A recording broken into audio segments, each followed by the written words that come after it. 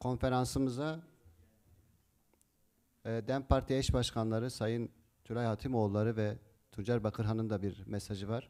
Onları da sizinle paylaşacağım. Değerli Kat Barış Araştırmaları Derneği ve kıymetli katılımcılar, sizleri barışa ve diyaloğa duyduğumuz sarsılmaz inançla selamlıyoruz.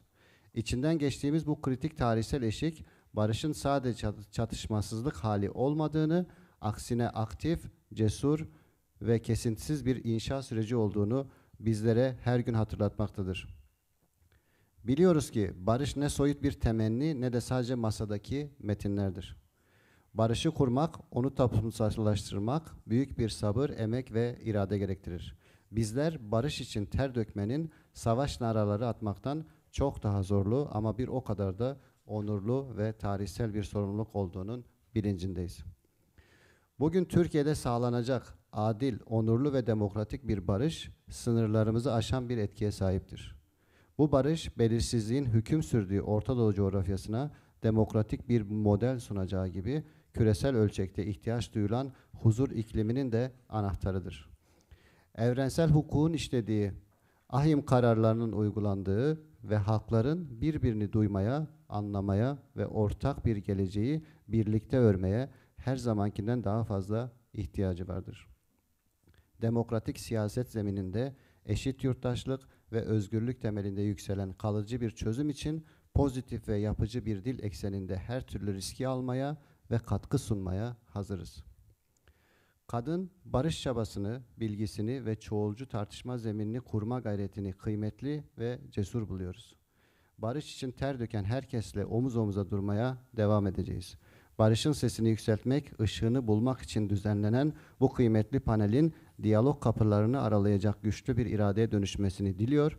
Tüm katılımcıları saygıyla selamlıyoruz. DEM Parti eş genel başkanları Tülay Hatimoğulları, Tuncer Bakırhan. İkinci oturumumuz ortak demokratik yaşamın inşasında riskler ve olanaklar. Bu oturu modere etmesi için sözü Güley Kılıç'a bırakıyorum. Değerli katılımcılar, hepiniz hoş geldiniz. Liebe Teilnehmerinnen und Teilnehmer, ich begrüße Sie ganz herzlich zu dieser Sitzung unserer Konferenz. Mevanan Heja, Hunbi Kherhatın. Evet, bugün bu oturumda ortak yaşamın inşasında riskler ve olanaklar başlığı altında çözüm sürecinin hem zorluklarını hem de imkanlarını konuşacağız.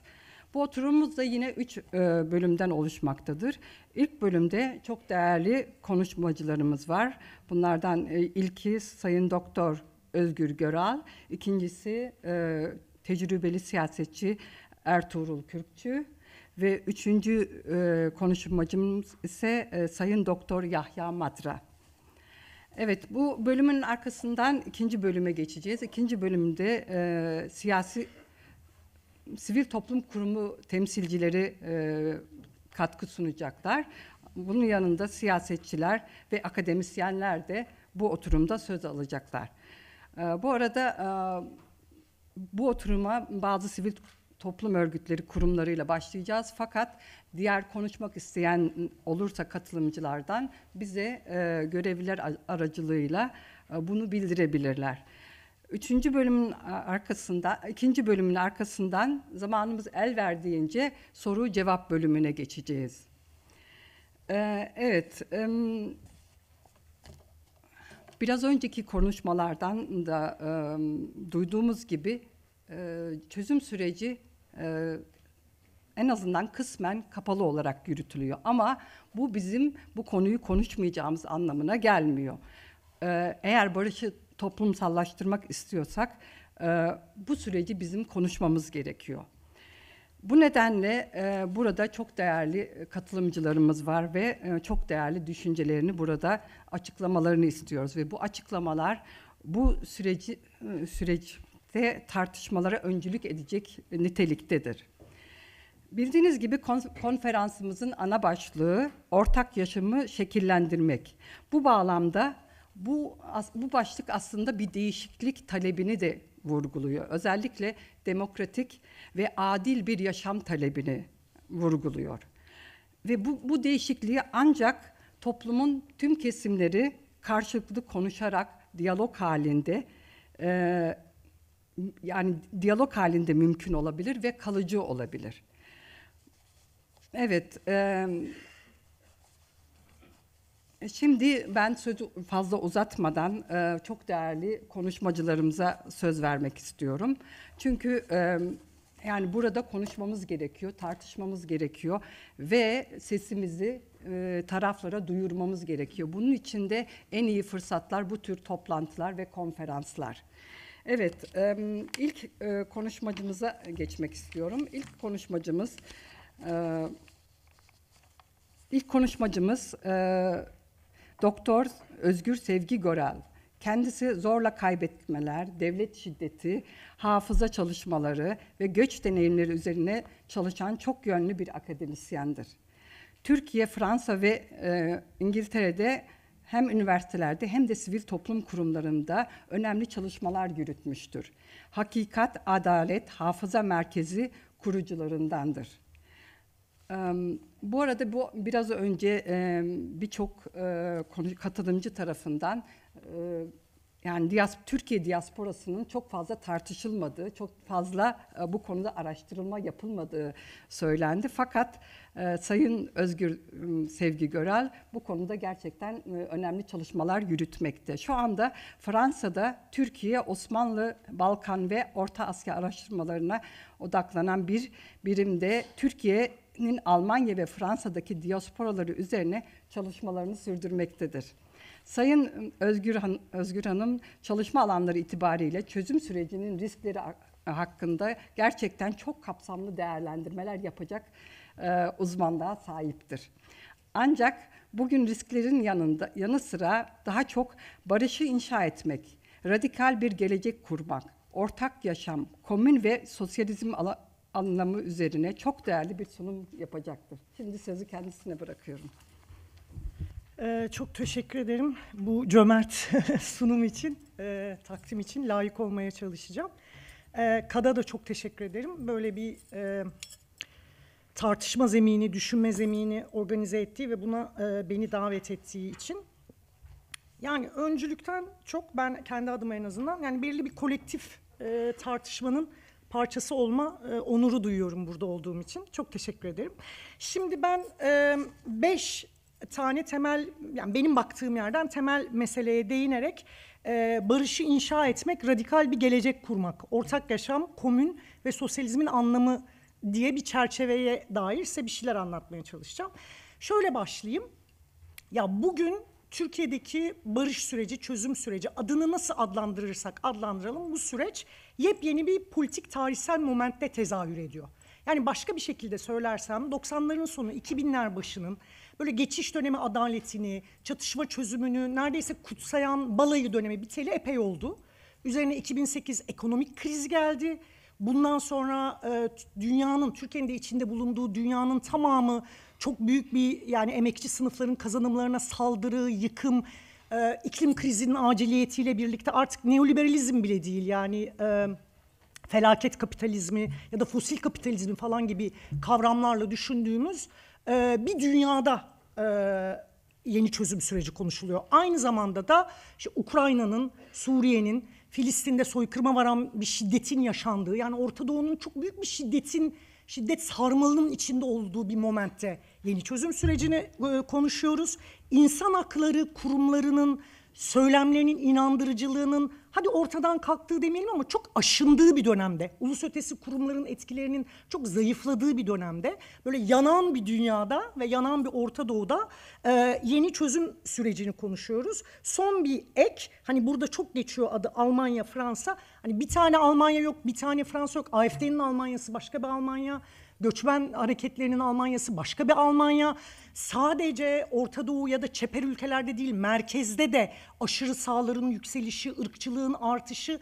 Yani benim takip ettiğim, çok farklı adlar var ama benim takip ettiğim sosyal bilimcilerin faşistleşme süreçleri dediği bazı sert süreçlerin dünya çapında yaşandığı, bunun da ikili bir hareketle tezahür ettiği, yani hem ana akımın faşistleşmesi hem de faşist hareketlerin ana akımlaşması, ana akım aktörler olarak merkeze doğru yürümesi. Sadece Almanya'daki ve Fransa'daki aşırı sağların oylarına bakarsak sadece bununla açıklanamaz ama bu önemli bir gösterge. Şimdi böyle bir momentte barışı konuşuyoruz. 90'ların momentinden çok farklı, 2013-2015 sürecinden çok farklı, çok dar, jeopolitik bir alanda nesnel zeminlerin zorlamasıyla birlikte taraflar masaya oturdu. Öte yandan dünyanın bütün barış süreçlerinde olduğu gibi, yani bu sadece Türkiye'ye has bir şey değil, dünyanın bütün barış süreçlerinde tarafların elbette farklı perspektifleri var. Zaten aynı perspektifleri olsalardı aynı politik hareketler olurdu. Yani barış süreçlerinde tarafların farklı gelecek kurgularının olması, farklı perspektiflerin olması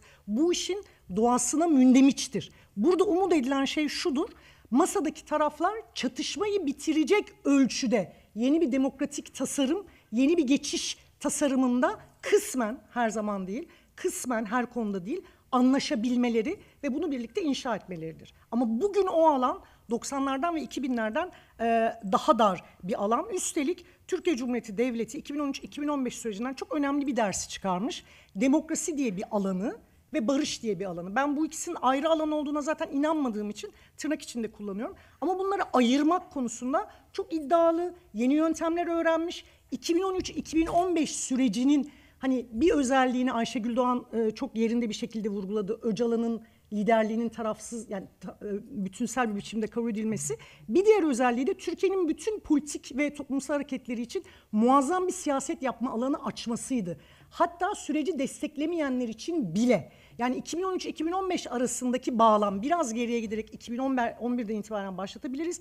Türkiye'nin bütün minicik hareketleri için bile, ekoloji hareketleri, kadın hareketleri, LGBT hareketleri, gençlik hareketleri böyle pıtrak gibi çıktığı, yeni inisiyatiflerle ortaya çıktığı bir dönemde. Bugün öyle bir dönemde değiliz. Şimdi bu birinci söyleyeceğim şey. İkinci söyleyeceğim şey, barış deyince, hatta barış inşası bile deyince, ki inşa sözü çok daha politik ve toplumsal zemini işaret etmesi bakımından önemlidir.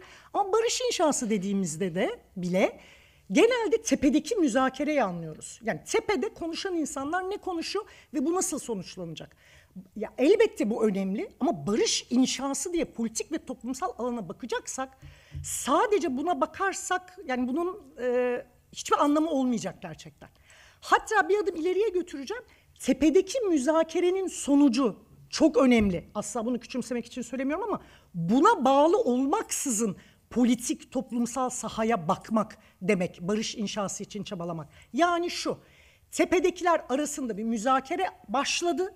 Bu müzakere olumlu sonuçlanabilir, olumsuz sonuçlanabilir. Kısmi olumlu, kısmi olumsuz olabilir. Ama bu biz derken politik ve toplumsal alanda başka bir dünya hayali kuranlara hareket imkanı tanıyor. Bu hareket imkanını nasıl genişletebiliriz, nasıl açabiliriz? Bu anlamıyla barış inşası tepedekilerle birebir bağlantılı bir şeyden fazla bir şey söyler. Ama bence aşağıya bakmayı pek sevmeyen bir barış yapıcılar grubuyuz yani. Herkes barış deyince gerçekten tepeye bakıyor. Aşağıya, topluma bakmak, ezilenlere bakmak, sömürülenlere bakmak, mücadele edenlere bakmak daha az ilgi çekiyor. Ben doktora tezimi yazarken Donatella Della Porta diye benim çok önemsediğim bir sosyal bilimci var. O politik ve toplumsal hareketleri 3 farklı düzeyde bakar. Makro, mezo, mikro. Yani bunun çok önemli olduğunu düşünüyorum. Barış süreçlerine de böyle bakmalıyız. Makro, mezo, mikro. 3 ayrı alandaki güç dengeleri, 3 ayrı alandaki hareketlilikleri birlikte düşünmek gerekiyor. Son bir şey, toplum dediğimiz şey de sadece parlamento temsiliyeti ve oy karşılığı anlamına gelmiyor. Yani çoğunluk dediğimiz şey toplum taban hareketleri demek, toplum çok büyük bir duygular fabrikası demek, toplum değişen politik bağlılıklar demek, inanç biçimleri demek. Yani hani CHP bilmem neye katılacak mı, katılmayacak mı demek de topluma bakmak değil. Yani çok daha geniş bir toplumsallığa bakmayı kastediyorum burada. Bunun yani ilginç bir biçimde daha az ilgi çektiğini düşünüyorum. Nedenleri üzerine konuşuruz. Ben de çok emin değilim. Şimdi üçüncü söyleyeceğim şey, birinci ve ikinciden yola çıkarken yeni bir momentteyiz ve barış inşası deyince neyi anlamalıyızdan sonra barış inşası dediğimiz şey bir sürece işaret ediyor ve aynı zamanda barışın toplumsallaşması diye bir kavramı yanında beraberinde çağırıyor. Şimdi ne demek bu? Bunun ne demek olduğunu konuştuğumuzda yine Türkiye örneğinde genelde mesela sivil toplum katılımı konuşuluyor. Bu elbette önemli. Bunu küçümsemek için söylemiyorum ama bence barışın toplumsallaşması ya da barış inşası eşittir sivil toplum katılımına indirgenemeyecek bir şeydir.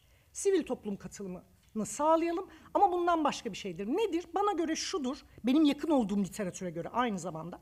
Sıradan insanların hayatında, gündelik hayatında, politik hayatlarında, toplumsal hayatlarında, bireysel varoluş alemlerinde gerçek değişiklikler yaratan süreçlerdir. Toplumsallaşmayı yaratan süreçler. Yani sıradan insanların gündelik hayatlarını dönüştürürse eğer barış inşası ya da barışın toplumsallaşması diye bir şeyin olduğunu konuşabiliriz, söyleyebiliriz. Şimdi burada geçiş dönemi adaleti diye bir paradigma Suriye içinde konuşuluyor. Geçiş dönemi Türkiye içinde konuşuluyor. Geçiş dönemi biz Hakikat Adalet Hafıza Merkezi'ni kurduğumuzda tam da geçiş dönemi adaleti paradigmasının mekanizmaları uygulanabilir mi üzerinden kurmuştuk. Bugün yani birinci argümana bağlı olarak o pencerenin biraz daha dar olduğunu düşünüyorum. Yani bugün tarafların ya da barışın toplumsallaşması için mücadele eden güçlerin o mekanizmalarının tamamının uygulanması için değil belki ama stratejik seçimler yaparak hangilerinin Türkiye bağlamında uygulanmasının politik olarak ve toplumsal olarak daha önemli olduğuna karar vererek onu uygulatmak için mücadele etmesinin daha önemli olduğunu düşünüyorum. Çünkü bütünsel bir biçimde uygulatacak küresel politik konjonktürün çok uzağındayız. Bunun bir diğer sonucu da aynı zamanda bu geçiş dönemi adaleti mekanizmalarının, yani birincisi hakikat komisyonları, ikincisi faillerin yargılanması, üçüncüsü anma mekanları, dördüncüsü yeni bir ortak anlatı, geçmiş anlatısı oluşturulması, beşincisi de bütün bu sürecin bir ortak anayasa yazımıyla, yeni bir anayasa yazımıyla, bir toplumsal sözleşmeyle taçlanması diyebileceğimiz bu bütünsel mekanizmaların hareketler eliyle, sivil toplum eliyle alternatif bir biçimde yapılması için mücadele edebiliriz. Yani sadece devlete konuşmak değil, hareketlerin kendilerinin bu mekanizmaları oluşturdukları. Bunun örnekleri var, Guatemala'da var. Bunun örnekleri Türkiye örneğinde de farklı biçimlerde yapılıyor. Örneğin Rojava Mahkemesi bunun bir örneğiydi. Yani yargılamaları zorlamak elbette bırakmamamız gereken bir şey. Ama o yargılamalar yapılmayacaksa ya da o yargılamadan çıkan sonuçlar hiçbir durumda bizim vicdanımızı rahatlatmayacaksa o zaman şunun üzerine kolektif bir biçimde düşünmek. Nasıl bir karar bizim vicdanımızı rahatlatırdı? Nasıl bir karar barış inşası için işlev görebilirdi ve oturup o kararı hareketlerin, sivil toplumun, bizlerin birlikte yazması. Alternative judgments dediğimiz bizim sosyal bilimlerde alternatif kararlar yazmak. Feministler bunu yapıyor, feminist judgments adı altında mesela. Sömürgecilik karşıtı hareketler bunu yapıyor. Bunun benzerleri yapılabilir. Yani bugünkü momentte alternatif mekanizmaların, alternatif kurumların oluşturulması ama ciddiyetle işletilmesi.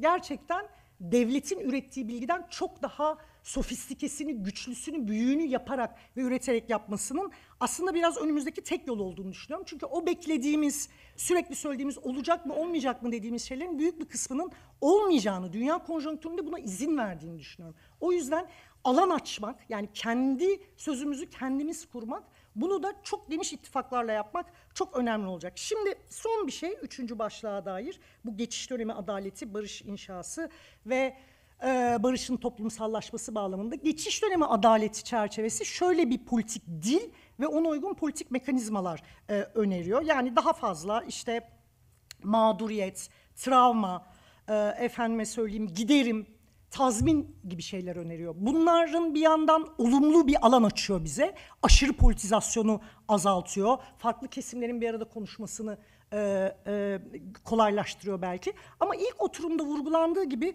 yani hem Kürdistan meselesi hem Türkiye meselesi, bu ikisi birbiriyle çok alakalı. Ben burada daha çok Türkiye eksenli bir konuşma yapıyorum son bölüm hariç.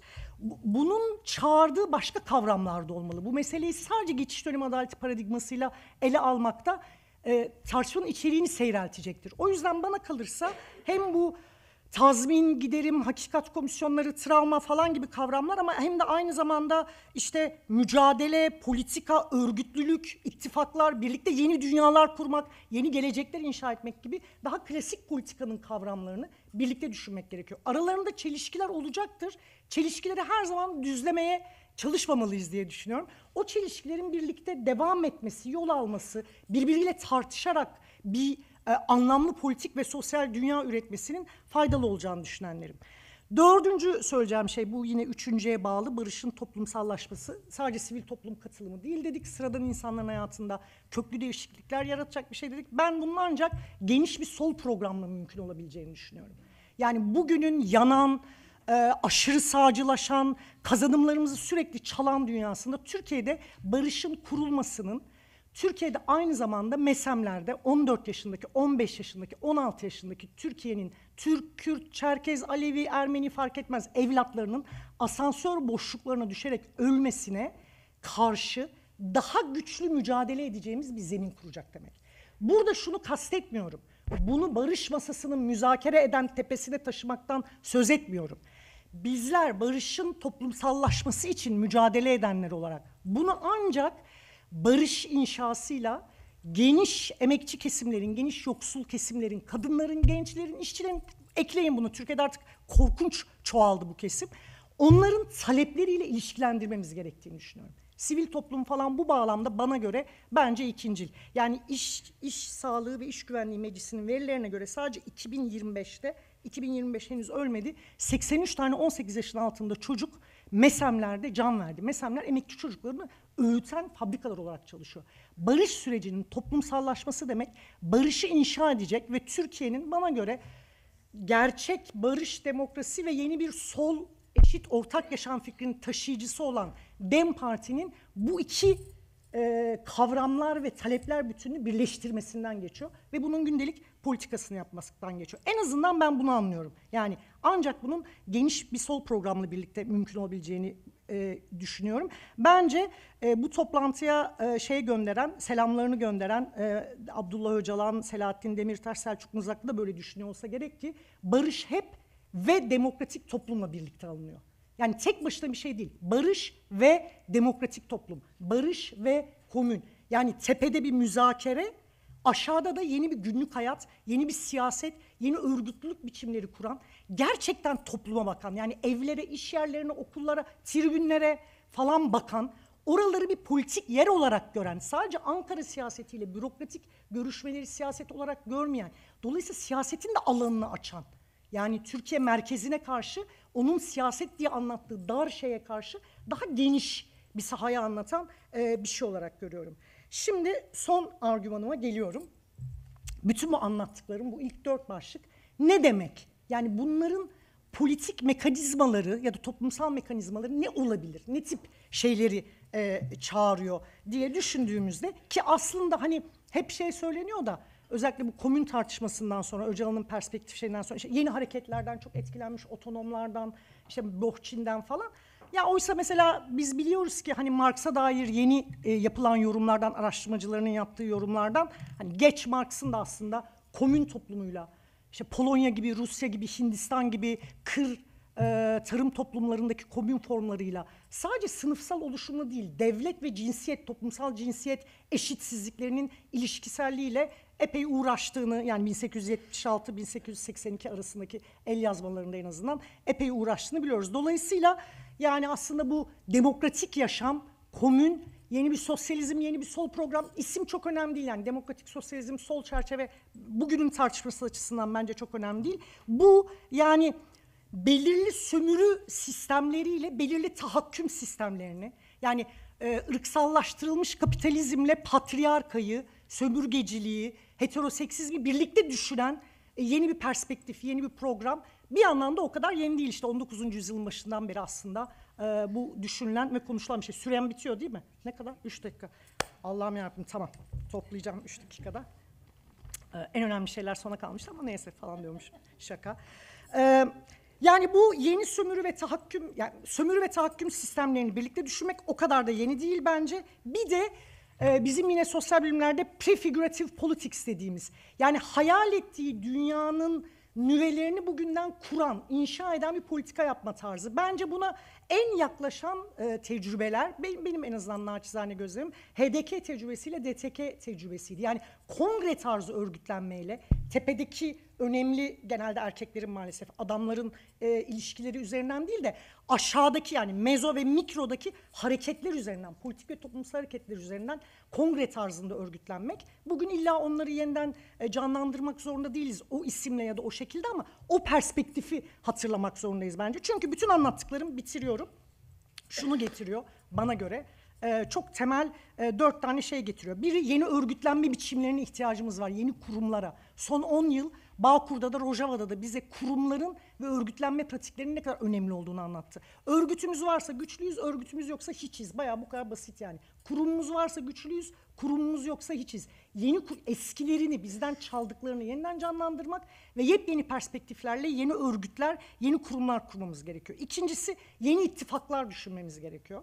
Ve bu ittifakların gençlik örgütlerini içermesi gerekiyor. Barışı konuşan, yani gençlik barışı konuşmuyorsa barış konuşulmuyor demektir. Kadınları içermesi gerekiyor. Kadın konuşmacı bir tane olsun gibi değil. Kadın örgütleri, başka bir dünya, eşitlik hayal eden örgütlerin orada olması gerekir. Mevcut ittifakların tamamının yepyeni düşürülmesi, genişlemesi, yani işte demokratik İslam'dan tutun tabana örgütlerine falan çok daha geniş bir skalada yeni ittifaklar düşünmek gerekiyor. Yeni politik öznellikler düşünmek gerekiyor. Yani yeni duygulanım biçimleri, yeni bağ biçimleri. Bu son 10 yılın şeyini üzerimizden atan yeni inançlar, yeni tutkular, heyecanlı bir şey olması lazım barışın. Böyle oturduk, bir takım 50 yaş üstü kadınlar, erkekler konuştuk, gençler uyudu diye bir barış inşası olamaz. Canlı bir şey olması lazım. Bize yeni inanç ve yeni bağlanma, sadakat biçimleri hediye etmesi lazım. Bunu da ancak o hareketlerin sahipleri yapabilir. Yani gençler, kadınlar, LGBT'ler falan gibi farklı gruplar yapabilir. Son olarak da, dördüncü olarak da yeni radikal gelecek tahayyüllerine ihtiyacımız var.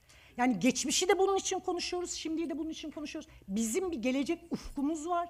Biz başka türlü bir Türkiye'yi kuracağız, başka türlü bir Kürdistan'ı kuracağız ve bunun tarihsel kökenleri var. Geçmişte buradan hatırlamamız gerekiyor. Bununla bitiriyorum bir dakika.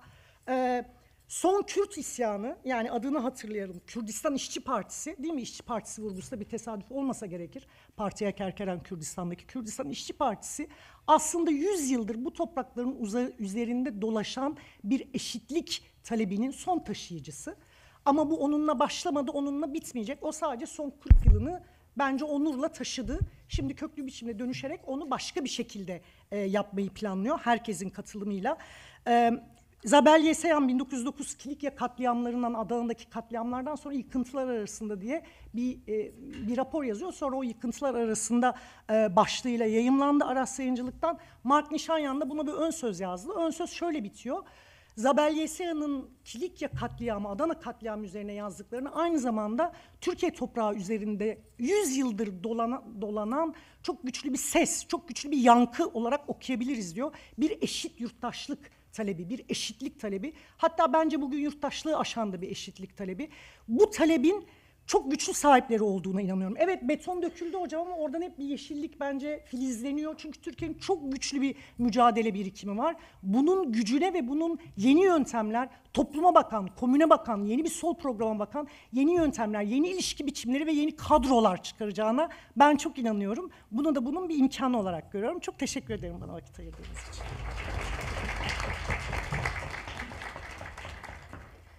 Ben de Özgür hocamıza çok teşekkür ediyorum. Bize çok kapsamlı bir sunum yaptı ve çok kapsamlı bakmamız gerektiğini söyledi. Yani barışın inşasında ya da ortak yaşamın inşasında çok kapsamlı bir bakış açısıyla bunu değerlendirmemiz gerektiğini söyledi. Özellikle de sadece siyasilere bakmamamız gerektiğini, sadece siyasilere veya sivil toplum örgütlerine değil, bireylere de tek tek bakmamız, onların yaşamlarına bakmamız gerektiğini söyledi. Ve çok geniş bir bakış açısıyla bunu değerlendirmemiz gerektiğini söyledi. Tekrar çok teşekkür ediyorum. Evet, şimdi ikinci konuşmacımız Ertuğrul Kürkçü'ye söz vermek istiyorum.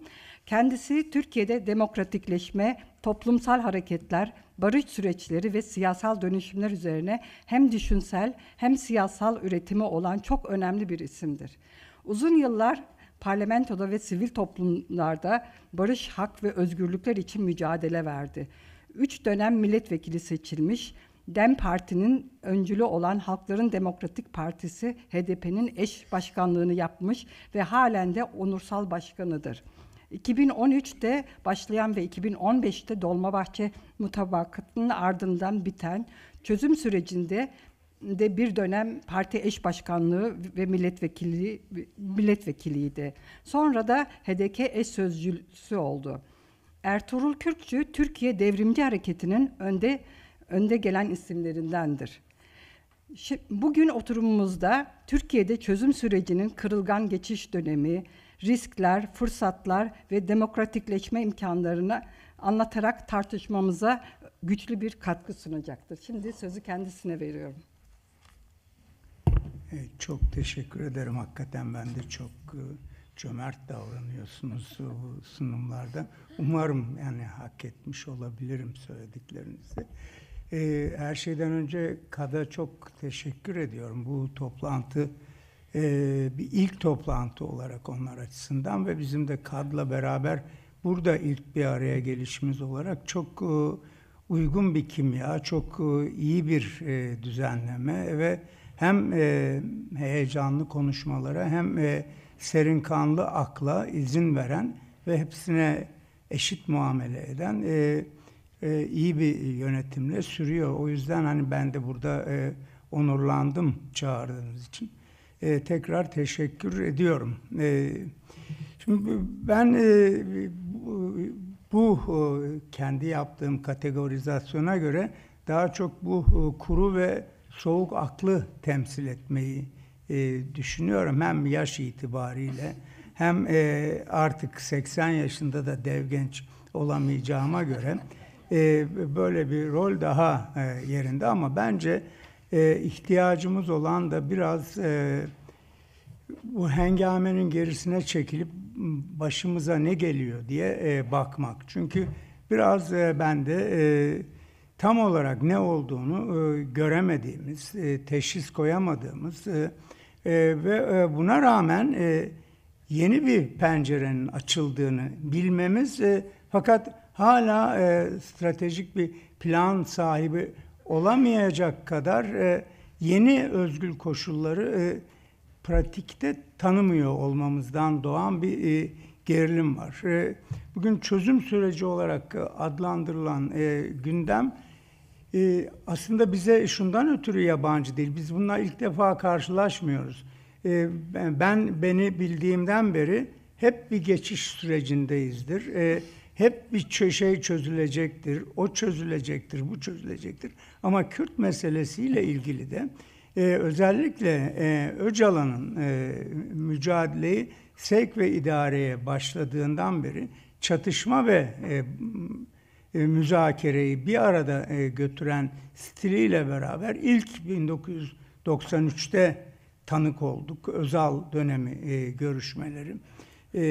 Baklava yerken öldü ama zehirlenip öldüğü için bu işin son bulduğu söylendi. O öyle kesildi. 2010 müzakereleri akamete uğradı. Onun ancak şeyini biliyoruz. Fethullahçıların servis ettiği kayıtların bir bölümünü biliyoruz. Diğerinin içinde yaşadık şahsen. Benim için böyle. Ve bir gün Süreyya'nın mizansenini yaptığı fotoğraf çekimini arkadan yönettikten sonra Tayyip Erdoğan 2 gün sonra bu ne ya ben bunu tanımıyorum dedi. Ve o süreçte öyle bitti. Fakat bunları biliyoruz. Şimdi yaşadığımız süreç bu bakımdan bir ada da sahip değil. Hepimiz kendi olduğumuz yerden adlandırıyoruz. Biz öyle olmasını istediğimiz için çözüm süreci diyoruz ama rejim buna resmi söylemde terörsüz Türkiye diye polisiye buyurgan bir tek yanlı yaklaşım getiriyor. Yani ayrı şeyler konuşuyoruz, aynı şeyi yapıyormuşuz gibi ama kim yapıyor onu bilmiyoruz. Bu arada bir makine var, durmadan çalışıyor. Bu makine bize diyor ki aslında şu oluyor biliyor musun? Hadi ya nereden biliyorsun? Aslında şu bana söyledi. Abdülkadir Selvi oradan yazıyor, öteki buradan yazıyor. Bazı fısıltılar geliyor ve biz de düşünüyoruz ki aslında bir arkada bir esas plan var. Bizim gördüklerimiz bunların bir perdeye yansısı. Esas plan işliyor. Var mı plan yok mu? Aslında bunu da tam olarak bilmiyoruz. Fakat olmadığını da söyleyemeyiz çünkü bir hayatta yürüyor. Şimdi bütün bunun içerisinden baktığımızda ben vardığımız yerin karşımızda devletin tek merkezli inisiyatifleriyle Kürt hareketinin çok eksenli yapısı arasında oluşmuş kırılgan bir geçiş alanında bulunduğumuzu tespit ediyorum. Yerimiz burasıdır. Henüz bir çözüm alanında değiliz. Müzakerelerin hepsi bilfiil yürümektedir. Elde ne bir yürüyüş haritası, ne bir aşamalar dizisi, ne varılacak nihai hedef, ne de bunun doğruluğunun bize kanıtlanacağı göstergeler hakkında müşterek bir zemin sunulmuş değildir. O açıdan devlet bu bizim çözüm dediğimiz süreci kendi belirlediği araçlarla ve kendi kavram setiyle tek yanlı bir siyasal mühendislik olarak yürütüyor. Bunun karşısında en dinamik mekanizma Kürt siyasi hareketinin bütünselliği. Bu bana sorarsanız, yani ben öyle diyorum, sormasanız da diyeceğim ama bana öyle geliyor ki gerek savaş, gerek müzakere tecrübesiyle, gerek zaten milli yaşantıları enternasyonal olan, yani 4 parçada birden yaşayan, yaptıkları her şey enternasyonal sonuçlar veren, o yüzden dünyayla herkesten, Türklerden ve belki Türkiye Cumhuriyeti Devleti'nden de daha çok ilişki içerisinde olan bu mücadele halindeki topluluğun, milletin politik önderliği burada seyrin ne tarafa doğru gideceğini görerek oraya daha fazla yatırım yapıyor ve aslında başladığından başka bir yerdeyiz. Hatırlayın, Bahçeli'nin teklifi şundan ibaretti. Silahları bırakın, gelin, hapishanede size yer hazırladık. Orada yatacaksınız. Adaletin kollarında şifa bulacaksınız. Sonrasında o biliyor. Onun totaliter programı derhal 9 Işık programını güncelledi ve attı ortaya. Hatırlayacaksınız bunları. Türkiye'de sadece bu program olacak. Bütün partilerin programı böyle olacak. Aynı tasaları ve aynı kıvançları yaşamayanlar zaten bu milletten olmayacak gibi bu cenderenin, bu Prokrustes yatağının içine bütün bu hayatı sokma cesaretiyle başladı. Fakat bugün başka bir yere geldik. Şimdi denize atlayacağım, adaya yüzeceğim diye konuştuğu bir noktaya taşındı mesele. Demek ki aslında bu geçiş süreci etkilenebilir, yönetilebilir. Buradan aslında bu tıpkı harp gibi ya da genel olarak tarihin oluşumu gibi. Biri bir şey söyler ya da biri bir kuvvet uygular, öbürü başka bir kuvvet uygular. Netice hiç kimsenin gitmek istemeyi baştan planlamadığı yerdir. Bu bileşke istikametinde hayat sürer. Ben Özgürlük Hareketi'nin bu bileşkeyi daima özgürlük, ortak yaşam, birlikte kurtuluş ve genel olarak bu ışınları dünyaya yayma arzusuyla hareket ederek mümkün mertebe bükebildiğini düşünüyorum. Fakat burada da bir tane yok, dinamik yok. Yani İmralı Öcalan ekseni. Bence en mühim olan budur. Tecrit altında olsa da hareketin stratejik, moral ve ideolojik merkezi burası. Yani bunu sırf takdir ettiğim için öyle olduğunu söylemek istemiyorum. Öyle olduğu için takdir etmemiz gerektiğini düşünüyorum. Çünkü hatırlayın, İmralı kapıları açılıncaya kadar kimsenin ağzından S harfi çıkmıyordu, bırak sosyalizmi. Kimse komün kurmuyordu, bırak komünizmi. K harfi yasaktı, LGBT'yi diyemezdin vesaire vesaire. Klasik geleneksel hayat modern kurtuluş mücadelesinin üzerine çökmüş ve boğuyordu. Bir pencere açıldı ve birçok şey değişti. O yüzden burası mühim. Eleştiriler sonsuzca eleştiri olabilir. Fakat bundan daha yüksek bir imkan bugün için yönseme açısından yoktur. İkincisi, Kürt Özgürlük Hareketi bir başka düzeydir. 4 parçada bölgesel baskılara rağmen etkisini sürdüren esnek stratejik aktör burada. Fakat bunlara rağmen artık önemi göreli olarak artan ve neredeyse hepsini örtme istidadı gösteren fakat bunu nasıl yapacağı hakkında yeterli kanaate sahip olmayan legal alan, DEM ve bileşenleri alanı. Bu geniş bir toplumsal alanda baskılar, kapatma riski ve temkin kültürü nedeniyle kendi hareketini kendisi sınırlayan bir noktadadır. Ve nihayet en önemli dinamik, Özgür biraz önce ona değindi, Batı metropollerindeki yeni genç Kürt kimliği. Bana göre bundan daha yüksek bir servet yok. Çünkü hem geleneksel asabiyenin içinde hem modern, hem kentli ama kentin en yırtıcı dinamiği. Hem aydınlanmış ama hem de öbür yandan bütün müktesebatı, tarihi müktesebatı tevarüs etmiş.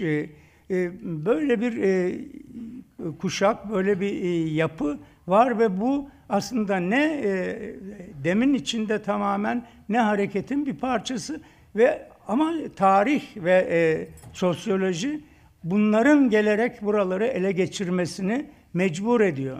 O yüzden burası şimdiden düzenlenebilirse bizim açımızdan bütün bu süreçleri tanzim edebilecek bir yeni dinamik ortaya çıkacak. Dolayısıyla öbür özneyi de tam olarak bilmiyoruz. Fakat bütün bunlar içerisinde sezgimiz, görgümüz, tarih bilgimiz ve nihayet işte içinde yaşadığımız toplumun bize kazandırdığı konumlanmalar dolayısıyla buradan sonuç almaya çalışıyoruz.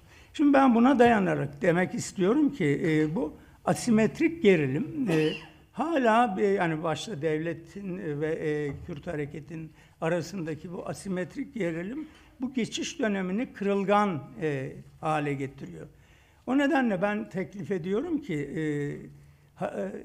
tartışmamızın hareket noktasını gerçekleşmesi ileride mümkün olacak büyük harfle barış mimarisinden, çünkü bunun dinamiklerini tam olarak bilmiyoruz, hareketle yapmak değil, tam da bugün içinden geçmekte olduğumuz geçiş döneminin somut risk ve olanakları üzerinden başlatmamız doğru olur.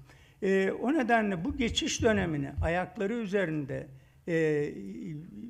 öbür aşamaya vardırmak, sağlam ve gürbüz olarak bu geçiş döneminin içinden çıkabilmek, barışın da demokratizmin de güvencesi olacak. Şimdi bu şartlar muvaciyesinde bizim karşımıza rejimin somut olarak koyduğu bir tek plan var. 1928 tarihli 1239 sayılı Şark mıntıkasında cerrahim takibatı ve cezaların tecili kanunu. Yani Şeyh Said isyanı denilen isyandan sonra Kürt vilayetlerine özgü ayaklanma bastırma eksenli bir bölgesel istisna hukuku. Şimdi denecek ki ya adam diyor ki yani hani tarihte böyle bir kanun olmuştu. Tabii ki öyle yapmayacak. Nereden biliyorsunuz? Ben kimse kefil olmasın derim bir. İkincisi şu. Ben de biliyorum, bir istisna hukukunu meşru göstermek için. Zamanında yapmıştı, şimdi de yapabilir diyor meclis. Bunu anladık. İyi de ya aklına gelecek olan şey sadece 1239 01 versiyonunu mu yapmak olabilir? Bunca yaşanmışlıktan, 2013-15 deneyiminden, 2010 müzakerelerinden, onun öncesinden, 40 yıllık savaştan, 50, 60, 70 bin insanı toprağın altına gömmemizden çıkartılacak sonuç bir istisna hukuku maddesi olabilir mi? Şimdi bu şeyin özgürlük ve güvenlik perspektifleri arasında taraflardan birisinin özgürlük perspektifini mümkün olduğu kadar germeye, ötekisinin ise güvenlik eksenini mümkün olduğu kadar korumaya, çubuğu o tarafa büktürmemeye çalıştığı bambaşka bir ilişki. Bir barış müzakeresi iklimi böyle olmaz. Ama çatışmamanın koşullarını sağlamak ve bunu her iki taraf için de bir imkan haline getirmek önemlidir. Bu fırsatı reddetmediği ve bundan bir imkan türetmeye çalıştığı için ben Öcalan'ın yapılabilecek en önemli şeyi yaptığını düşünüyorum. Ve bunun ne pahasına olduğunu düşünün. Bu 40 yıl boyunca yaratılmış olan bütün mücadele mekanizmalarını teorik olarak ve politik olarak hurdalığa çıkartmak ve onun yerine sadece kendine ve sadece yaratmış olduğu birikime güvenerek şimdi yeni bir mücadele hayatına atılma perspektifiyle bunu ikame etmek. Bu çok çok önemli ve bu bir istisna hukukunun bilmem neyin yönetebileceği bir durum değil. O yüzden başka bir yere akmak gerekecek. Burada en önemli mekanizma DEM Partisi. DEM Partisi'nin kendisi değil, bu partiyi oluşturan kavramsallık ve tecrübe. Hepimiz biliyoruz ki artık her şey değişince DEM Parti'de aynı şey olamaz, o da değişecektir. Fakat halen iki vitesli değil bence, tek vitesli olarak hareket ediyor. Yani merkezin dış sesi olarak davranıyor. Ama çözümün toplumsallaşabilmesi için hem süreçte uyumlu, sürecin gerektirdiği temkin, çünkü bilmiyoruz, hem de toplumsal muhalefet üretebilen kapasite. Şimdi birincisi mükemmelen uygulanıyor. Ben bundan daha temkinli bir parti görmedim hayatımda. Ama ikincisine geldiği zaman sıra, onda da haklılar. Hocam. Çünkü bu onların seçtiği bir varoluş tarzı değil. Kuvvetlerin karşılıklı münasebetinin dayattığı zorunlu rol. Bu rolden ama çıkmayı düşünmek lazım. Yavaş yavaş toparlarsın. Siz değil miydiniz bana uzattın diye? Evet ama 18 dakika. Peki. Peki şimdi burada en önemli şey DEM Partisi açısından bu hareketin de yeni yönelimiyle birlikte sosyalist bileşenlerin stratejik rolünü artırmak ve bunu genişletmek ve yeni benzer faktörlerle tamamlamak olabilir. Çünkü bunlar Türkiye'de kadın, gençlik, işçi, LGBTİ artı ekoloji ve kent hareketleriyle doğrudan temasta olan örgütsel damarları barındırıyor. Ancak bu potansiyel bugün genellikle atıl durumda. Bu bileşenlerin yeniden harekete geçirilmesi, demin zorunlu ve gerekli temkinli parlamenter hattıyla toplumsal enerjiyi birleştirecek tamamlayıcı bir köprü işlevi görebilir. Böylece DEM çözümle uyumlu kalırken aynı zamanda toplumsal muhalefetin görünür ve etkin bir parçası haline gelebilir. Bu model rejimin DEM bizimle yürüyor propagandasını, etkisini büyük bir hızla ve kuvvetle bertaraf eder. Bunları yalanlamaya gerek yoktur böyle olduktan sonra. Zaten bu yalan söylenemez hale gelecektir. Nihayeti bir küresel ve enternasyonalist boyut meselesi var. Burada birincisi küresel güç dengesi Türkiye'nin elini güçlendirirken başka arkadaşlarımız da söyledi. Demokratikleşme taleplerini gündemin gerisine itiyor. Enternasyonal dayanışma eksikliği, küresel solun zayıf kurumsallaşması, Türkiye'deki demokratik geçişi destekleyecek ağların sınırlı kalmasına yol açıyor. Ve bir olanak var. Kürt meselesinin küresel görünürlüğünü insan hakları ve dekolonizasyon eksenli dayanışmalarla, içeride ve dışarıda yeni inisiyatiflerle hayata geçirmek mümkün.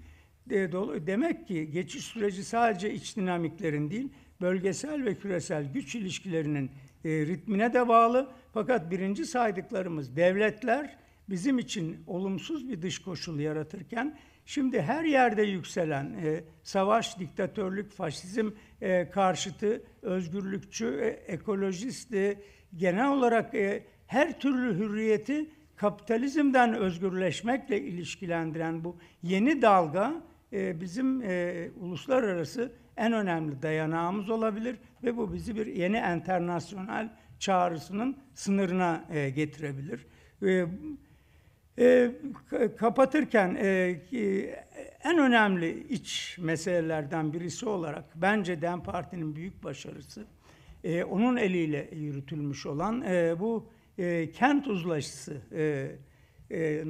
dayanaklarına rejimin yönelttiği vahşi saldırı karşısında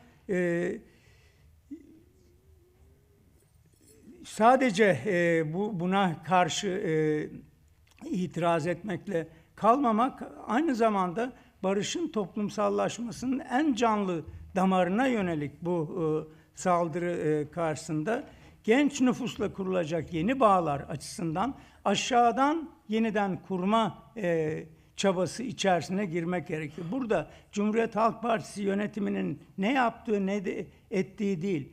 Burada canhıraş bir biçimde diktatörlük altında kendi hayatlarını, kimliklerini, kadın kimliklerini, emekçi kimliklerini, öğrenci kimliklerini, yurttaş kimliklerini korumak için büyük bir mücadele veren, her dakika mücadele veren insanlarla Kürtlerin onur savaşı arasında tarihi bir bağ olduğunu bir kere daha yeniden gündemleştirmek. Bu Özgür'ün de anlattığı gibi aşağıdan olacak bir şey. Ama bu aşağısı aslında özgürlükçü hareketlerin, partilerin alanı. O yüzden bizim mücadele tarzımıza yeni bir görev daha çıkıyor. O nedenle ben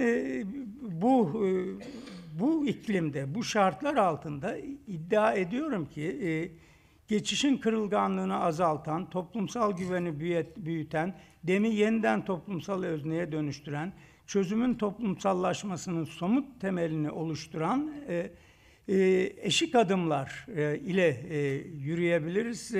Ve bunların hiçbirisi makro değişiklikler gerektirmez. Yeni anayasalar, hatta yeni kanun bile gerektirmez. Yerel demokrasi adımları, çok dilli belediye hizmetleri. Aynı kanunlar varken çok dilli belediye hizmetleri verebiliyorduk biz. Kent konseylerinde Kürt ve Alevi temsilinin kurumsallaşması, cemevlerinin belediye bütçelerine erişiminin sağlanması, kayyum pratiğinin sonlandırılması, kayyumların geri çekilmesi vesaire devam edebilirim. Bunlar gözünüzün önüne gelebilir. Şimdi bunlara hız veren, arada geçen, bu yukarıda cereyan eden, bizim gölge olarak görebildiğimiz şeyler olup biterken aşağıda temeli sahici kendi dinamikleri içerisinde zaten sürdürmeyi sağlamak ve buradan bir yeni zemin oluşturmak. Bunların aynı zamanda hep birlikte uygulamaya sokulması çok güçlü bir siyasal manivelaya bizi kavuşturabilir. Fakat burada işte geçiş mimarisinin yokluğu, istisna hukuku, kent uzlaşısının tasfiyesi, demin edilgenleşmesi, bölgesel kırılganlıklar, ekonomik kriz, milliyetçilik döngüsü ve CHP belediyelerine saldırı geçiş sürecinin ana riskleridir. Olanaklar, dem için genişleyen manevra alanı, sosyalist bileşenlerin mobilizasyon potansiyeli, Batı metropollerindeki genç Kürt kitlesi, demokratik geçiş adımları, uluslararası demokratik dayanışma olanakları ve demin iki vitesli siyaset modeline geçme ihtimali, bunlar da bizim bu süreçten kaynaklanan olanaklarımız. Son cümlemi söylersem, demokratik geçiş adımlarını doğru işletir, sosyal adalet ve gençlik alanlarına da teşmil edebilirsek, çözümün toplumsallaşması için sağlam bir temel kurabiliriz. Bu alanın ihmali, sürecin daha başlamadan çökmesi riskini ima eder. Kürt Özgürlük Hareketi'nin büyük fedakarlığıyla açılan bu geçiş hattını ortak demokratik yaşamın kalıcı temeline dönüştürmek. Hepimizin tarihsel sorumluluğu buradan başlıyor. Serkeftin hevalnu, berbedan cihane.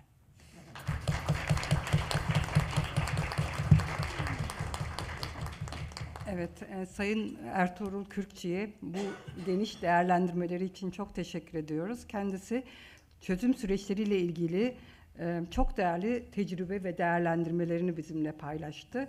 Kırılgan bir geçiş döneminde olduğumuzu belirtti ve bu geçiş döneminin özelliklerini çok geniş bir şekilde bize anlattı. Ayrıca çözüm süreçlerinin birçok önemli toplumsal konuları konuşma anlamında bir anahtar rol oynadığını da söyledi. Barış mimarisinin ancak somut risk ve olanaklar üzerinden değerlendirmemiz gerektiğini belirtti. Sürecin değerli ve gerekli olduğunu belirtti. Ve fakat temkinli yaklaşmamız gerektiğini ve tarafların eşit adımlar atması gerektiğini belirtti ve daha birçok konuya değindi. Tekrar çok teşekkür ediyoruz kendisine. Evet, şimdi üçüncü konuşmacımız olan Sayın Doktor Yahya Madra'ya söz vermek istiyorum.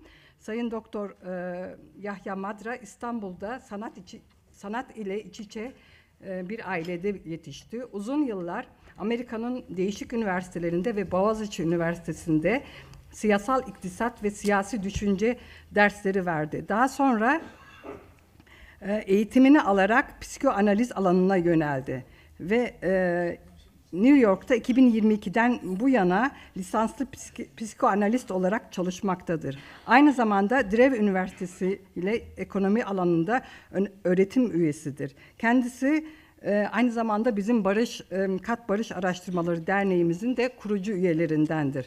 Bugün bize farklı disiplinleri bir araya getiren bir bakış açısı sunarak çözüm sürecine dair önemli yorumlarını paylaşacaktır. Buyurun, söz sizde. Çok teşekkürler. Herkese çok teşekkürler toplantı için.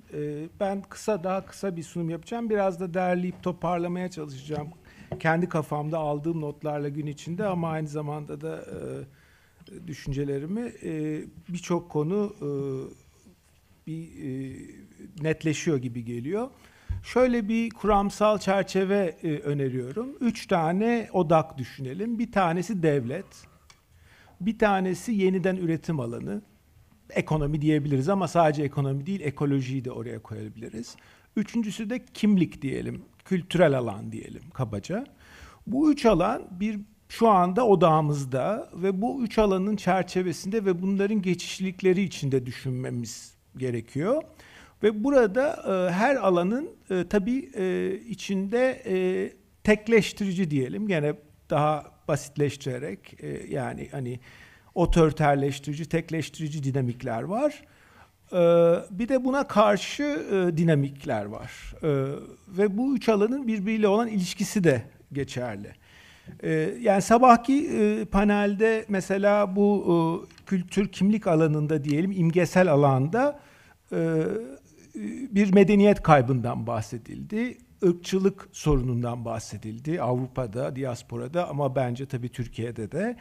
Ve bir sömürgesizleşme, bir kültürel anlamda sömürgesizleşme sürecinin gerekliliğinden bahsedildi ama bu sömürgesizleşme süreci sadece Kürtlerin özgürleşmesi süreci değil, aynı zamanda Türklerin de sömürgeleştirme süreçlerinden kendilerini kurtarması süreci ve bu çok bir kimliksel bir sorun ve çok ciddi bir sorun olarak sürecin önünde duruyor. Bu bir odak diyelim ve bu tabii süreç yeniden üretim alanıyla kısıtlanıyor.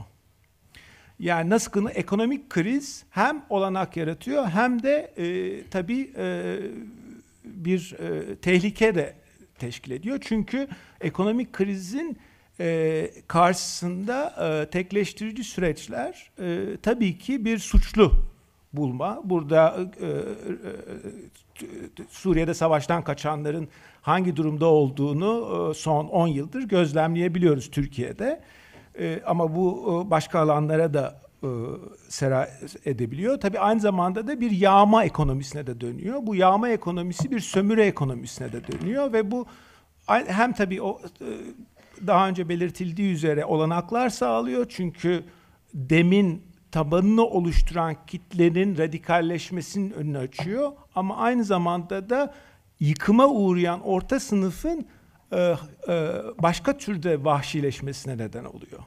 Dolayısıyla da Zafer Partisi gibi alt-right dediğimiz Amerika'daki yapıların oluşmasına neden oluyor. Dolayısıyla yeniden üretim alanı ile kimlik arasında çok önemli bir geçişkenlik var. Ve şu anki bağlamda bunlar öne çıkıyor ve bütün konuşmacılar da az çok bu konulara değindi. Tabii üçüncü bir noktada devlet alanı. Tabii bu devlet alanında da ilginç bir durum var. Çünkü bir yandan yani bir ulus devletin geri dönüşünü yaşıyoruz. Ciddi anlamda. Küreselleşme çağı geride kaldı. İşte sivil toplum, uluslararası insan hakları çağı geride kaldı. Ve bir ulus devlet geri dönüyor. Fakat bu ulus devletin geri dönüşü küçük ulus devletlerin de tehlikeye düşmesine neden oluyor. Çünkü büyük ulus devletler daha sert hamleler yapabiliyor. Dolayısıyla da korkular daha derinleşiyor. Dolayısıyla da bu sürecin tabii önemli kaynaklarından bir tanesi de bu Türkiye'nin şu anda o korkuyu yaşaması. Özellikle İsrail'in Amerika'nın sömürge uçbeyi olarak görevini, işlevini yerine getiriyor olması. Tabii orada kimin öncülük ettiği de tartışılabilir. Bir takım süreçler daha karmaşık olarak oluyor ama sonuçta Amerika'nın bölgedeki varlığı hem olanak yaratıyor hem de tehlike yaratıyor. Ve tehlikede korkuları tetiklediği ölçüde de gene tekrar hem olanaklar hem kısıtlar yaratıyor. Tabii bu arada sabah bahsedilen norm dışı devlet meselesi çok ciddi olarak devam ediyor. Gözlemliyoruz zaten. Bunu tartışmaya gerek yok. Peki bunun karşısında ne var? Yani bir çok önemli olarak tabii şunu düşünmek lazım. Bir paradigma sıçraması yaşandığını konuşuyoruz. Zaten bu yeni açıklamada ona işaret ediyor. Demokratik entegrasyon yeni kavram. Fakat şöyle düşünmek lazım. Biraz daha işte Freud ve Lacan'ı düşündüğümüz zaman ilk kavramlar son dönemde de var. Hepsi bire devam ediyor. Yeni kavramlar geliyor ama eski kavramlar da devam ediyor. Bence Öcalan'ın düşüncesini de öyle düşünmemiz lazım. Yeni kavramlar var, yeni stratejik açılımlar getiriyor ama eski kavramlar, mesela HDP fikri ve sola açılım fikri, bunlar hala bence geçerliliğini koruyor. Zaten Ertuğrul Kürkçü ve Özgür'ün konuşmaları da bu yöne doğru işaret ediyor. Bu da bir düşünmemiz gereken bir şey. Yani yeni kavramlar eski kavramları atmıyor. Yeni kavramlarla birlikte eski kavramları uygulamaya ve düşünmeye devam etmemiz gerekiyor. Peki neydi o yeni eski kavramlar? Aslında sabahki şeyde çok dikkati çeken benim için Rojava'nın o semptomatik pozisyonu nedir? Hem Kürdistan Rojava'sız düşünülemez, eksik kalır, hem de Suriye Rojava'sız mümkün değil. Yani Rojava orada transnasyonel bir pozisyona sahip. Ama bu zaten Öcalan'ın bizi ulus devletin ötesinde düşünmemizi gerektiğini, yani o paradigmatik açılımı getirmiş olduğu döneme ilişkin düşünceyi halen ne kadar geçerli olduğunu gösteriyor. O düşünüşün Türkiye'nin de stratejik olarak nasıl hareket edileceğini Türkiye bağlamında hala düşünmemiz gerekiyor. Zaten o yüzden şu anda çözüm süreci oluyorsa. Yani hani onu da düşünmek lazım. O transnasyonel seviyede düşünülebildiği ölçüde ve hamleler yapılabildiği ölçüde, hala Öcalan bu hamleleri yapabildiği ölçüde şu anda bir açılım olabiliyorsa oluyor. İkinci nokta çoğulluk, yani Kürt hareketinin, özgürlük hareketinin çoğulluğu ve Kürt halkının çoğulluğu. Bu da bir model, figüratif bir gerçeklik ve bunun kültivasyonu çok önemli ve bence bir anlamda bir antidot olarak düşünülmesi gerekiyor ırkçılığa karşı. Başka çaremiz yok. Yani bu. Yani ilginç, Amerika'da mesela ilginç bir deneyim yaşanıyor Mamdani ile. O önemli bir nokta ve Mamdani çok pragmatik bir adam. Gidip konuştu. Sabah uçaktan inince gördüğüm tablolar son derece ilginç. Yani o tabii sui generis bir durum ama yani bir hamle anlamında da önemli ve bunu düşünmek lazım. Üçüncü mesele de alternatif ekonomi tartışmaları. Oradan da şunu hatırlatmak istiyorum. Herkes zaten bir önceki dönemi hatırladı. Sadece temsiliyet açısından, onun da unutulmaması açısından ve zaten ilk hamle hep belediyelerdeki deneyimlere olduğuna göre, yani en son hamle bu kent uzlaşısı, ondan önce de belediyelere olan kayyım saldırısı. Yani yeniden üretim alanındaki hamleleri özgürlük hareketinin anında müdahale gören hamleler. Niye? Çünkü orası aslında en temel işin döndüğü alan ve bir Demokratik Ekonomi Kongresi yapılmıştı 2013-2014 döneminde belediyeler çerçevesinde. Oralarda deneyimler var. Tabii bütün bunlar unutuldu. Yani unutulmadı ama yeniden canlandırılması gerekiyor. Bu anlamda şöyle bitirmek istiyorum. KAD burada yeni bir açılım olarak sahneye çıkmaya çalışıyor ve bu açıdan da aslında yapması gereken işlerden bir tanesi de bu hafızaları, bu deneyimleri hatırlayıp tekrardan tartışmaya koyup yeniden canlandırabilme görevini görmesi. O hem bu tip deneyimlerin nasıl gerçekleştirildiğinin hatırlanılması ve bunlara nasıl müdahaleler edildiğinin hatırlanılması çok önemli. Sadece ekonomi alanından bahsetmiyorum tabii, bu anlamda yani bütün bu kültür alanındaki meselelerle ilgili ve devletin şiddetiyle ilgili alanlarda da yapılması gereken araştırmalar var. Hafıza merkezi gibi oluşumlarla beraber çalışarak o anlamda kadın alanını da işaret etmiş oluyor bu tartışma, bu alandaki bugün yapılan tartışmalar diye düşünüyorum. Bu şekilde bitirmekte fayda var. Teşekkürler.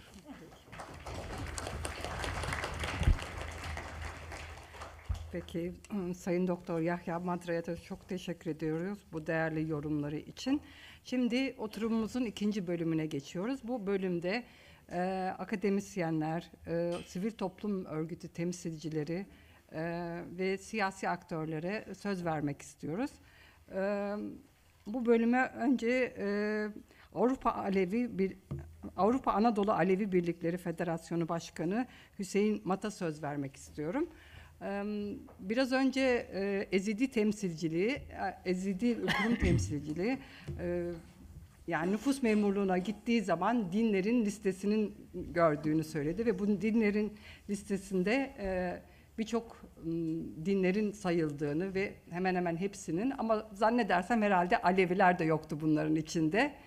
O yüzden şimdi Hüseyin Mat'a kendi kurumu adına katkılarını sunmak için söz vermek istiyorum. Buyurun Hüseyin Bey. Mabıkher, smakulu kherame. Öncelikle teşekkür ediyorum. Bizi buraya davet eden GAD temsilcilerine, yöneticilerine de teşekkürlerimi sunmak istiyorum. Cümle canları saygı ve sevgiyle selamlıyorum. Kendi ana dilimle merhaba demek istedim. Yani Kırmançki, diğer bildiğiniz Zazaca'da. Maalesef bu dilde yok olmayla karşı karşıya. Bu konuda da biraz dikkat çekeyim istedim. Ayrıca burada bulunan katılımcıların yanılmıyorsam %90'ı Kürt ama ortak dil Türkçe konuşuyoruz. Bu da ciddi bir paradoks. Bundan da böyle ince ince altını çizmek istedim. Tabii Aleviler ve barış deyince zaten bu son 10 yıldır Türkiye'de yapılan seçimlerde, hemen seçimler öncesi yapılan tartışmalarda şu olur. Acaba Aleviler ne yapacaklar? Aleviler ne düşünüyor? Aleviler kimi, hangi partiyi destekleyecekler? Gibi tartışmalar yaşıyoruz. Oysa Aleviler, yani Alevilerin sorunu ne 22 yıl, son 22 yıllık AKP süreciyle başlayan bir sorun, ne 100 küsur yıllık Cumhuriyet tarihiyle başlayan bir süreç. Alevilerin sorunu bizim tabirimizle kalu beladan beri var olan bir sorun. Çözülememiş, katmerleşmiş ve bugünlere kadar da maalesef gelmiş durumda.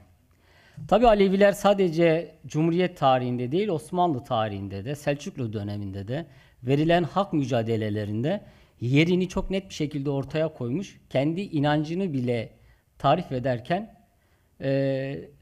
zalime karşı mazlumun yanında yer alacaksın demiş. Böyle bir öğretinin temelinde tabii ki barış olur.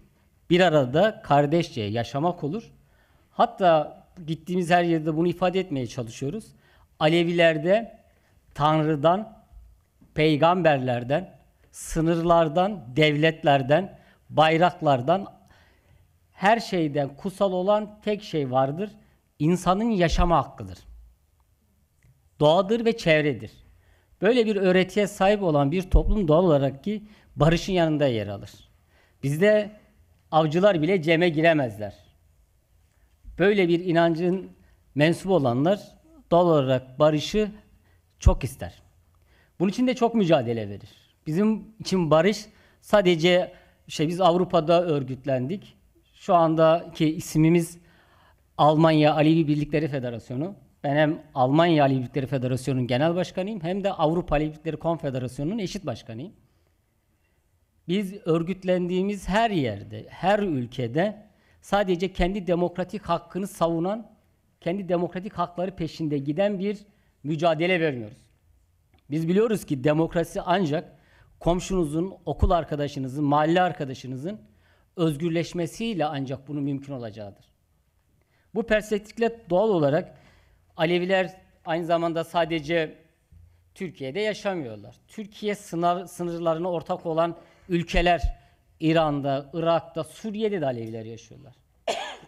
Yani Türkiye'yi de kattığımızda bu 4 ülkede yaşayan Alevilerin teolojik olarak, etnik kimlik olarak birbirinden çok farklıdır. Homojen değildir. Bir araya gelseler asla anlaşamazlar. Ama bu 4 tane ülkede yaşayan Alevilerin tek bir ortak paydası var. O da yaşadığı ülkelerde zulüm görmeleri. Haksızlığa uğramaları. Türkiye'de de 100 yıllık Cumhuriyet tarihinde başımıza gelmeyen kalmadı. Demokrasi mücadelesinde yani Aleviler olarak, yani Alevi örgütlenmelerin dışından bir örnek verebilirsek, Aleviler sadece Alevi örgütlenmesi içerisinde yer almıyorlar. Kürt Özgürlük Hareketi'ne de baksanız, devrimci hareketlere de baksanız, hani toplumsal hangi mücadelenin içerisine bakarsanız bakın. Hatta Kuşları Koruma Derneği kurulursa gidin bakın orada mutlaka Alevileri de bulursunuz. Çünkü Aleviler her yerde var. O anlamıyla da biz dünyadaki bütün meseleleri kendi meselemiz olarak görüyoruz. Ama şunu da söylemem lazım. Bu kadar çok entelektüel, sivil toplum kurumlarının temsilcileri, akademisyen dostlarımız var. Yani biz karşı mahalleyi biliyoruz. Türk İslamcı bir devlet resmi ideolojisi var. Onlar karşıdan baktığında bizi nasıl görüyorlar biliyoruz. Kendi mahallemizden bahsedersek, bizim de kendimize ait gördüğümüz sol sosyalist devrimci hareketler ya da insan hakları, sendikalar hangisine bakarsak bakalım bu kesimlerin de, bu toplumsal kesimlerin de Alevileri tam anladığını düşünmüyorum. Bu gibi hangi platforma katıldıysam Alevilerin meselesi ya gündeme hiç gelmez ya da böyle bir iki cümleyle geçiştirilir. 3 saattir dinliyorum, bir kere Alevi kelimesi geçti. Bir de sevgili Ertuğrul abi cemevlerinin ibadet yeri olarak tanınmasından bahsetti. Bugün burada oturumda ortak demokratik yaşam inşasında riskler ve olanaklardan bahsediyoruz. Çok önemli bir başlık. Riskler neydi? Ezilen toplumların, halkların bir araya gelmemesiydi. Ben Erdoğan'ın Türkiye demokrasisi açısından, ya daha doğrusu AKP iktidarına baktığımda önemli bir şey görüyorum. Bunu da çok değerli buluyorum. Erdoğan resmi devlet ideolojisini ondan önceki iktidarların göstermediği gibi göstermeye başladı. Devlet neyse Erdoğan onu göstermeye başardı yani. Yani Demirel gibi gelip Alevileri Hacı Bektaş'ta öpüp zorunlu din derslerine kesmedi. Ya da ne bileyim Özal gibi ya da ondan önceki iktidarlar Ecevit gibi. Onlar da Aleviler bizim birinci yurttaş vatandaşımız dediler ama zorunlu din dersleri, Alevi köylerine cami yaptırma, işte Alevilere yönelik katliam, asimilasyon politikaları hep devam etti. Ama Erdoğan devlet nasıl düşünüyorsa öyle düşünüyordu. Ve onu da yansıttı. Yıllardır şunu söyledi siyasal İslamcılar. Biz iktidar olursak bu ülkeyi eşit yöneteceğiz. Demokratik yöneteceğiz. Herkesin hakkını tanıyacağız, adaletli davranacağız. Ama 23 yıllık siyasal İslam ideolojisinin bir ülkeye ne kadar zarar vereceğini ortaya koydu. Ve Türkiye demokrasisi açısından kısa ve orta vadede Türkiye'ye zarar da verseler, uzun vadede Türkiye'nin demokratikleşmesine de bence katkı sağladılar diye düşünüyorum. Çünkü bir kişinin, bir ailenin, bir toplumun, bir mezhebin, bir işte tarikatın, cemaatin bir ülkenin tümüne hakim olduğunda ne ile karşı karşıya kalabileceğimizin güzel bir örneği oldu.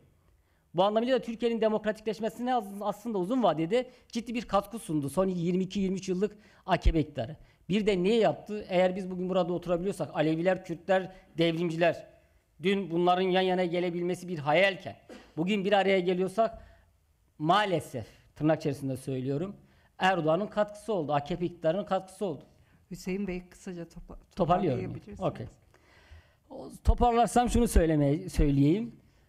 Biz Türkiye'nin demokratikleşmesi, barış sürecinin, onurlu bir barışın sağlanabilmesi adına barışın yanında yer aldık.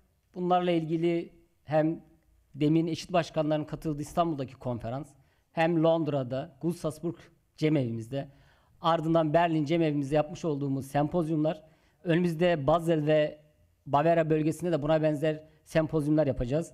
Biz buraya katkı sunmak istiyoruz, barış sürecine katkı sunmak istiyoruz ama aracı istemiyoruz. Bu platformlarda olduğu gibi bir sandalyede de biz oturmak istiyoruz. Ve şunu da ısrarla söylüyoruz. Türkiye'nin demokratikleşmesi, barış süreci sadece Diyarbakır'dan geçmez. Hacı Bektaş'tan, Dersim'den de geçeceği unutulmamalı. Teşekkür ediyorum.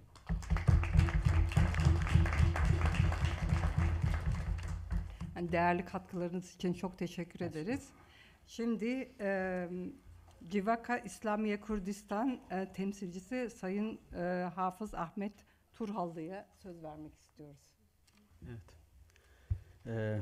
Önce bu barış organizasyonunu gerçekleştirdikleri için ben bu derneğimize teşekkür ediyorum gerçekten. Başka bir şey daha söylemek istiyorum. Bir yıldır kanın dökülmesini engellediği için bütün zorluklara rağmen ve bunu insanlık için bir kazanım gördüğümden dolayı Sayın Abdullah Öcalan'a da ayrıyeten teşekkürlerimi belirtiyorum.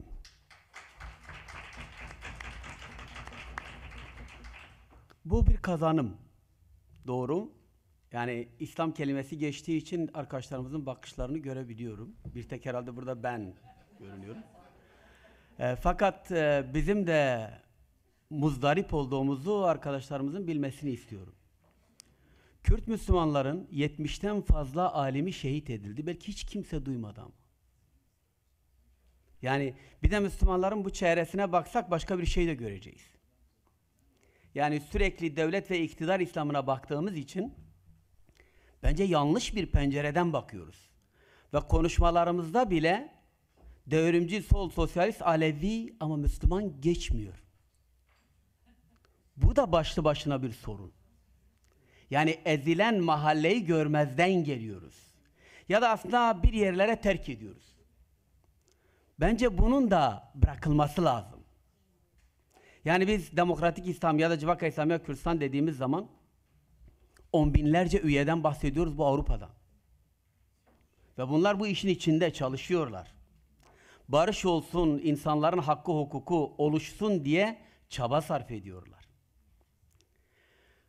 Benim bakış açıma göre İslam'da birlikte yaşam noktasında bir problem yok.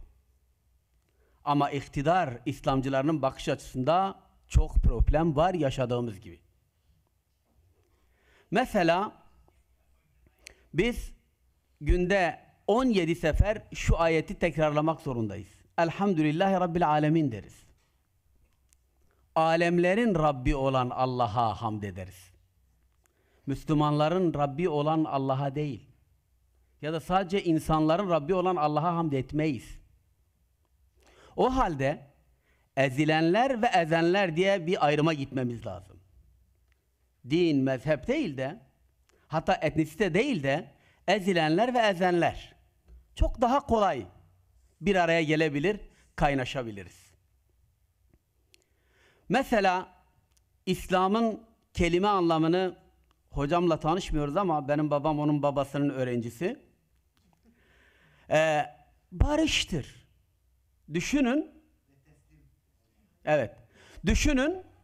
Bunu öyle bir şeye getirdiler ki Hazreti Ali ile Muaviye savaşında, yani şimdi barıştan bahsediyoruz ya, bir de tehlikelerinden bahsedeceğiz. Amr ibn As diyor ki Eş'ariye, önce sen kalk de ki Hazreti Ali halifeliği bıraktı. Ondan sonra da ben kalkıp diyeceğim evet, Muaviye de bu işten vazgeçti. Tabi toplumun karşısına çıkıyorlar ve Eş'ari diyor ki Hazreti Ali bundan sonra bu hilafet işinde yoktur. Amr ibn As diyor ki tekrarla duysunlar. Tekrarlıyor. Millet diyor evet, Ali bu işin içinde yoktur. O zaman diyor Muaviye halifedir. İşte tehlikeler bunlar. Takkiye ve benzeri şeylere karşı çok dikkatli olmamız lazım. Fakat şunu da unutmamak lazım. İçinde yaşadığımız sosyoloji, İslam'a inanan bir sosyoloji. Aslında bence biz burayı terk ettiğimiz için bunlar güçlendiler. Biz doğru İslam'ı bunlara götüremediğimiz için devlet bunları sonuna kadar kullandı. İşte bahsini ettiğiniz Şeyh Said Seyyid Rıza, bunlar birer dini önderler. Ama karşı çıktılar. Kabul etmediler. Onun için fazla uzatmayacağım. Bizim Diyarbakırlıların güzel bir sözü var. Buna gelmemek lazım. Derler ki abi senin cebin benim cebim, benim cebim de benim cebim. Buna dikkat edersek yeterlidir. Saygılar sunuyorum.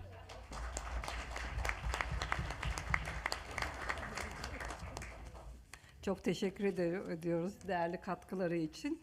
Şimdi Avrupa Kürt İşverenleri Derneği'nin mesajını okumak üzere İrfan Aydın'a söz vermek istiyorum.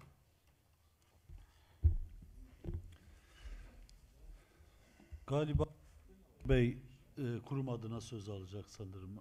Veya ikisi arasında kendileri karar verir ama ettik, evet. siz karar verin. Tamam. Sesim geliyor herhalde. Öncelikle diasporada yaşayan Kürtler olarak halkımızın geleceğini şekillendiren ve şekillendirecek olan demokratik toplum inşasını büyük bir umut ve büyük bir kararlılıkla takip ettiğimizi ve bunun gereklerini yerine getirilmesi için üzerimize düşen görevin ve sorumluluğun bilinciyle şimdi sizlere Avrupa Kürt İş insanları ve Kürt İşverenlerinin Derneği'nin mesajını okuyorum. Sayın Başkan, değerli dostlar, kıymetli katılımcılar, Avrupa Kürt İşverenler Birliği AKİA olarak bugün burada sizlerle bir arada olmaktan büyük bir mutluluk duyuyoruz. Bu güzel etkinliğiniz için hepinizi içtenlikle tebrik ediyoruz. Biz bir iş insanları derneğiyiz. Ama bugün size ekonomiden değil, hepimizin yüreğinde yer eden bir değerden bahsetmek istiyoruz. Barış. Barış olmadan ne güçlü bir ekonomi olur, ne de güvenli bir gelecek. Barış, umut demektir, huzur demektir. Yarınlara güvenle bakmak demektir. Adaletsizlik, insanların hayatlarını gölgeleyen en acı gerçeklerden biridir. Oysa barış, kalpleri yumuşatır, insanları yan yana getirir ve hepimize yeni yollar açar. Bu nedenle Derneğinize, tüm üyelerinize ve çalışanlarınıza yürekten başarı diliyoruz. Yolunuz açık, geleceğiniz barış dolu olsun. AKE, Avrupa Kürt İşverenler Birliği. Mesajınız için çok teşekkür ederiz. Şimdi Demokratik Alevi Federasyonu Yönetim Kurulu üyesi Sayın Songül Mor Sümbül'e kendi kurumunun görüşlerini aktarmak üzere söz vermek istiyorum. Ez civana şma pörko xerame micva ez zone xode qesikeri ama ez henizen kenaki herkes zone mi fam nekeno savici ez gereki Türkiye devam keri şma pörko xerame rastici gerçekten de Barış Araştırmaları Derneği'nin davetini aldığımız zaman Demokratik Alevi Federasyonu ve Demokratik Alevi Kadınlar Birliği olarak çok büyük bir mutluluk duyduk. Bunun özellikle altını çizmek istiyorum. Sivil toplum örgütlerinin araştırma merkezleri düzeyinde faaliyet yürütmesi ve bununla beraber sürgünde olan insanları bir araya getirerek Türkiye, Kürdistan üzerinde süren politik hatta dair bir hat tarifinin ihtiyacının birebir evlerde, derneklerde, dergahlarda, kurumlarda tartışmasını daha ortak bir zeminde buluşturduğu için ayrıca teşekkür ediyorum. Sayın Kürt Halk Önderi Sayın Abdullah Öcalan'a baskının, şiddetin ve savaşın, kanın ve gözyaşının, kadın bedeninin sömürülmesine karşı başlattığı bu yeni süreçte her iki kurumsal kimliğim adına saygıyla selamlıyorum, başarılar diliyorum Sayın Öcalan'a da. Biz bu gündemle ilgili aslında söz almayacaktık. Yalnız moderasyonu ve programı yapan arkadaşlar, espriyle devam edeyim, iki inanç kimlikli erkeği konuştururken bir tane inanç kimliği kadına söz vermemeyi eksiklik olarak gördüler. Sanırım ben de bu anlamda sözümü Yürütme Kurulu'nun oluşturduğu sivil toplum örgütlerinin ihtiyaçları üstünden yazdığım metni okumak durumunda kalacağım. Ama küçük bir vurguyu yapmak isterim. Önümüzdeki hafta 25 Kasım Kadına Yönelik Şiddete Karşı Ortak Mücadele Günü. Yaklaşık 3-4 gündür de kadınlar eylem ve etkinlikteler. 2 tane Alevi kadın partnerleri tarafından Almanya'nın, Avrupa'nın yetmez hukuku yüzünden katledildi. Bu platformun, bu çalışmanın eğer bir sonuç bildirgesi olursa bunu da protesto eden bir yerden bir duruş sergilemesi, kadın cinayetlerine karşı bir duruş sergilemesi gerektiğini de özellikle ifade etmek ve hatırlatmak isterim. Öncelikle bu konferansın isimleriyle onurlandırıldığı Selahattin Demirtaş ve Selçuk Mızraklı'yı saygıyla selamlamak istiyorum. Her iki isim bugün ülkemizde anayasanın, hukukun ve demokratik normların sistematik biçimde hiçe sayılmasının somut birer örneği haline getirilmişlerdir. Kişisel özgürlükleri hedef alınmış olsa da temsil ettikleri toplumsal barış, demokratik siyaset ve halk iradesi fikri baskılanamamış. Aksine daha güçlenmiştir. Bu konferansın kendisi bile onların şahsında yok sayılan tüm hukuksal ilkelere karşı toplumsal vicdanın ve dayanışmanın bir cevabı niteliğindedir. İçinden geçtiğimiz süreç sadece politik bir moment değil, aynı zamanda toplumsal olarak yeniden yapılanmanın, birlikte yaşamın, adaletin ve hakkaniyetin zemininin kurulabileceği tarihsel bir fırsattır. Bu nedenle bu dönem barış ve demokratik toplum süreci olarak tanımlanmaktadır. Bu süreç olgusal, teorik, ideolojik, politik, ahlaki ve vicdani boyutlarıyla toplumun her kesiminden sahiplenilmesi gereken bir yaşam normudur.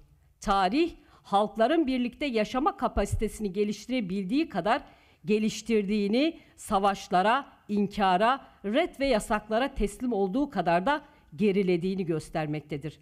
Egemen güçlerin halklar, inançlar, kadınlar, sınıflar ve kültürler arasındaki çatışmalarda yok saydığı iki temel değer hep aynı olmuştur: demokrasi ve barış. Ekim 2024'te Bahçeli'nin çağrısı, ardından 27 Şubat Sayın Abdullah Öcalan'ın yaptığı çağrı, bir yıldır devam eden bu sürecin toplumsallaşarak derinleşme ihtiyacını bir kez daha gündeme getirmiştir. Bu bağlamda devletin ve iktidarın samimi, sahici ve kalıcı adımlar atarak topluma bir çözüm dili ve yol haritası sunması gerekmektedir. Bu büyük sorumluluk yalnızca iktidarın değil, toplumun, kurumlarımızın ve hepimizin omuzlarındadır. Bizler FEDA ve Demokratik Alevi Kadınlar Birliği olarak inkara, asimilasyona, yasaklara, yok saymaya karşı inancımız, dilimiz, kimliğimiz, kültürümüz, kadın özgürlüğümüz ve emek mücadelemiz için eşit yurttaşlık hakkımız ve demokratik bir yaşam inşası doğrultusunda mücadele yürütüyoruz. Sizlerle de yürütmeye devam edeceğiz. Reahak Alevi toplumu olarak örgütlenme gerekçemiz de budur. Onurlu bir birlikte yaşamı savunmak ve bunun için sorumluluk almak, Alevi toplumu felsefesi, ahlaki değerleri ve yaşam anlayışıyla tekçi, redçi, inkarcı, çatışmacı bir sistemin parçası değil, aksine çoğulculuğu, uzlaşıyı, farklara saygı ve barış içinde yaşamı mümkün kılabilecek toplumsal bir potansiyele sahiptir. Yol 1, Sürek Binbir söylemi de bugün en büyük ihtiyaç duyduğumuz çoğulculuğu ifade eden kıymetli bir ilkedir. Barış ve demokratik toplum sürecinin başarıya ulaşması için siyaset alanının, iktidarın dar ve çıkar tekeline sıkışmaktan kurtarılması gerekir.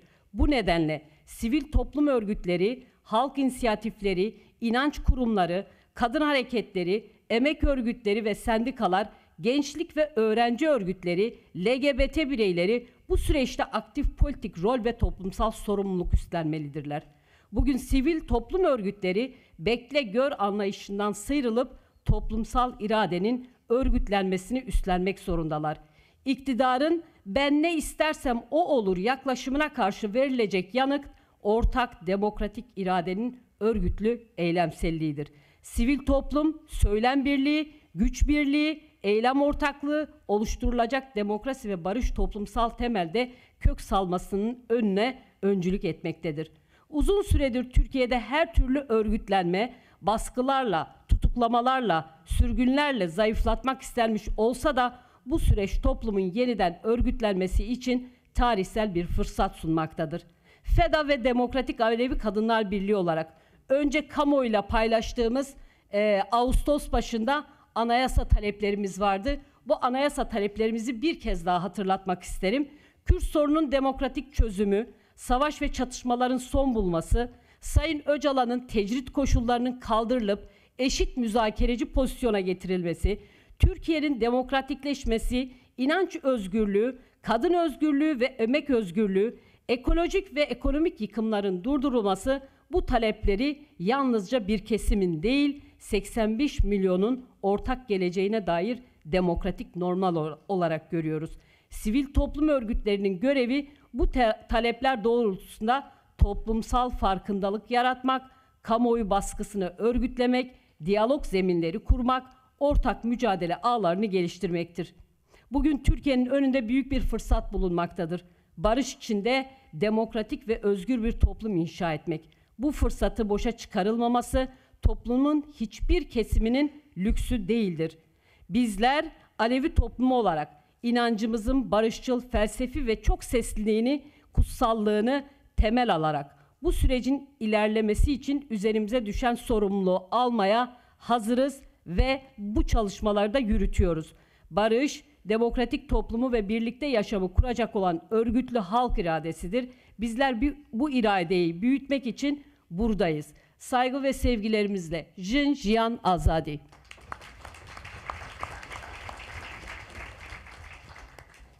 Kendisine çok teşekkür ediyoruz bu değerli katkısı için. Bu arada siyasi alanda, sivil toplum örgütlerinde ve diğer kurumlarda kadınları yönetim pozisyonunda görmek bütün kadınlara da güç veriyor. Bunu da belirtmek isterim. Çok teşekkür ediyorum. Ben bir şey özür diliyorum. Ertuğrul Hoca kendi yazısında cemevleriyle ilgili bir tanım kullandı. Belediyelerden fon ayrılması. Şurası çok net bilmeli. Alevi inancı her zaman lokmalarla ayakta kalmıştır.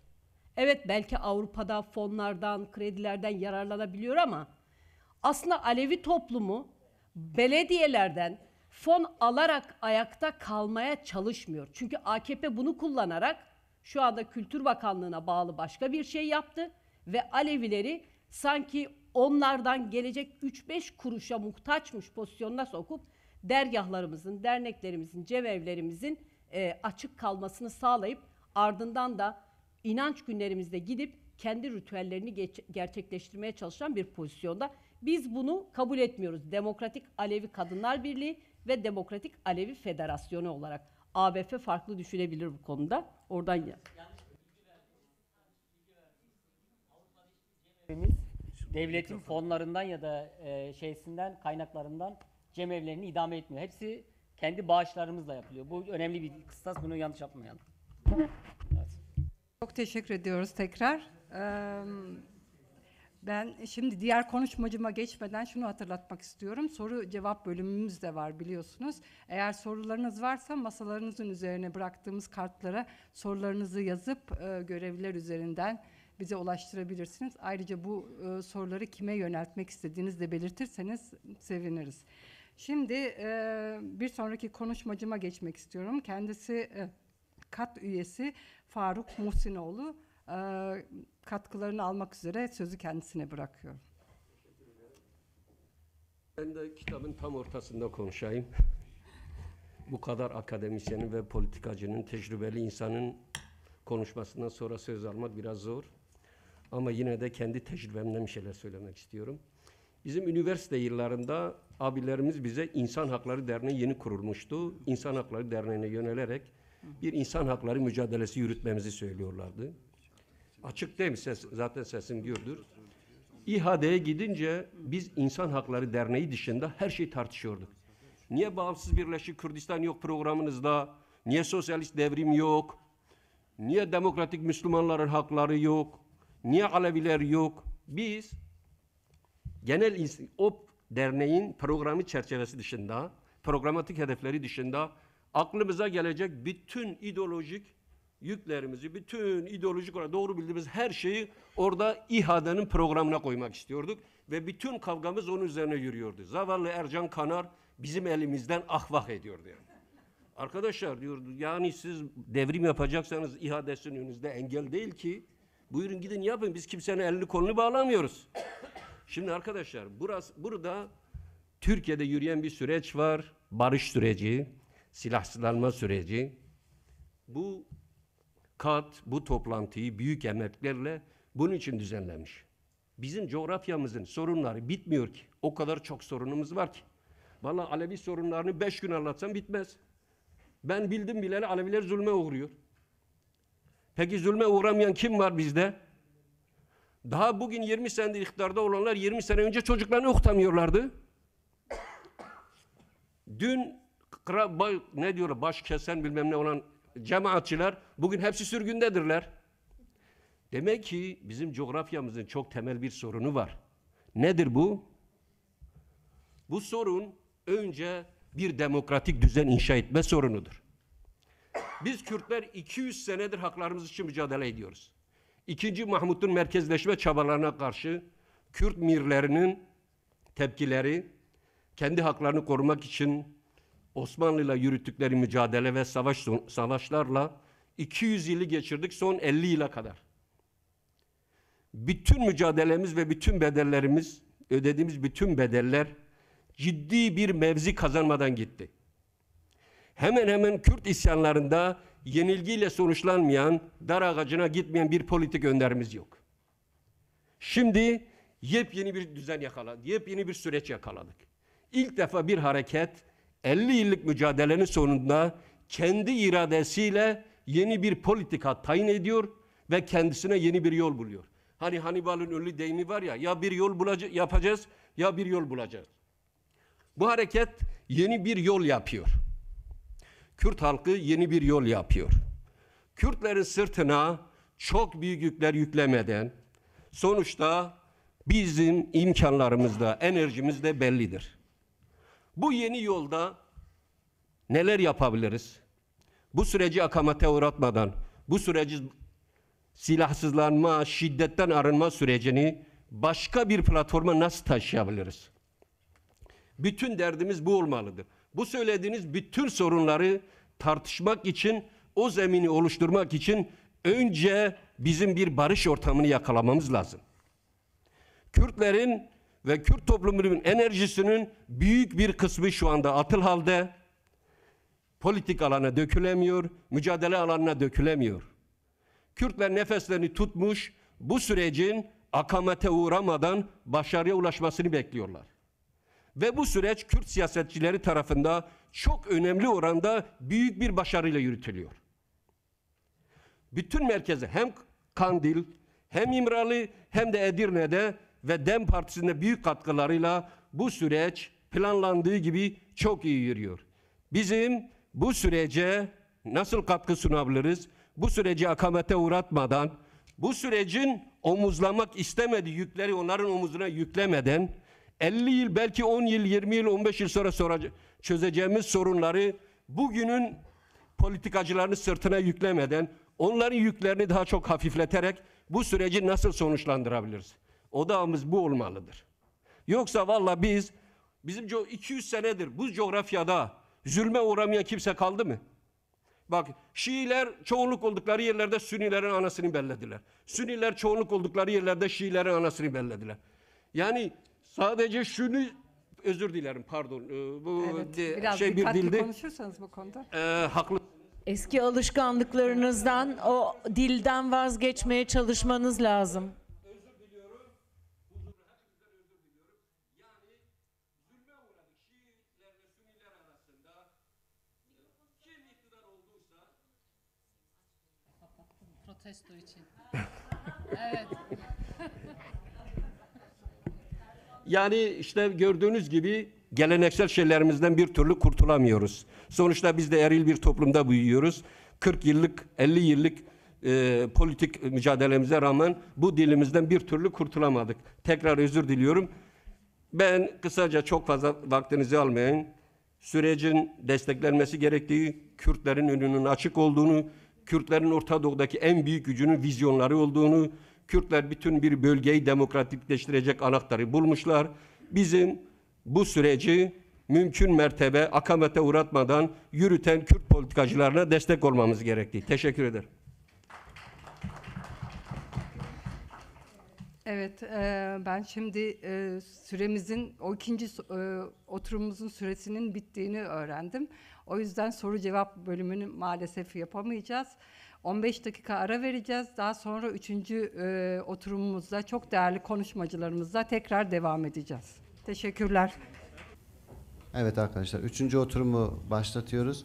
3. oturumun başlığı birlikte yaşamın inşasında demokratik kurumların sorumlulukları. Bu oturumu yönetmesi üzere sözü Profesör Doktor Ümit Koşan'a bırakıyorum. Buyurun. Teşekkürler Zülküf. Konferansımızın 3. ve son oturumuna geldik. Ben de başlamadan önce herkese hoş geldin diyorum. Ayrıca tabii ki oturum konuklarımıza da hoş geldin diyorum. Şimdi en son konuşan arkadaşın çok duygusal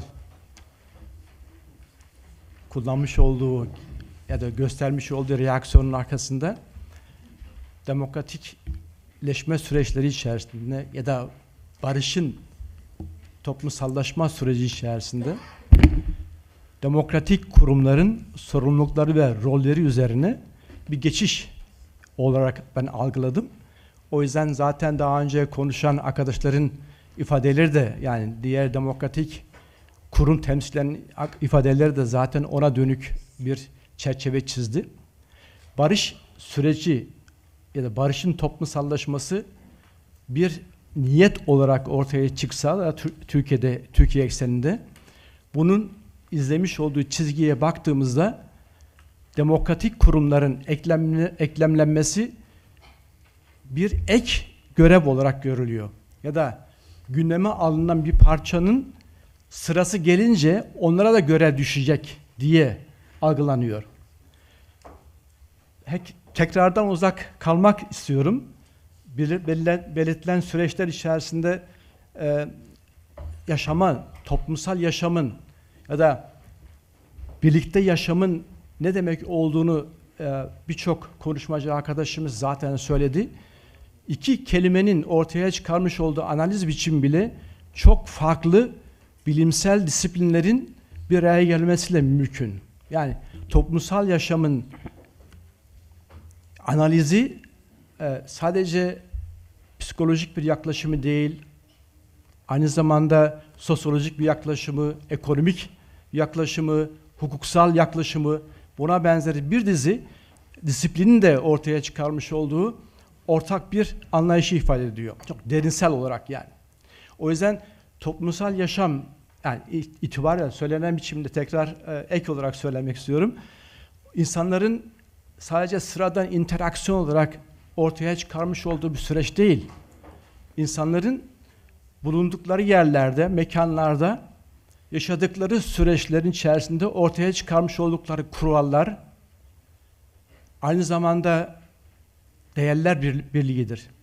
Şimdi bu eksenden baktığımızda demokratik kurumların nasıl bir görevi olacak? Demokratik kurumlar eğer sürecin içerisinde kendilerini bulamadıkları zaman kendilerine nasıl sürece dahil edecekler? Biraz da Türkiye'deki gelişen süreç de bunun parçası olarak görülüyor.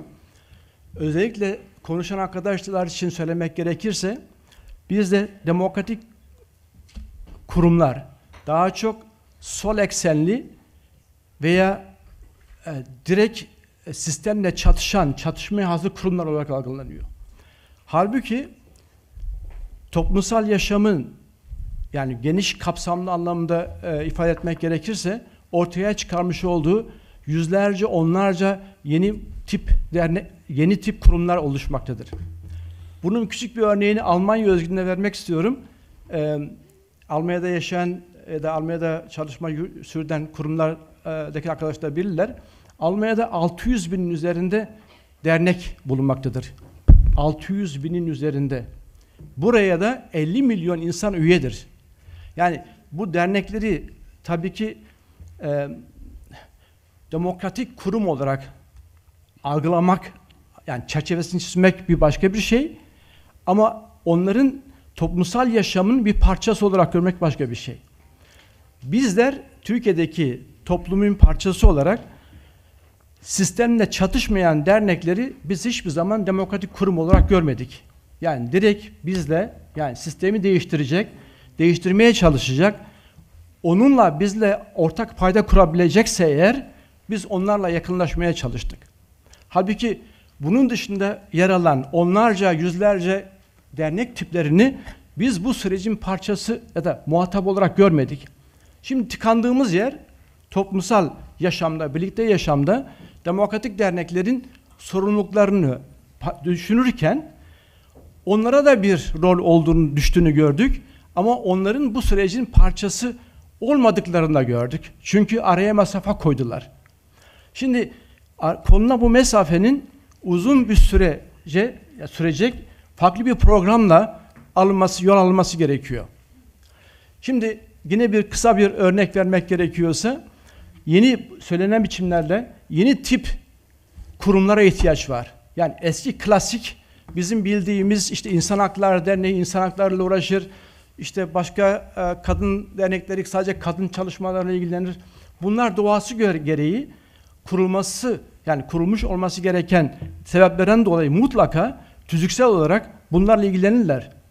Ama Türkiye gibi yani her şeyin içe geçtiği, özellikle sadece barış süreci değil, aynı demokratikleşme sürecinin içerisinde yıllardan beri özellikle tartışılan süreç içerisinde dikkate aldığımızda ortaya çıkan vahim sonuç, yani onların hem ekonomiksel hem politik olarak hem de demokratik birçok haklarından mahrum olması bizleri, yani o derneklerin var olan sonuçlarla tartışmadığını gördük. Yani bu bizim açımızdan önemli bir zayıflık olarak görüyorum. Türkiye'de özellikle demin son açılım süreci içerisinde göstermiş olduğu yoğun çaba, özellikle parti üyelerinin veya DEM'e yakın duran demokratik sol hareketlerin düzenlemiş olduğu çalışmalar, barışın toplumsallaşması veya üzerimize düşen görevlerin anlaşılması ve yerine getirilmesi tarzında oldukça olumlu. Bunları tabii ki pozitif bir çalışma olarak görmek gerekiyor. Ben kısaca şöyle bir tutmak gerektiğini düşünüyorum. Almanya'da bundan yaklaşık 10 yıl önce yeni bir demokratik göçmen hareketi oluşturmaya çalıştık. Bu göçmen hareketini oluştururken de alttan var olan bütün dernekleri toparlayarak yerel federasyonlar kurmaya çalıştık. Bu yerel federasyonların akabinde Almanya çapında 800'ü aşkın dernekleri kapsayan büyük bir federasyon oluşturduk. Şimdi ikili bir pozitif bir gelişmeyi gördük burada. Hem tabandan insanların hangi sorunlara daha çok duyarlı olduğunu ve bu sorunları da kapsayarak yukarıdan Alman politik kurumlarla konuşabileceğimizi gördük. Yani Türkiye'deki süreçteki yani bulunan tıkanıklığı nasıl giderebiliriz? Yani sadece sol eksende Alevi kurumları, temsilcileri ya da işte benzeri demokratik kurumların dışında kalan onlarca, yüzlerce, binlerce demokratik kurumu nasıl bu tartışmanın içerisine çekebiliriz? Ve bu onların ortaya çıkaracağı bu olumlu paydayı da nasıl sürecin pozitif sonuçlarına dönüşmesi için adım atabiliriz? Burada ben kesiyorum ve tabii ki konuşmacılarımıza sözü bırakacağım. Önce tanıtmak istiyorum tabii tanıdığımız kişiler. Önce Profesör Doktor Mithat Sancar tanıyoruz. Kendisi hukukçu, insan hakları savunucusu, 25, 26, 27 dönem milletvekili olarak görev almakta. HDP eş başkanlığı da yapan Sancar bir önceki süreçte kurulan Akil İnsanlar Heyeti'nin de üyesiydi. Bugün de yürüyen süreçte önemli görev alan DEM Partim İmralı Heyeti üyesidir. İkinci konuğumuz Sayın Selahattin Soru, uzun yıllar Rusya ve Uzak Kafkasya alanında çalışmalarla bilinen değerli bir gazetecidir. Kürt hareketini de yakından takip eden Sayın Soru, yürüyen sürece dair görüşlerini kuşkusuz burada da ifade edecektir. Üçüncü konuğumuz Deva Partisi Mersin Milletvekili Sayın Mehmet Emin Ekmen. Sayın Ekmen, Kürt sorununun çözümü konusunda pozitif katkısından açıklamalarla bilinen değerli bir hukukçumuzdur. Bir önceki süreçte kurulan Akil İnsanlar Heyeti üyesi olan Ekmen, bugün de sorunun kalıcı ve adil çözümü için inisiyatif almaktan çekinmeyen bir isimdir. Kendisinden ayrıca mecliste kurulan komisyon üyesi olduğu için de kendisinden ricamız özellikle komisyonun kamuoyuna yansımayan ama arka planda tartıştığı, konuştuğu bilgileri kısa bir şekilde bize bildirmelerini rica ediyoruz. Sayın Hocam, size size iki sorum olacak burada. Siz 6 Eylül'de Barış ve Demokratik Toplum Sürecinde Hukuki Gerekliliği Atölyesi çalışmasında basın açıklamasında 3. ayak olarak adlandırdığınız demokratik toplum inşasında toplumsal katılımın önemini vurguladınız. Burada barışı yalnızca bu teknik düzeyde değil de sürecin bu doğal parçası olarak görmek için hangi somut araçlar ortaya çıkmakta? Bunu nasıl değerlendiriyorsunuz? Bir de aynı zamanda siz DEM olarak Türkiye'deki demokratik kurumları örgütlemede, bir araya getirmede nasıl bir çizgi izliyorsunuz? Burada somut, geniş anlamaya yayılmış bir programınız var mı? Evet. Evet, teşekkürler. Ben de öncelikle Kadı bu konferansı düzenlediği ve bizleri bir araya getirdiği için kutlamak ve kendilerine teşekkür etmek istiyorum. Gerçekten çok değerli bir buluşma bu. Sadece burada konuşulanlar değil, evet bunların hepsi çok önemli. Ben kendi adıma çok faydalandım ama birlikte burada bulunmak, aradaki sohbetler sadece bakışmalar ve temaslarla sınırlı kalanlar bile son derece öğretici ve zihin açıcı, gönül açıcı. O nedenle teşekkürlerimi özel olarak sunmak isterim. Şimdi tartışıldıkça dikkatimi çeken bir hususla başlamak istiyorum. Kavramların yeterince oturduğu gibi bir kanıya sahip değilim. Bir, sürecin kendi kavramlarının oluştuğu kanım da zayıf. Daha doğrusu bu sürecin kendi kavramlarını oluşturması konusunda bir eksikliğimiz var. Sürecin niteliğini kavrama konusunda da yine eksiklerimiz olduğu düşüncesindeyim. Biraz açayım. Tabii barıştan söz ediyoruz, çözümden söz ediyoruz. Fakat bütün bunların esas olarak ne ifade ettiğini tam anlamıyla tartışabiliyor muyuz? Orada şüphelerim var. Bu sürecin iki boyutu olduğunu öncelikle vurgulamak isterim. Birinci boyutu 27 Şubat çağrısını merkeze alarak yapıyorum bu değerlendirmeyi. Sayın Öcalan'ın 27 Şubat'ta yaptığı açıklama dikkatle incelenirse orada bu sürecin niteliğine ilişkin önemli belirlemeler olduğu da görülür.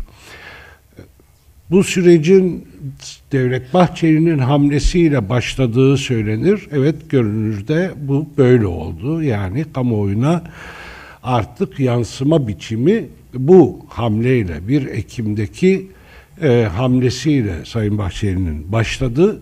22 Ekim'deki konuşmasıyla da biraz daha somutlaştı. Asıl ama süreci bizim kavramamız için bakmamız gereken yerin Kürt hareketinin ve Sayın Öcalan'ın bu çağrıya verdiği cevap ve neden cevap verdiği meselesidir. İlk etapta hedef olarak konan şey yıkımı önlemektir. Gelmekte olan bir yıkımı önlemektir. Neden bir yıkımı önlemek gibi bir hedef 27 Şubat çağrısının belirleyici yerinde duruyor diye sorarsanız cevabı 7 Ekim 2023'ten sonra Orta Doğu'da yaşananlardır. Daha da geriye götürebiliriz bunların başlangıcını ya da nüvelerini ama esas olarak 7 Ekim 2023 bir dönüm noktası şeklinde kavranmalıdır. Orta Doğu'da köklü bir dönüşümün şiddetle ve savaşla her yeri saracak bir ateşle gerçekleşme ihtimalini Sayın Öcalan gördü. Elbette Türkiye'de de devletin güvenlik eksenli yaklaşımında bu tehlikeleri kendi açılarından yorumlama şekilleri de belirleyici olmuştur. Bu nedenle şimdiye kadar esas itibariyle silahsızlanmayı yani savaşı, çatışmayı bitirmeyi konuşuyoruz. Önce yıkımı önlemek ve bu yıkımın sadece belli bir bölgeyle sınırlı kalmayacağını öngördü Sayın Öcalan. Buradan bütün halkların büyük zararlar göreceği bir dönemeçte bir önemli hamleye imzasını attı. İlk hedef yıkımı önlemek diyoruz. Bunun için de PKK'nın silahlı mücadeleyi bitirmesini, silah bırakmasını ve kendini feshetmesini istedi. Eğer silahlı mücadele devam eder ve PKK eski yapısında kendini sürdürürse bu çatışmaların içinde yer almak zorunda kalacağı ya da bu çatışmalara, sıcak çatışmalara çekileceği gibi bir yaklaşım da var. Bunları anlatmamın önemli nedeni şu, evet sürecin niteliğini anlayabilmek için olgularla biraz daha yakından yüzleşmek, biraz daha cesaretle olguları değerlendirmek gerektiği inancımdır.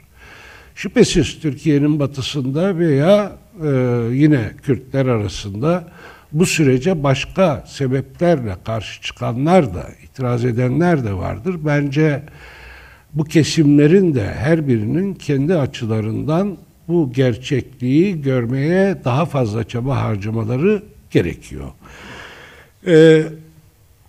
birinci aşama bu olunca, birinci hedef bu olunca, yıkımı önlemek olunca merkeze de silahsızlanma meselesi alındı.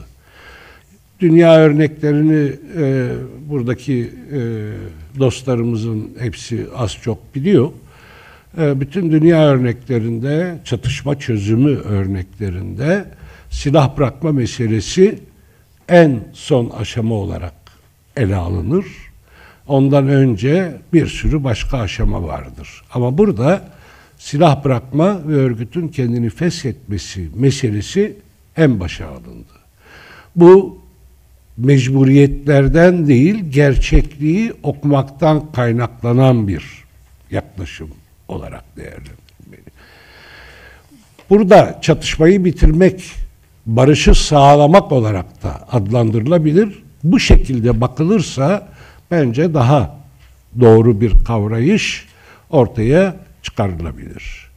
Peki bu tek başına bir hedef olarak bu sürecin merkezinde yer alan olgu şeklinde değerlendirilebilir mi? Elbette değil. Barış ve demokratik toplum başlığını taşıyor Sayın Öcalan'ın çağrısı. Demokratik toplum boyutunu da yıkımı önleyerek yeni bir düzenin önünü açma, inşanın imkanlarını büyütme şeklinde değerlendirdi. Yani bir ayağı yıkımı önleme, diğer ayağı yeni yaşamı, demokratik toplum, demokratik entegrasyon, ne derseniz deyin, birlikte eşit, ortak yaşamı örme hedefi olarak belirledi. Şimdi acaba işte çatışmayı bitirirken ya da silah bırakma çağrısı yaparken karşılığında ne aldı gibi sorular bu nedenle bu çerçeveyi dikkate alarak sorulmalıdır. Bizzat kendisinin de defalarca vurguladığı gibi basit bir alver ilişkisi ve süreci gibi algılanırsa bunun derinliği ve menzili, ufku yeterince anlaşılamaz. Şüphesiz birinci aşamanın, yani silah bırakma, yani çatışmayı bitirme, hadi barışı sağlama boyutunda yapılması gerekenler vardır. Bunlar sürecin doğal gereklilikleridir esasen. Yani eğer silah bırakılacaksa bu silah bırakmanın bir usulü, yöntemi ve şekli vardır. Silahı yere bırakarak silahlı çatışmayı bitiremiyorsunuz. Silahı taşımış veya bugüne kadar amaçlarına, siyasi ideallerine silahla varmak için bunca yıl mücadele etmiş kişilerin başka herhangi bir düzenleme ya da yol olmadan sadece silah bırakmalarını beklemek de gerçekçi değildir zaten. Bu karar alınmıştır. Ama bu kararın gereklerinin yerine getirilmesi için yapılmasına ihtiyaç duyulan düzenlemeler ve sağlanması gereken şartlar bulunuyor. Şimdi biz bu aşamadayız. Esasen eğer barış ve demokratik toplum çağrısı yine dikkatle incelenirse orada şiddet ve silahtan hukuk ve siyaset zeminine geçiş gibi bir formül de dile getiriliyor. Peki neden bütün bunlar elbette bu sürecin niteliğini anlamak bakımından önemli. Çünkü eğer niteliğini iyi tartışmazsak ve kavramlarını doğasına daha yakın ve daha uygun bir şekilde kullanmazsak beklentilerimiz, görevlerimiz, itirazlarımız, eleştirilerimiz ve dirençlerimiz konusunda iyi bir yolda yürüyebileceğimize inanmıyorum. Daha sade söyleyeyim, eğer görevleri, bu süreçle ilgili görevleri, beklentileri, itirazları, eleştirileri ve dirençleri doğru kavramak istiyorsak sürecin niteliğini de iyi anlamamız gerekiyor. Burada demokratik toplumu inşa etme bu çağrının üzerinde durduğu iki ayaktan biri. Esasen bu devletten veya başka tekil aktörlerden beklenebilecek bir hedef de değildir. Tam da burada toplumsallaşma boyutu öne çıkıyor. Sayın Öcalan çağrıyı neredeyse bütün toplumsal güçlere yapmış oluyor. Birinci çağrı örgütüne, ikinci çağrı bütün topluma ve hepimize. Şimdi toplumsallaştırma dediğimiz şeyin de yine doğru bir çerçeveye oturtulması gerekiyor ki yol alınabilsin. Bu toplantılar çok değerli. Bunlar arttırılmalı. İşte İstanbul'da Aralık başında yine bir uluslararası toplantı düzenliyoruz. Başka toplantılar da düzenlendi. Halk buluşmaları, binlerce belki halk buluşması yapıldı. Fakat bunlar hep klasik yöntemler ve yine de kaygıları, itirazları, endişeleri iyi oturttuğumuz ya da yönetebildiğimiz mesafenin çok fazla olduğunu iddia edersek doğru söylemiş olmayız. Benim gözlemim henüz burada almamız gereken çok şey var. Yeni bir durumla karşı karşıyayız. Eski kalıplarla düşünerek bu yeni durumla baş etmek ve yeni durumla ilgili görevleri ve beklentileri yönetmek pek mümkün görünmüyor. Şu ana kadar ilerleyiş sürecin geldiği nokta bence ilk hedef açısından önemli gelişmeler içeriyor.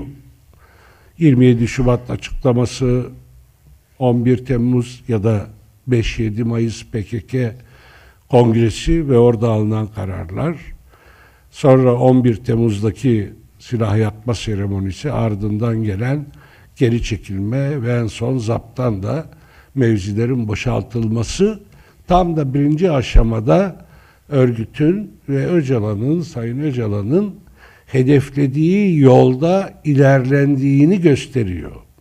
Soru şu oluyor, bunun karşılığında devlet ne yapıyor?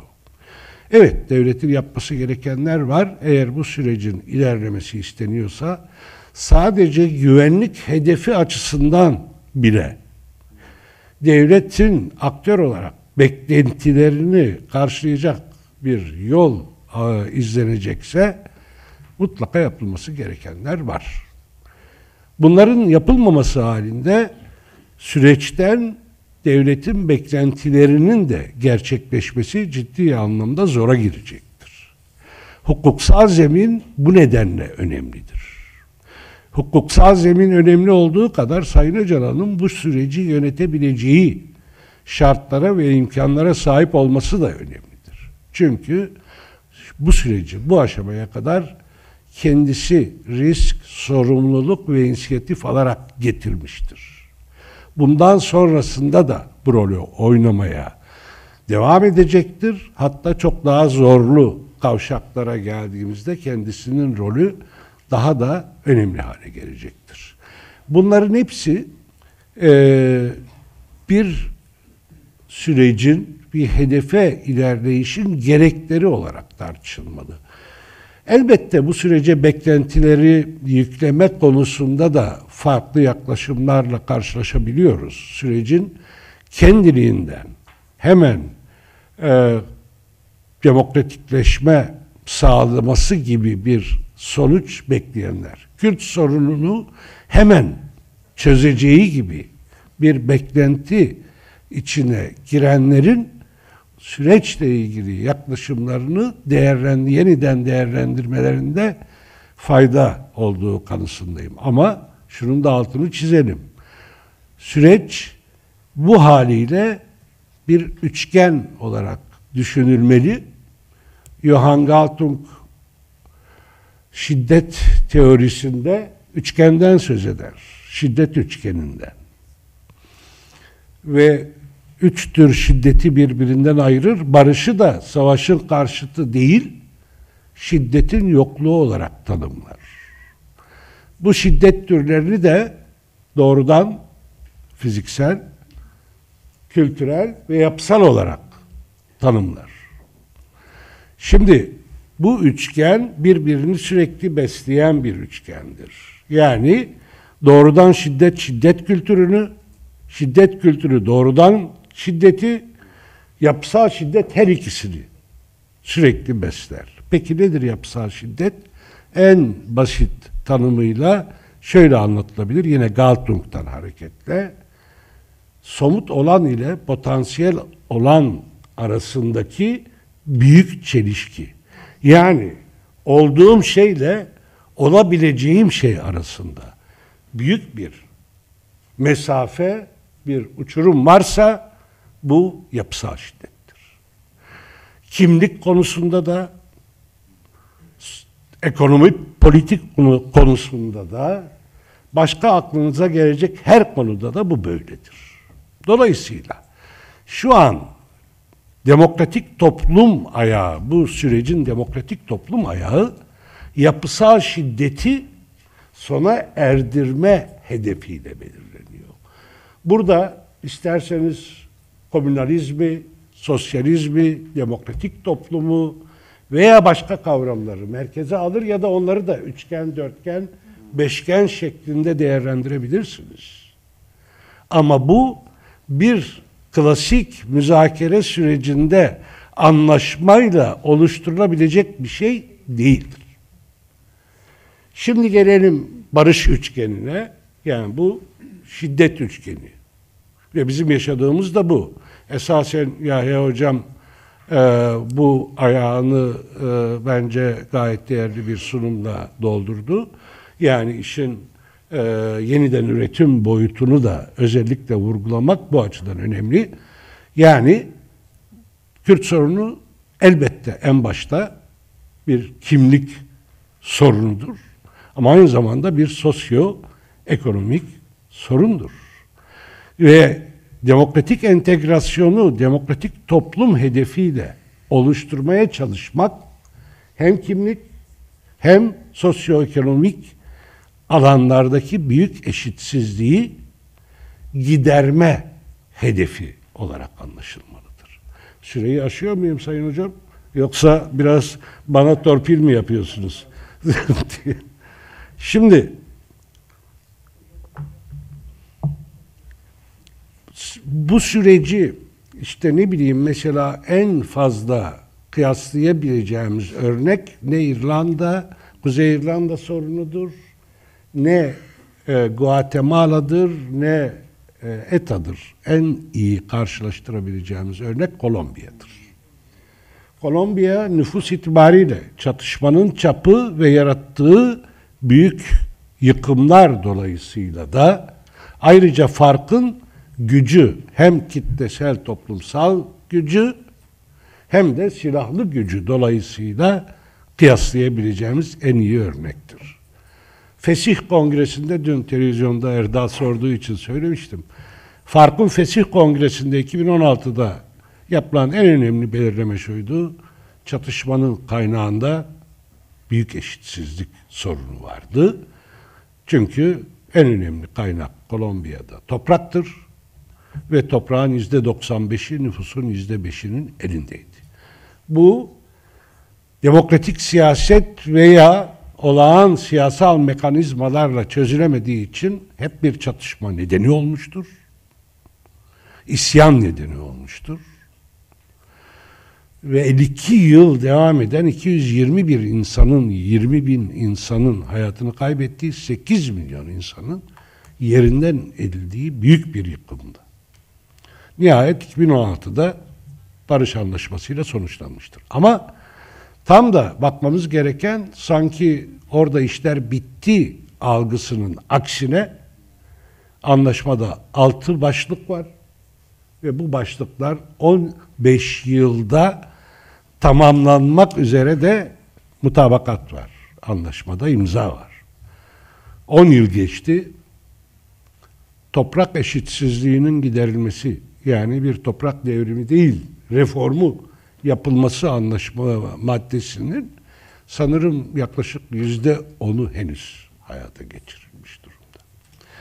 Şimdi diğer başlıklara girmiyorum. Sadece şunu söylemeye çalışıyorum.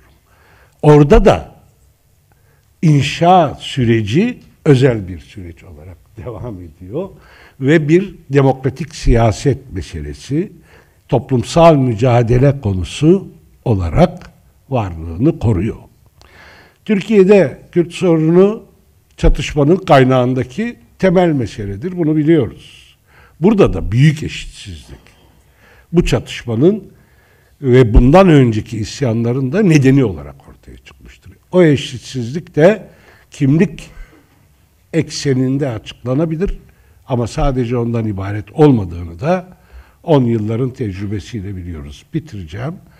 Yani kimlik ile sınıfsal veya sosyoekonomik faktörlerin çok iç içe girdiği, demokrasi yani siyasal sistemin niteliğinin de belirleyici olduğu bir durumla karşı karşıyayız. Bu da barış üçgenini daha iyi anlatmamızı sağlıyor. Çatışmayı bitirmek, Kürt sorununda yani çatışmanın kaynağını çözecek, oradaki eşitsizliği giderecek. Adımlar, üçgenin diğer çizgisi ise demokrasi ve siyasal, sosyal, kimliksel eşitlik.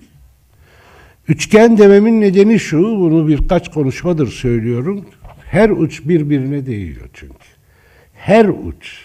Dörtgen desek öyle olmayacak. Ama üçgen birbirine değer. Bir de Galtung'un şiddet üçgeni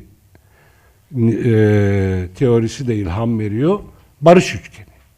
Bizim yolumuz barış konusunda uzun. Son bir iki cümleyle bitireceğim. Evet, bu süreci daha iyi, biraz daha da iyi anlamak için önceki oturumlarda yapılan değerlendirmelerden hareketle de şunu söylemem gerekiyor. Bütün önemli eğilimlerin tersine bir yürüyüş başlamış durumda burada. Birincisi, sürecin niteliği zaten dediğim gibi alıştığımız süreçlerden farklı. Silah bırakma başa alındı ama bunun önemli bir nedeni de var. Çünkü Orta Doğu'da, başta Orta Doğu olmak üzere ama Orta Doğu'yla sınırlı olmadığını görüyoruz. Avrupa'da da işte Rusya-Ukrayna meselesi. Savaş ihtimali ve gerçekliği yayılırken, silaha koşu varken silahtan uzaklaşma ve silahtan vazgeçme iradesi ortaya konuyor, hedefi ortaya konuyor. Bu gerçekten fikri ve fiili olarak devrimci. Yani akışın tersine bir hedef. Diğeri de otoriterlik almış başını gidiyorken demokratik toplum bir hedef olarak konuyor. Bütün dünyada neredeyse otoriterlik başat eğilim haline gelmişken şimdi demokratik toplum. Üçüncüsü konuşuldu, ırkçılık ve yoksulluk. Bu kadar derinleşirken bunun karşısına eşitlik hedefi konuyor. O nedenle sadece Türkiye'de Kürt sorunu değil, Türkiye'de demokrasi ve özgürlük, eşitlik sorununu, Orta Doğu'da barış ve yeniden bir arada yaşamanın temellerini yeniden kurma gibi büyük görevler, hedefler ve potansiyel içeren bir süreçle karşı karşıyayız. Bu gerçekliği kavramadan yapılan değerlendirmelerin bizi kısır döngüye çekme ihtimaline dikkat çekmek istiyorum. Görevlerimizi de, beklentilerimizi de, yapılan itirazları da, eleştirileri de bu çerçevede yeniden gözden geçirmenin bu hedefler açısından çok değerli olduğuna inanıyorum. Biliyorum süremi aştım. Biliyorum biraz torpil de yapıldı. Hepinize teşekkür ediyorum. Ben kısa olarak eklemek istiyorum. Mithat Hocam, biz kat olarak süreci yakından takip ediyoruz. Kullandığımız kelimeleri ve belirlemelerimizi de yerinde uygun bir şekilde yapmaya çalışıyoruz. Zaten kamuoyuyla paylaştık. Sizlerle de paylaşıyoruz zaten tartışmalarımızı. O yüzden eleştirinizi bu anlamda doğru olmadığını düşünüyorum. Bize dönük eleştirinizi. Size yok bu eleştiri. Siz Çok yanlış anlaşıldı. Ben siz hepimize. kad olarak söylediniz. O yüzden evet kad olarak dediniz. O yüzden ben öyle anladım. Tamam. O zaman sorun çözülmüştür. Teşekkür ediyorum. Tamam. Yok. Ben sizin sadece o zaman hakikaten kendimi anlatmakta bir sıkıntı olmuştur. Siz kad olarak kelimeleri doğru süreci izlemediğimizi söylemiştiniz. Kad demedim hiçbir şekilde. Ben şunu söylüyorum. Kavram olarak, ses olarak, akustik olarak herhalde. Yok, akustik hayır. olarak tamam. Evet. Düzeltiyorum o zaman.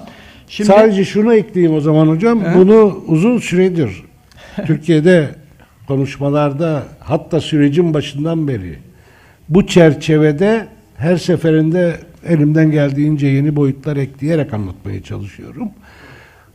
Aklımın ucundan geç. Tamam. Kadın bu konudaki katkısı. Akustik bir yanlış anlaşılmadan kaynaklandı hocam. Tamam. Kayıtların incelenmesini talep ediyorum. Bandı geri alalım lütfen. Tamam. Evet, teşekkür ediyorum hocam. Yalnız yine konunun bağlamı olarak söylemek istiyorum. Sizin ifade etmiş olduğunuz dönem birinci çizgi olarak, yani ikinci dönem olarak, yani barışın toplumsallaşmasında demokratik kurumların nerede ne zaman görevleri olacak? İkinci turda belki ona da bir şeyler söyleyeyim. Evet, yani öyle bir şey tekrar bağlayabilirseniz çok sevinirim. Çünkü şöyle bir kopuk bir şey ortaya çıktı. Demokratik kurumlar olarak biz bu sürecin merkezine çekilmediğimiz sürece ya da yakın bir tartışma sürecine çekilmediğimiz sürece bizden beklenenleri biz ne yapabiliriz anlamında. Okey, teşekkür ediyorum. İkinci konuşmamıza geçiyoruz. Selahattin Soro kendisini kısa da olsa tanıttım. Size diasporadaki örneklerden hareketle, özellikle sizin çalışma alanınızı, zengin çalışmalarınızı kapsadığı için Türkiye'deki barış süreçlerine özgün buradan hareketle hangi önlemlerde bulunabilirsiniz? Demokratik kurumların sürece katılımı ve oynayacağı rollerle ilgili bir düşünceniz var mı?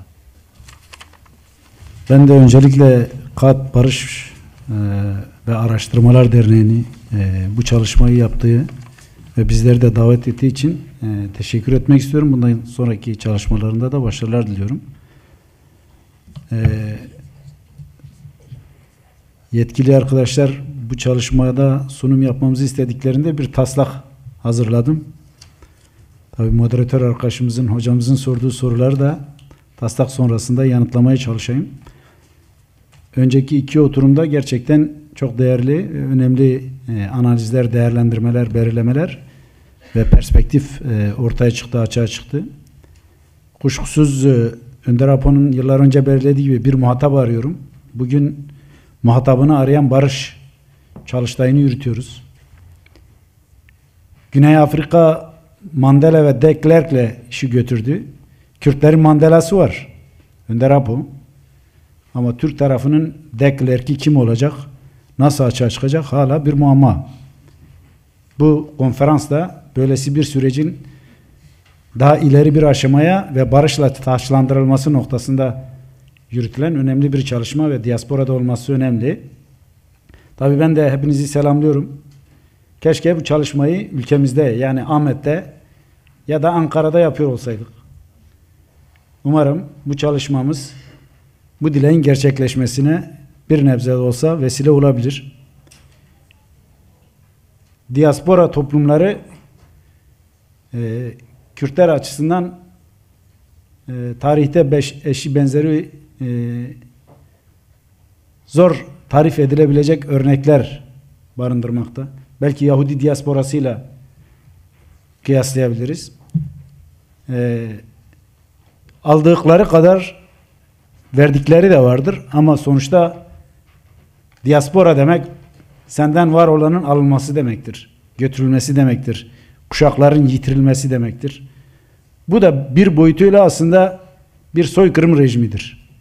Yani köksüzleştirmedir. Bir diğer adıyla diaspora aslında köksüzleştirmedir. Diğer bir husus, Büyük Barış Şehidi sevgili Sırrı Süreyya Önder'i saygı, sevgi ve minnet, hürmetle anmak istiyorum. Bu çalışmanın yol haritasında canını ortaya koyacak kadar yürekli ve cesur bir insandı. Yüreği buna yetmedi. Aramızdan ayrıldı. O yüzden huzurlarınızda onu tekrar saygıyla anıyorum. Birçok arkadaş belirtti. Belki tekrara girecek ama ben konsept çerçevesinde olduğu için belirtmekte yarar görüyorum. Tekrar da olabilir. Şimdi 27 Şubat tarihinde Önder Abdullah Öcalan'ın yapmış olduğu Barış ve Demokratik Toplum Manifestosu çağrısı üzerinden neredeyse 10 ay geçmiş bulunmakta ve gelişen süreç Kürt hareketinin tek yanlı attığı adımlarla çok ileri bir aşamaya ulaşmış bulunmaktadır. Sürecin barış ve demokratik toplum perspektifiyle taşlandırılması için öncelikle siyaset kurumu başta olmak üzere toplumun tüm barış ve demokratik kurumlaşmaları rol ve misyonunu hakkıyla oynamalıdır. Barış mücadelesi öncelikle kurumların rolünü ve misyonunu hakkıyla yerine getirmesiyle sağlanabilir. Başta siyaset kurumları yani partiler, meclis, bilim ve akademi camiası, basın, medya, sivil toplum, kadın örgütleri, sendikal organizasyonlar, diyanet ve tüm inanç alanları ve örgütlenmeleri ve hükümet dışı tüm sivil alan örgütlenmeleri barış ve demokratik toplum inşasında rol oynamalıdır ve öncülük yapmalıdır. 18 Kasım 2025 tarihinde MHP Meclis Grup toplantısında Sayın Devlet Bahçeli'nin İmralı Adası'na gitmek için ortaya koyduğu tavır ezberleri bozan cesur ve kararlı bir tutum olmuştur. Bu anlamda yeni bir aşamayı ifade etmektedir. Bu kararlı tutumun dile getirdiği hedef ve amaçların muhataplarınca en kısa sürede pratikleşmesi, söylenenleri ve ortaya konulan kararlı duruşu anlamlı ve tarih kılacaktır. Kürt sorunun çözümü aynı zamanda Kürt, Türk, Arap ve diğer tüm bileşenlerin eşitçe ve özgürce kardeşleşmesi ve demokratik birlikte yaşamının inşası demektir. Bunun yolunun açılması sıradan yaklaşımlarla ve adımlarla sağlanamayacağı hepimizin malumudur. 100 yılı aşkın kangrenleşmiş bir sorunu aşmak demokratik siyaset kurumunun en temel görevidir. Bunun için tüm demokratik siyaset alanının yapması gerekenleri temel başlıklar halinde dile getirmekte yarar olduğunu düşünüyorum. 1. Devletin demokratikleştirilmesi öncelikli adımdır. Bunun için demokratik bir anayasanın ivedilikle yapılması, 12 Eylül Cunta Anayasası'nın aşılması esas demokratik kurumun önüne koyması gereken temel çalışma alanlarından. İkincisi siyasetin demokratikleştirilmesi. Bunun için öncelikle etkili bir partiler yasasının çıkarılması, siyasetin politik, ahlaki ve demokratik esaslara oturtulması. 3. Toplumun demokratikleştirilmesi. Bunun için sivil toplum alanının demokratikleşmesi ve devlet dışı toplum örgütlenmesinin önünün açılması. Yani üçüncü alan ya da sivil alan dediğimiz alanın çok etkili bir biçimde örgütlenmesi ki bir arkadaşımız Almanya örneğinden bahsetti. İsveç örneği de var. İşte 8 milyon nüfus, 32 milyon örgütlü insan. Yani her bir İsveçli ortalama 4 kuruma üyedir. Dolayısıyla bireylerin sivil toplumda örgütlenmesi demokratik çıtasını daha da yükseltip geliştirmek açısından oldukça önemli ve belirleyicidir. Özellikle dördüncü husus ise yerel yönetimler yasasının yani AHİM Avrupa İnsan Hakları Mahkemesi şartına konan çekincenin kaldırılması. Yani demokratik yerel yönetimler yasasının geliştirilmesi, güçlendirilmesi ve daha da demokratize edilmesi. 4 başlık halinde bunları öneri olarak sıralayabilirim. Özellikle kadın örgütlerinin başta savaşta evlatlarını yitiren anaların barış için öncü düzeyinde rol oynamaları sürecin kalıcılaşması açısından oldukça önemli. Parantez içerisinde şunu belirtmek istiyorum. Kürt hareketi saflarında yaşamını yitiren ve Türkiye ordusu saflarında yaşamını yitiren askerlerin yaş ortalaması 20 ile 24 arasıdır. Dolayısıyla Türkiye'de bu yaş aralığının sürece aktif katılımını barış öncülerinin çok etkili bir biçimde sağlaması gerekir. Çünkü acımasız çatışma yıllarında en büyük bedeli bu yaş kuşağı vermiştir. Arkadaşlar bahsetti işte hala her gün Kürdistan'da onlarca geçmiş yıllarda şehit düşen evlatlar ilan edilmekte ki barış sürecinde de Başarı Kürdistan'da 11 ile 15 arası askerin bir şikefte zehirlenmesi söz konusu. En son Gürcistan'dan gelen 20 askerin uçakta hayatını kaybetmesi söz konusu. Ama şunu söylemekte yarar var. Bu 10 ay ne oldu denilirse en azından Kürdün de Türk'ün de anası ağlamadı. Yani evlatlar ölmedi. Barış bu açıdan kimseye bir şey kaybettirmiyor. Herkese kazandırıyor. Dolayısıyla savaşın kazananı olmadığı gibi barışın da kaybedeni düsturuyla hareket ederek bu çalışmanın anlamını yerinde tespit etmek gerekir. Şimdi bunun yanında başta milli eğitim olmak üzere tüm okullarda, inanç mekanlarında, fabrika ve üretim alanlarında, sportif alanlarda ve yaşamın diğer tüm alanlarında demokratik kurumlar barışın dilini, söylemini ve eylemini inşa etmek durumundadır. Özcesi 102 yıllık Cumhuriyet tarihi boyunca inkar ve isyan ikilemi çerçevesinde şekillenmiş tüm inşaların, kurumlaşmaların ve yapıların Kürt sorunun çözümü ve Cumhuriyet'in demokratikleştirilmesi noktasında yeni dönemde kendilerini toplumsal barışın, demokratik yaşamın inşası ve Türkiye'de yaşayan tüm halkların barış içerisinde birlikte yaşamını tesisi noktasında yeniden yapılandırmak durumundadır. Sonuç olarak Sayın Devlet Bahçeli'nin Türk siyaseti cephesinde ezber bozan tarihi yaklaşımı, söylem ve duruşuyla sürece çok büyük bir ivme kazandırırken buna mukabil Kürt Halk Önderi Önder Abdullah Öcalan süreç açısından en sonda yapılması beklenen adımları büyük bir özgüven, iradi duruş ve cesaretle en başta yaparak Bekke'nin 12. kongresiyle fesih, silahlı mücadeleyi durdurması, silahların yakılması, ülke içindeki silahlı unsurlara çekilme çağrısı gibi adımlarla ezberleri bozmuş ve süreci adeta geriye dönülemez bir noktaya taşırmıştır. Asıl bu noktada başta Cumhurbaşkanı Sayın Recep Tayyip Erdoğan etkili bir çıkış yaparak süreci devlet adına daha ileri bir adıma taşırarak çözümü garanti altına almalıdır. Özellikle CHP Genel Başkanı Sayın Özgür Özel, Cumhuriyet'in kurucu partisi olan ve çözümü tartışılan sorunun temel parametrelerinin en başat sorumlusu partisinin genel başkanı vasfıyla çok daha ileri düzeyde çıkışlar yapması gerekirken komisyonun İmralı ziyaretine karşı durmaları CHP'nin tarihsel kodlarını aşamadığını, Jacoben gelenekten sıyrılamadığını göstermekte olup hızla ve ivedilikle CHP Parti ile birlikte tüm ülkeyi çözüm sürecine taşımayı esas almalıdır. Savaşın kazananı olmadığı gibi barışın da kaybedeni yoktur. Belirlemesi temel düsturumuz olmalıdır.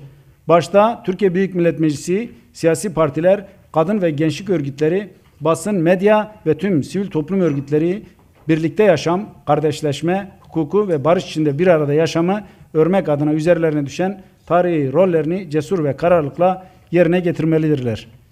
Öz olarak bunları sunuyorum. Teşekkür ederim. Sağ olun.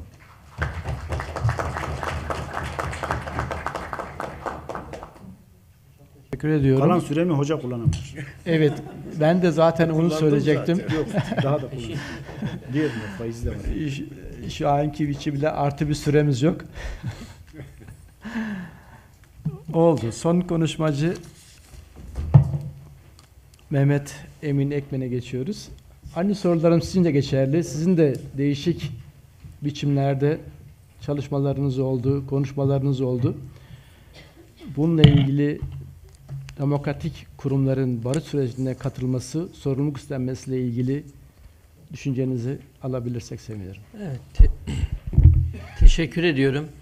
Ben de öncelikle KAD Enstitüsü'nün bütün gönüllülerine, ortaya ciddi bir çaba koyan destekçilerine çok teşekkür ediyorum.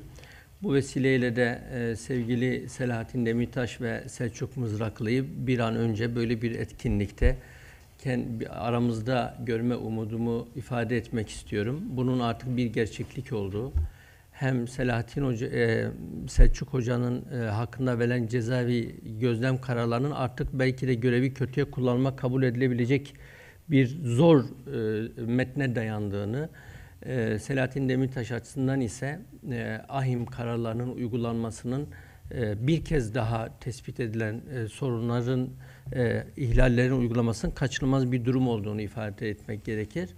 Aslında Selahattin Demirtaş bu 9 yıllık pratiğiyle sadece siyasi görüşünde ve pozisyonunda ısrar ederek değil, aynı zamanda resim yapmaktan beste yapmaya, öykü yazmaktan roman yazmaya kadar her alanda üreterek otoritenin medeni ölüme mahkum etmeye çalıştığı birinin kendini kendi değerleriyle tekrar nasıl var edeceğini göstermesi açısından da çok önemli olduğunu düşünüyorum. Çok ciddi bir pratik oluştuğunu, bir örneklik oluştuğunu da düşünüyorum. Şimdi bu süreçle ilgili 1 Ekim'den bu yana birçok toplantıya gittik. Genelde şöyle bir sıkıntı var. Bir, pozitif dille konuşuyoruz. Bu yadırganıyor. Çünkü insanlar biraz da eleştirmeyi, dövmeyi tercih ediyorlar belki. Hele hele böyle bir iktidar döneminde. İkincisi, bazı tespitler de bir temenni gibi algılanabiliyor. Oysa onlar süreçte gördüğümüz tespitler. Ben 2013 Akin İnsanlar heyetindeydim. Sonra da doktora çalışmamı bu alanda tamamladım. Ve dünya örneklerini hem yerinde hem muhataplarıyla konuşmalarda incelerken hep şöyle diyordum. Bundan sonra olur ya yeni bir şey olursa Türkiye'de mimarisi, ajandası, kısa, orta, uzun vadeli hedefleri belli olmayan bir sürece dahil olmamak lazım. Bunu kendi kendime onlarca kez dediğimi hatırlıyorum. Fakat 1 Ekim akşamı bir canlı yayında Bahçeli'nin Demlilerle tokalaşmasının hikmetlerini anlatırken buldum kendimi. Ve o günden beri de bu sürecin başarılı olmasının gerekliliği üzerine konuşuyorum. Bu tabii ki olumsuz yanları gördüğümüzü ifade etmiyor ama hem devlet kurumları hem MHP, AK Parti ve DEM açısından gördüğümüz sıkıntıları doğrudan muhataplarına iletme imkanımız varsa, bu iletişim kanalları da açıksa, bunu kamuoyu önünde süreci olan, zaten düşük olan güveni azaltacak bir tutuma dönüşmesinden uzak durmaya çalışıyorum. Bir de şuna da inanıyorum. Bütün bu öğrendiğimiz müktesebatımızla mimarisi ve bütün planı çok iyi hazırlanmış bir süreç girişimi dahi zehirleyerek kendini tüketebileceği gibi sadece iyi niyetle başlamış bir girişim kendi kendini yenileyerek, büyüterek, olgunlaştırarak hedefine ulaştırabilir. Ve bu ikincisinin olması ancak toplumun toplam katkısına bağlıdır.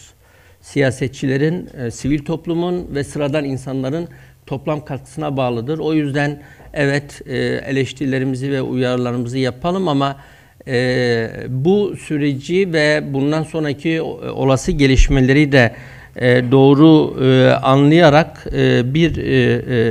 bir katkı sunmaya çalışalım diyelim. Tabii Türkiye'de en az 13 kere açık kaynaklara göre yapılmış bir girişimin bir yenisiyle karşı karşıyayız. Bu 13 kez başarısız olma halinin yarattığı derin bir güvensizlik var. Bu güvensizlik her tarafta var. Yani toplumun hem Kürt, hem Türk, hem demokrat, hem daha devlet kodlarına yakın insanları her tarafında var. İkinci olarak da özellikle bu salonda bulunan bu meselelere duyarlı toplumun aydın demokrat kesimlerinin, bu meseleye kafa yoran kesimlerinin çok güçlü bir akademik ve tecrübi müktesebatı var. Dünya örneklerini çok iyi biliyorlar, akademiyi çok iyi biliyorlar ve her şeyi bir mihenk taşı gibi oralara vurarak ölçüyorlar. Ben bunun da sürecin üzerinde büyük bir stres yarattığını düşünüyorum.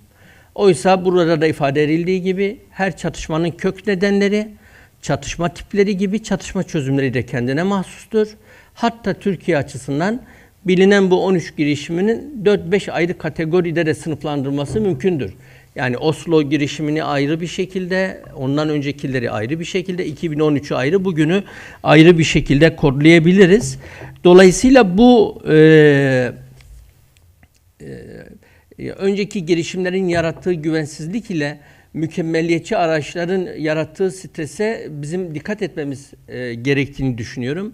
Yine bir süreç üzerindeki bir streste 102 yıllık demokratik cumhuriyetin diyelim önce, demokrasiyi şimdi söylemeyelim, cumhuriyetin hocalarımızdan öğrendiğimiz kadarıyla kodlandığı ulus devlet kodunun, yani nedir bu? Türk, Müslüman, Sünni, Maturidi ve Hanefi anlayışın kendisi için dahi ne kadar demokratik olduğu tartışmalıyken, böyle bir sürecin tepeden inmeci bir şekilde Kürtler için büyük bir demokratikleşme yaratacağını da beklemek doğru değildir. Bu da işte pozitif barış gündemi az sonra ifade edeceğiz. Bu da süreç üzerinde ciddi bir stres yaratmaktadır.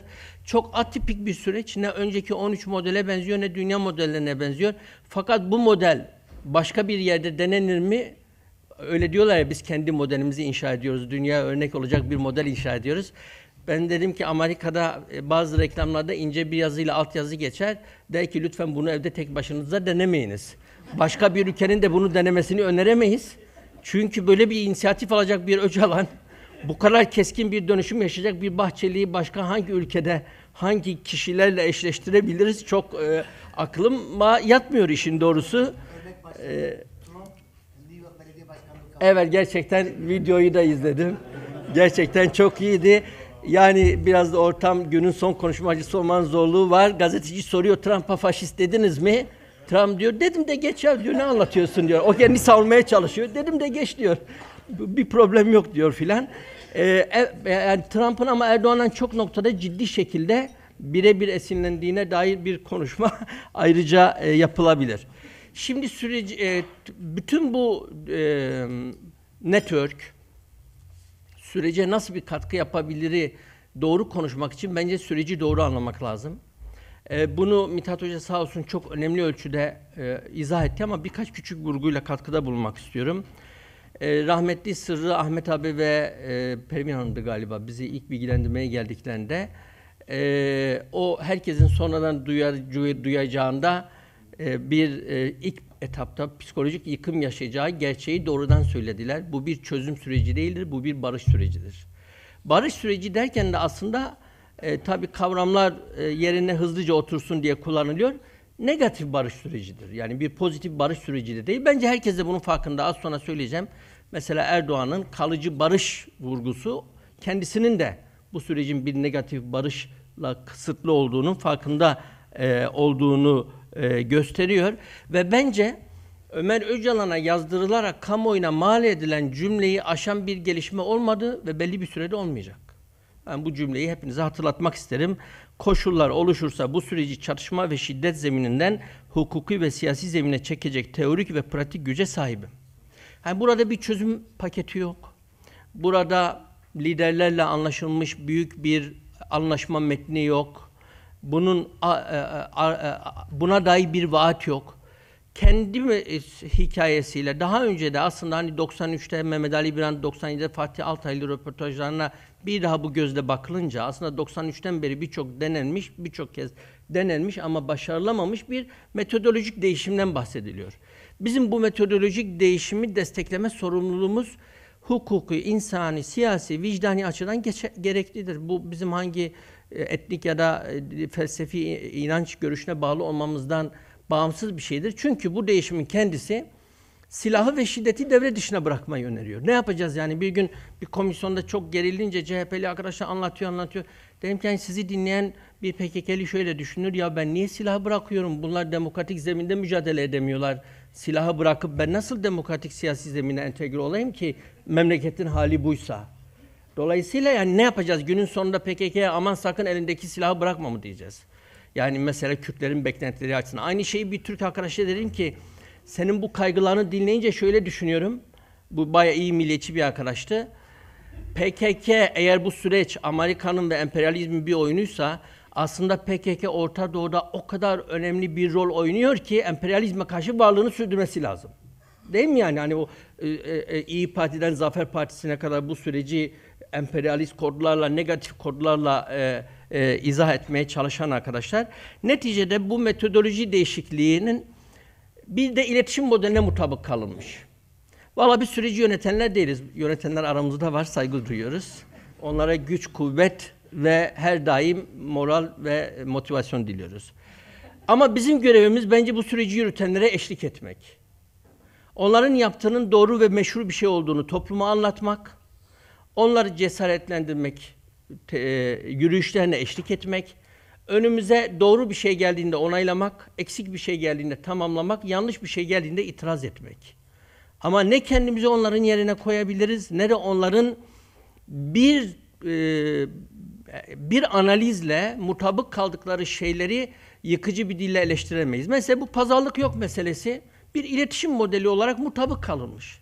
Hiçbir pazarlık olmasa bile hem bir negatif barışın tesisinin gerekleri konusunda hem de pozitif barışın gereklerinin konusunda Sayın Bahçeli'den Erdoğan'a kadar herkes yeteri kadar bilgiye, birikime, tecrübeye zaten sahiptir. Şimdi bence bu sürecin tabii iki önemli eksiği var. Bu kadar pozitif konuşmadan sonra bunları söylemem de yadırganmaz umarım. Birincisi çok ciddi, oraya bağlayacağım da çok ciddi elitler arasında yürüyen bir süreç. Ama çok ciddi dar bir kadro. Yani Mithat Hoca beni düzeltmesin diye rakam vermiyorum ama başka yerde diyorum ki MHP'de, AK Parti'de, devlette, İmralı'da toplam 10 kişi arasında dönüyor bu iş. Valla ben 11. kişiyi tanımıyorum. Tanıyan varsa çıkışta bana der ki falan kes de bu sürece dahil.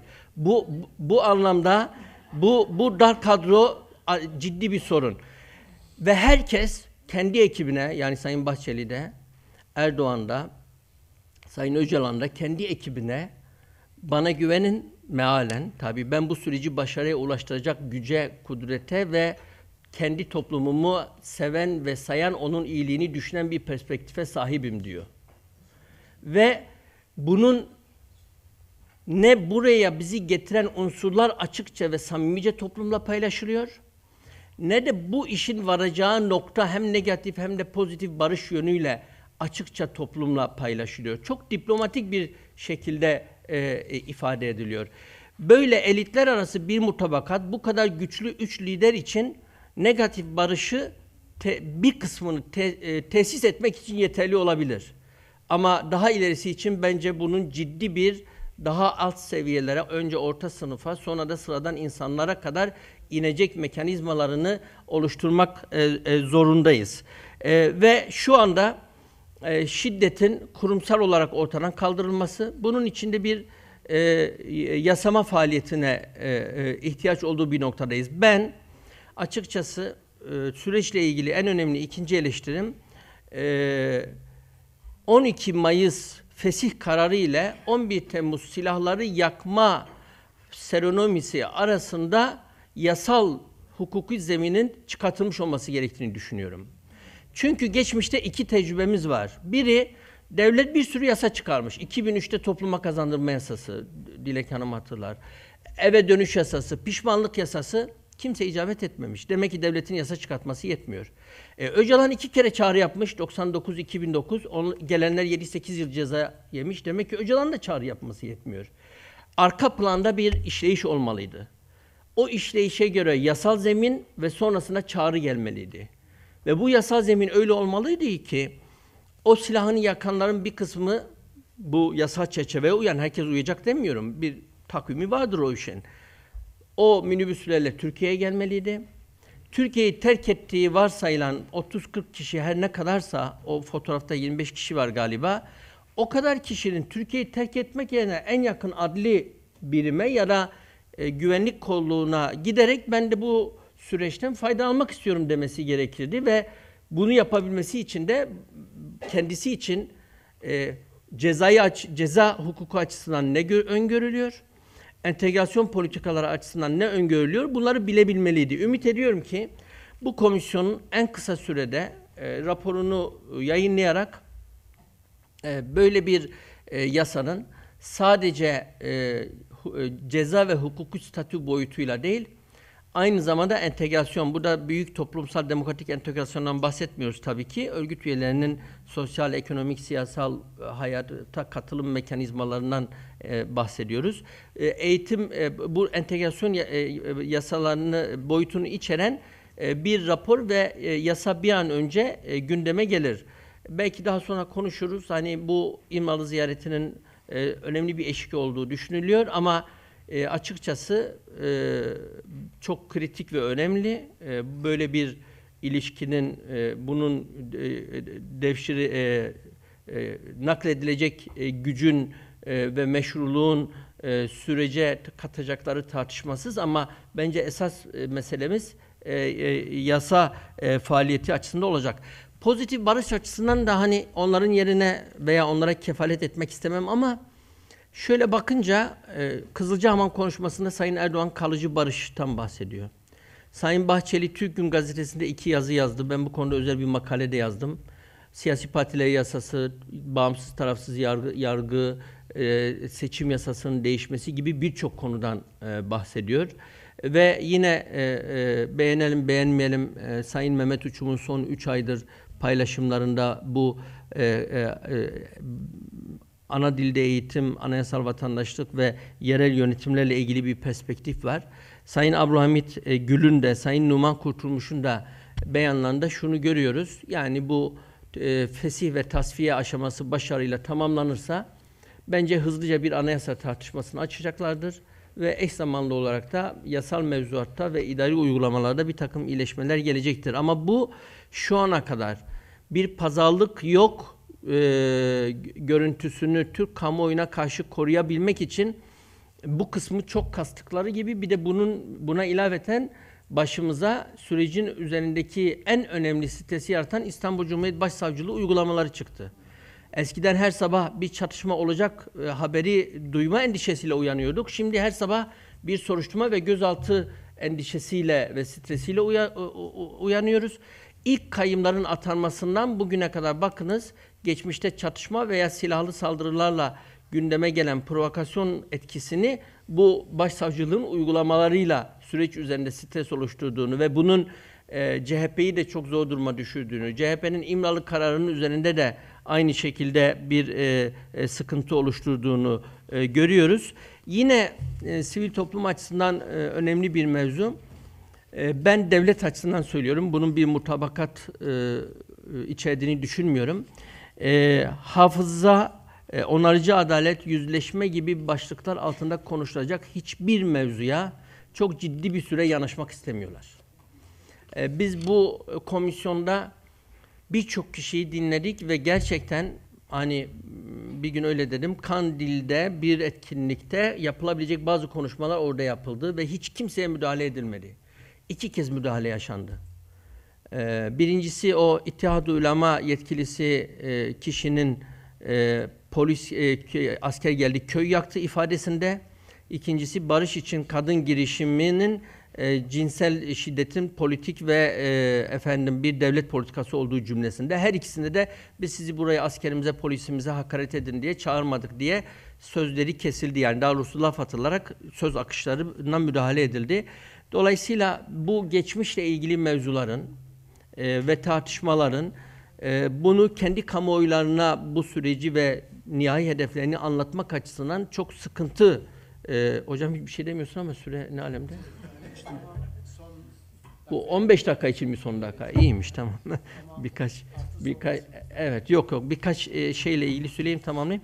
Yani bu sivil toplum bu mesela bazı örneklerde de 20 yıl sonra bile bu yüzleşme işlerine girildiği de biliniyor. Bunda çok yadırgamamak gerekir. Bir de bu hani pozitif barışla ilgili her şey bir demokratik süreçte olacaksa bizim bir yasayı çıkartmak için mecliste 200 milletvekilini, bir anayasa değişikliği için 360 vekilini, bir referandum için %51'i ikna etmemiz lazım. Herkesin kendi pozisyonunu bu esneklikle ayarlaması gerekir. Kolombiya'da hocam bir yönüyle bahsetti, ben de 2 yönüne vurgu yapayım. Malumunuz referandumda reddedildi. Katılım çok düşüktü. %38 miydi neydi? Reddedildi ama Allah'tan taraflar sahip çıktı. Demek ki toplumu sürece katmak gerekiyor. İkincisi, hocam o anlaşmadan bugüne kadar geçen gün bir araştırmada bir makalede rast geldim. 1300 civarında toplum önderi katledilmiş. Ama anlaşma hala geçerli. Hani biz bazen bir gözaltı olunca hani bir süreç vardı filan diyoruz ya. Yani ben olumlu bir şey olarak tabii ki söylemiyorum ama bütün bu zorlukları göğüsleyecek bir iradeye ve esnekliğe sahip olmamız gerektiğini vurgulamak istiyorum. Komisyon hakkında da birkaç cümle söyleyip bitireyim. 2 dakikayı geçmez inşallah. Komisyonun dinleme koreografisi bence mükemmeldi. Yani 100 üzerinden 80 puan verebilirsiniz kimlerin dinlendiği açısından. İçeriye de 100 üzerinden 80 puan verebilirsiniz. Ve anlatıların en az %70'inin muhalif bakış açısıyla yapıldığını tespit etmemiz gerekir. Çünkü bizim verdiğimiz listelerdeki uzmanlar, ilişkili kurumlar vesaire kayda değer bir blokaja uygulamadı. Belki bazı örnekler olabilir ama genel olarak meclis başkanlığı hem Yeni Yol grubunun hem de CHP'nin verdiği listelerdeki dinlemeleri aman bu gelir de hoşumuza gitmeyen bir şey der gibi bir şeye tabi tutmadı. Ve üzülerek söylemek lazım, bu sürecin toplumsallaşmasına dair devlet eliyle gerçekleşen tek faaliyet buydu. Başka bir faaliyetin de gerçekleşeceğine dair bir emare gözükmüyor şu aşamada. O yüzden bazıları dinlemeler uzadı diye eleştirdi ama keşke mesela bir gençlik oturumu yapıldı, kadın gençlik, bir eğitim, dil, kültür ve medya oturumu da yapabilseydik. 1'e ya da 2'ye bölerek ama süreç öyle hızlıca ilerledi. Şimdi rapora geçiyoruz. Raporun 2 ayağı var. Biri bir eve dönüş yasası, ikincisi muhalefetin dayattığı şekilde hukuk, demokrasi, özgürlükler alanında, adalet ve özgürlükler alanında bir perspektif ortaya koymak. Bu son süreçler iktidarın muhalefetle hala, çünkü bence iktidar CHP'yi sadece İmralı kararına ortak edebilmek için bu kadar mekanizmayı işletmişti. Bunu beceremeyince bundan sonra hala muhalefetle paydaşlığı koruma arzularını ne kadar korurlar onu bilmiyorum. Yani orada böyle bir daralma yaşayabileceğimizi ifade etmek gerekiyor. Anayasa mevzusunu CHP kırmızı çizgi olarak koymuştu. Biz anayasa konuşulursa bu masadan kalkarız denmişti. O nedenle bu raporda da bence anayasa ile ilgili bir şey olmayacak. Peki o zaman o soruya dönelim. İçinde anayasa olmayan kalıcı bir, yani kök sebeplerle ilişkili kalıcı bir barış perspektifini hangi kelime ve kavramlarla koyacağız? Hocam sürecin kelime ve kavramları kadar raporun bu diline de herhalde kafa yormak gerekecek. Ben hocam, teşekkür ederim. Sağ olun. Çok teşekkürler. Yani konuşmacılara müdahale etmek oldukça zor. Çünkü verilen bilgiler, içeriği, aktarımlar, düşünceler, yorumlar oldukça ilginçti. O yüzden süre biraz daha uzadı. Kusura bakmayın lütfen. Şimdi şöyle bir diğer panel ya da oturumlardan farklı olarak şöyle bir sorun yaşıyoruz şu anda. Konuyla ilgili düşüncelerini belirtmek isteyen sorular alacağız. Ama konuşmacı olarak daha önce kendilerle görüştüğümüz kişiler birer dakikalık ya da 1,5 dakikalık sürelerle düşüncelerini bildirebilirlerse bu söz hakkını kullanacağım onlar için. Yoksa sadece soru kısmına geçeceğiz ve kapatacağız. Buyurun. Teşekkürler. Soru değil, 1 dakikalık görüş belirtme hakkım var mıydı? Hangi kurum olarak? Berivan Aymaz. Pardon. Şimdi kurum zaten. Berivan Hanım tabii ki, kusura bakmayın. Evet. Evet. Tamam. Özellikle Kolombiya örneğinden bahsedildiği için Mithat Hoca ile biz bu barış süreçlerini çok gerilerden beri sık sık tartışırız. Güney Afrika modellerinden Kolombiya modeline geçtik, hatırlıyorsun. O zaman da Güney Afrika ile ilgili benim bir takım eleştirilerim vardı. Ama Kolombiya örneğini gerçekten çok daha uygun bu sürece buluyorum. Onun için yani bu süreçte de Klerk'ı aramak gerekmiyor. Çünkü ayrı bir süreç gerçekten. Bu süreçte işte Güney Afrika'da ki olduğu gibi Mandela ve de Klerk süreci değil. Ne Mandela ne de Klerk gerekiyor. Başka aktörler var şu anda. Kolombiya örneği gerçekten bence çok yakın bir sürece. Ama tam da bu fırsatta ben yine de daha girişte de söylediğim konuya değinmek istiyorum. Uluslararası faktör. Çünkü Kolombiya örneğinde de çok ciddi bir uluslararası destek vardı. Yani unutmayalım, savaşın rantçıları olduğu gibi barış süreçleri de bir takım investörlerle, yani barış rantı da var. Ve siz bunları devreye sokmazsanız bu süreçler gerçekten bir yerden sonra tıkanıyor. Ve nitekim uluslararası güçlerin yoğun bir desteğinden dolayı referandumda Kolombiya'da çoğunluk elde edilmemiş olmasına rağmen taraflar diri tutulabildi. Çünkü barışın rantını görmüşler ve biliyorlar. Almanya'da örneğin Kolombiya süreciyle ilgili, barış süreciyle ilgili ki Almanya'nın Kolombiya ile ilgili hiçbir öyle tarihsel bir yakınlığı yok. Türkiye ile olduğu bağ yok ve ortak çıkarlar yok. Ona rağmen çok sayıda mecliste bütün demokratik partilerin ortak kararları çıkarıldı. Ortak gözlemciler aktarıldı. Hükümet adına gözlemciler aktarıldı. Bunu Avrupa Birliği'ne yaydılar. Avrupa Birliği'nin o sürece ortak gözlemcileri ve bütün bu gözlemciler üstelik bir de konulara ayrıldı. Kadınların mağduriyeti, gençlerin mağduriyeti vesaire vesaire. Teşekkür ediyoruz. Yani bu anlamda ben özellikle de bu sürecin stabil ve sürdürülebilir bir hale gelmesi için bir kez daha Türkiye'den gelen arkadaşlara gerçekten uluslararası faktörü göz ardı etmemelerini öneriyorum. Teşekkürler. Dersim? Evet, Dersim Dağdevren, Kürt Akademisyenler Ağı eş başkanıyım. Ama bugün bir hekim olarak bazı sözleri söylemek istiyorum burada. Şimdi Dünya Sağlık Örgütü Ottawa Sözleşmesi sağlığı çok iyi tarif eder ve der ki sırf hastalıktan uzak olma hali değildir. Sağlığın temel koşulları ve bileşenleri barıştır, fırsat eşitliğidir, uygun yaşam koşullarıdır, eğitimdir ve istikrarlı bir ekosistemdir. Bugün de konuştuğumuz budur aslında. Yani sağlık durumundaki her türlü iyileşme kaçınılmaz olarak bu temel koşullara bağlıdır. Onun için barışla sağlığın gelmesi ancak mümkündür. Tabii bazı çatışmalı süreçlerde sağlıkla barış denemeleri de yapılmıştır. En son Gazze'de bir ateşkes önerisi olmuştur polio aşılanması için. Ama barış sağlığın temelidir.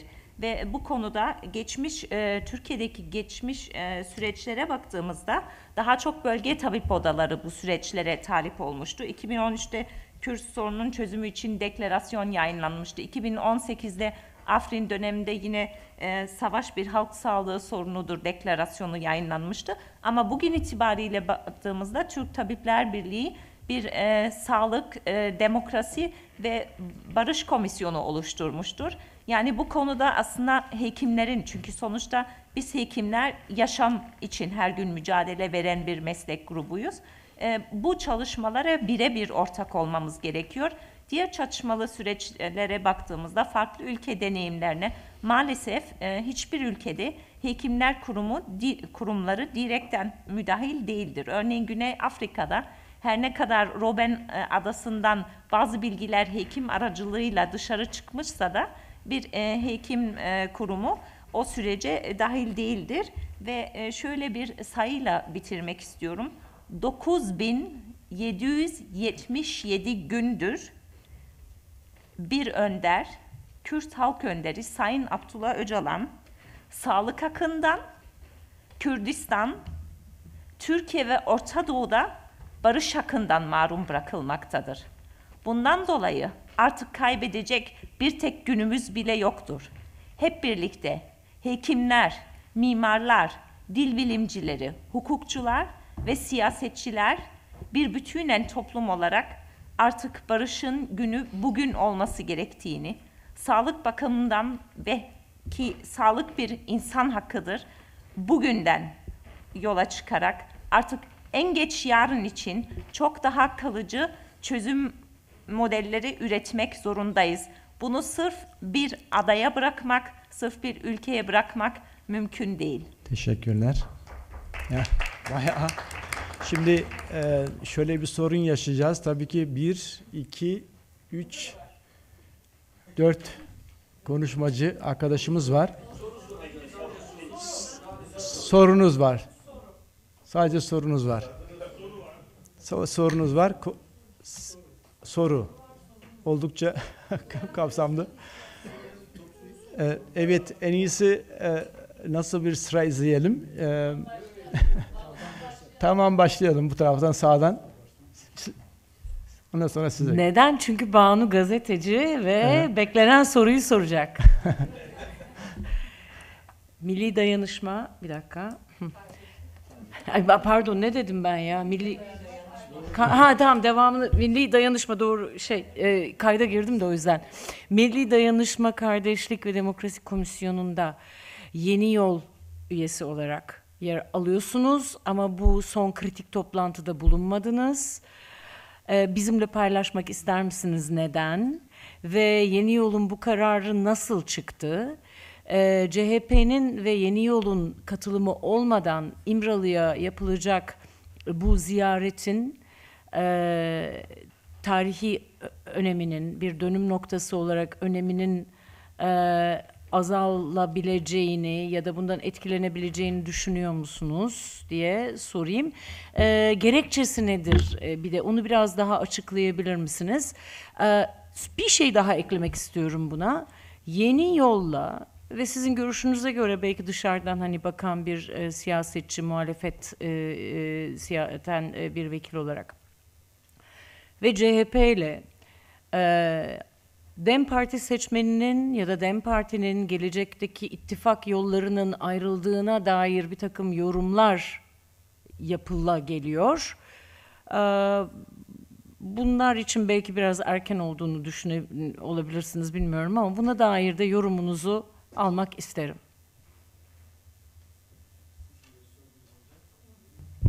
Evet, teşekkürler. Bir şeyi çok merak ettim, onu soracağım ama ondan önce tek bir cümleyi söylemek zorundayım. Biz çok uzun yıllar 4 erkek panellere karşı mücadele ettik. Evet. 4 erkek panel yapmak, hele ki yani şahane bir gündü. Çok şey öğrendim gerçekten. Sunumların hepsi birbirinden mükemmeldi. Ama ben 4 erkek paneli kabul etmiyorum. Hani bu konuda konuşacak çok fazla kadın var, moderatörlük yapacak. Bu dönemi biz kapattık. Bir daha açmayalım. Evet. Kadın bunu dikkate alacağına da eminim. Çok kesinlikle değerli bir kurum benim için. Evet. Hatırlatmak istedim yani bunu eleştiriyorum. Mithat Hocam, kavramlarda eksiklik dediniz ya. Aklınızda nasıl kavramlar var? Yani biliyorum daha hepsi çok prematür falan ama sizce bu yeni süreci adlandıracak, ilerletecek kavramlar hani eskiler değilse ya da onların revizesi mi ya da hangi yeni kavramlar? Ben çok duymak isterim. Çok teşekkür ederim. Evet, diye soru. Evet, buyurun. Ben sormak istiyorum. Biz Almanya'da muhafazakar Türklerle karşılaştığımızda işte Kürt meselesini konuştuğumuzda hep ya Kürt ne, Türk ne, hepimiz kardeşiz, hepimiz Müslümanız, hepimiz Türk'üz diyorlar.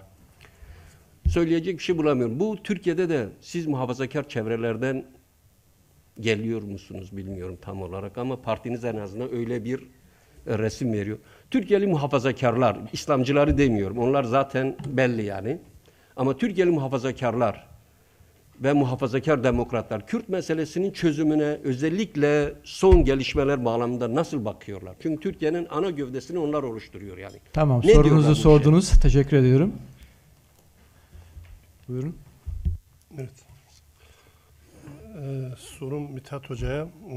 Şimdi bütün konuşmacıları da dinlediğimizde bu sürecin aslında dış etkenlerin, dış faktörlerin, dinamiklerin, aktörlerin basıncı altında gelişen bir süreç olduğunu, yani devletin işte kendisinin beka sorunu veya işte tehdit altında hissetmesiyle burada tabii ciddi bir pragmatizmin olduğunu görüyoruz. Şimdi toplumsal bir rızanın üretilmediği, toplumsal rızanın da üretilmesi için sivil toplum örgütlerinin veya toplum bütün dinamiklerinin bu sürece katılması gerektiğini, şimdi haliyle baktığınız zaman son 10 yılda Türkiye'nin iç dinamiklerin çok ciddi bir şekilde darbelendiği, dağıtıldığı, demokratik siyaset zemininin neredeyse tarumar edildiği bir yerde bu toplumsal rıza nasıl üretilecek, bu çok önemli. Hani Mehmet Emin Bey de anlattı, yani karizmatik liderler arasında şu an süren bir süreç belki negatif barış açısından kurtarabilir ama pozitif bir barışın gelişmesi ve toplumsallaşması için burada bu iç dinamiklerin önemi hayati bir önem kazanıyor. İkinci sorum Mehmet Emin Bey'e. Kendisi de bir komisyon üyesi ve bir Kürt ananın komisyonda Kürtçe duygularını ifade etmesi sözde işte barış ve kardeşlik komisyonu deniyor kendisine. Yani sözde demeyeyim yani tırnak içerisinde artık. Fakat o ana Kürtçe konuşturulmadı. Şimdi bu komisyon raporu yazılacak ve çok ciddi evet büyük toplumsal kesimler de dinlendi. Ana dilde eğitime ilişkin bir rapora girecek mi? Var mı bu yönlü? Yani toplumsal barış açısından son derece kıymetli bir şey olacak. Teşekkür ediyorum sorunuz için. Evet. Buyurun. İyi günler. Adem Saraçoğlu, Almanya Kürt Toplumu Azâ Kurulu. Her şeyden önce KAT'a teşekkür ediyorum. Sayın Doktor Mithat Sancar'a sorum var. Profesör Mithat Sancar'a pardon. Eski kalıpları bırakmamız lazım dediniz. Sonuna kadar katılıyorum. Ama yine hani Türkiye demokratikleşecek, Kürtler rahat edecek. Bu zaten en eski kalıp değil mi? Sorun birincisi bu. İkinci sorum, şimdi iki taraf eğer 100 senedir çatışıyorsa bir tane hakem lazım. Yani demin Berivan da söylediği gibi, yani ortada bir hakem olmadan bu sorunun çözülme şansı yok. Burada benim tek şeyim şu, rahmetli Sırrı Süreyya Önder de dedi, işte uluslararası aktörler karışmadan kendi aramızda çözelim. Ya iyi de uluslararası aktörler sadece burada Kürtlerin işine gelir. Yani DEM Parti'nin buradaki uluslararası aktörleri karıştırmamasının altında yatan sebep ne? Yani sadece bu Türk hassasiyetine duyulan saygı mı, yoksa başka bir şey mi var? Bizim bilmediğimiz başka bir şey mi var? Çok rica ediyorum, sorunuzu lütfen. Hı? Sorunuzu bekliyoruz. Tamam, bitti. Bunlar Teşekkürler. daha bir tane daha var. Yani Hepsi. birinci soru, eski kalıpları bırakmalıydık.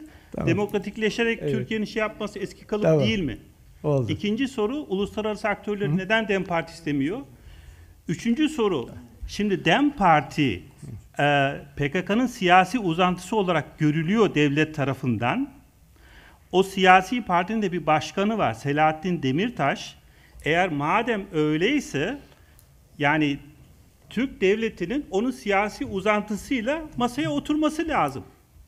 Niye Öcalan seçildi? Ki Öcalan, yani ne kadar sevelim sevmeyelim, Kürtlerde bir yeri olan ama Türklerde yeri olmayan birisi. Öteki taraftan Selahattin Demirtaş'ın hem Türklerde hem Kürtlerde bir yeri var. Yani süreçte ciddiyet varsa... Anlaşılmıştır büyük ihtimalle sorunuz. Lütfen teşekkür ediyorum. Tamam. Son bir sorum var. Tamam, siz oldukça... Bence siz o sorunuzda kalın lütfen. Diğerlerine geçelim. Kusura bakmayın. Buyur.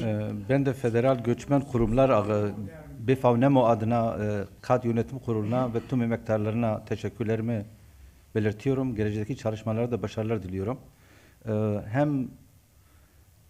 Hem katılımcı arkadaşların sunumlarından hem de sorulan sorulardan belli oluyor ki sivil toplum kuruluşlarının sorumlulukları artıyor. Ve şöyle başlamak istiyorum. Gießen Üniversitesi'nin Almanya'da yaptığı farklı etnik gruplar arasındaki bilimsel araştırmada kime güveniyorsunuz diye. Birinci sırada sivil kurum örgütleri, ikinci sırada büyükşehir belediye başkanı, belediye başkanları, üçüncü sırada dini kurumlar, kilise, cami, sinagog ve benzeri. Onun için bence burada sivil kurumların önemi çok büyüktür. Özellikle bizim gibi böyle kendisini yeni tip kurum olarak adlandırılan. Biz hem yerelde, eyalet ve federal düzeyinde yaklaşık 800 üstünde dernek üyemiz var ve değişik etniklerden. Hemen bizde her dil konuşuyor. Dünyanın her köşesinde var ve gerçekten demokratik bir oluşumdur. Biz seküleriz. Onursal Başkanımız da Ümit Hoca'dır. Ümit Hoca'nın bu konuda çok emeği geçmiştir. Ve değişik uluslar arasındaki insanlar bir araya, bir masada oturup tartışabilir, beraber mücadele edebiliyorsa bu farklı olabilir. Onun için bu tür girişimlerde özellikle demokratik ve barış süreçlerinde bence demokratik sivil toplum örgütleri çok iyi rol üstlenebilir. Mesela diyalog taraflar arasındaki iletişim kanallarını açabilir ve karşılıklı anlayışlı artırabilir. Bu platformlar oluşturmalıdır. Mesela hassasiyet deniliyor. Hassasiyetler, şimdi iki sana baktığın vakit özellikle bu kurumlar, mesela biz tarafsız ve seküler olduğu vakit Mustafa, iki tarafı dinleyebilirsin. Hocam teşekkür ediyorum. Sorun var mı yoksa? Yok, benim sorum yok ama tamam. Üç tane şey, ben onları da belirtmek istiyorum. Çünkü gerçekten mesela asas çatışmanın insan boyutuyla öne çıkartılması.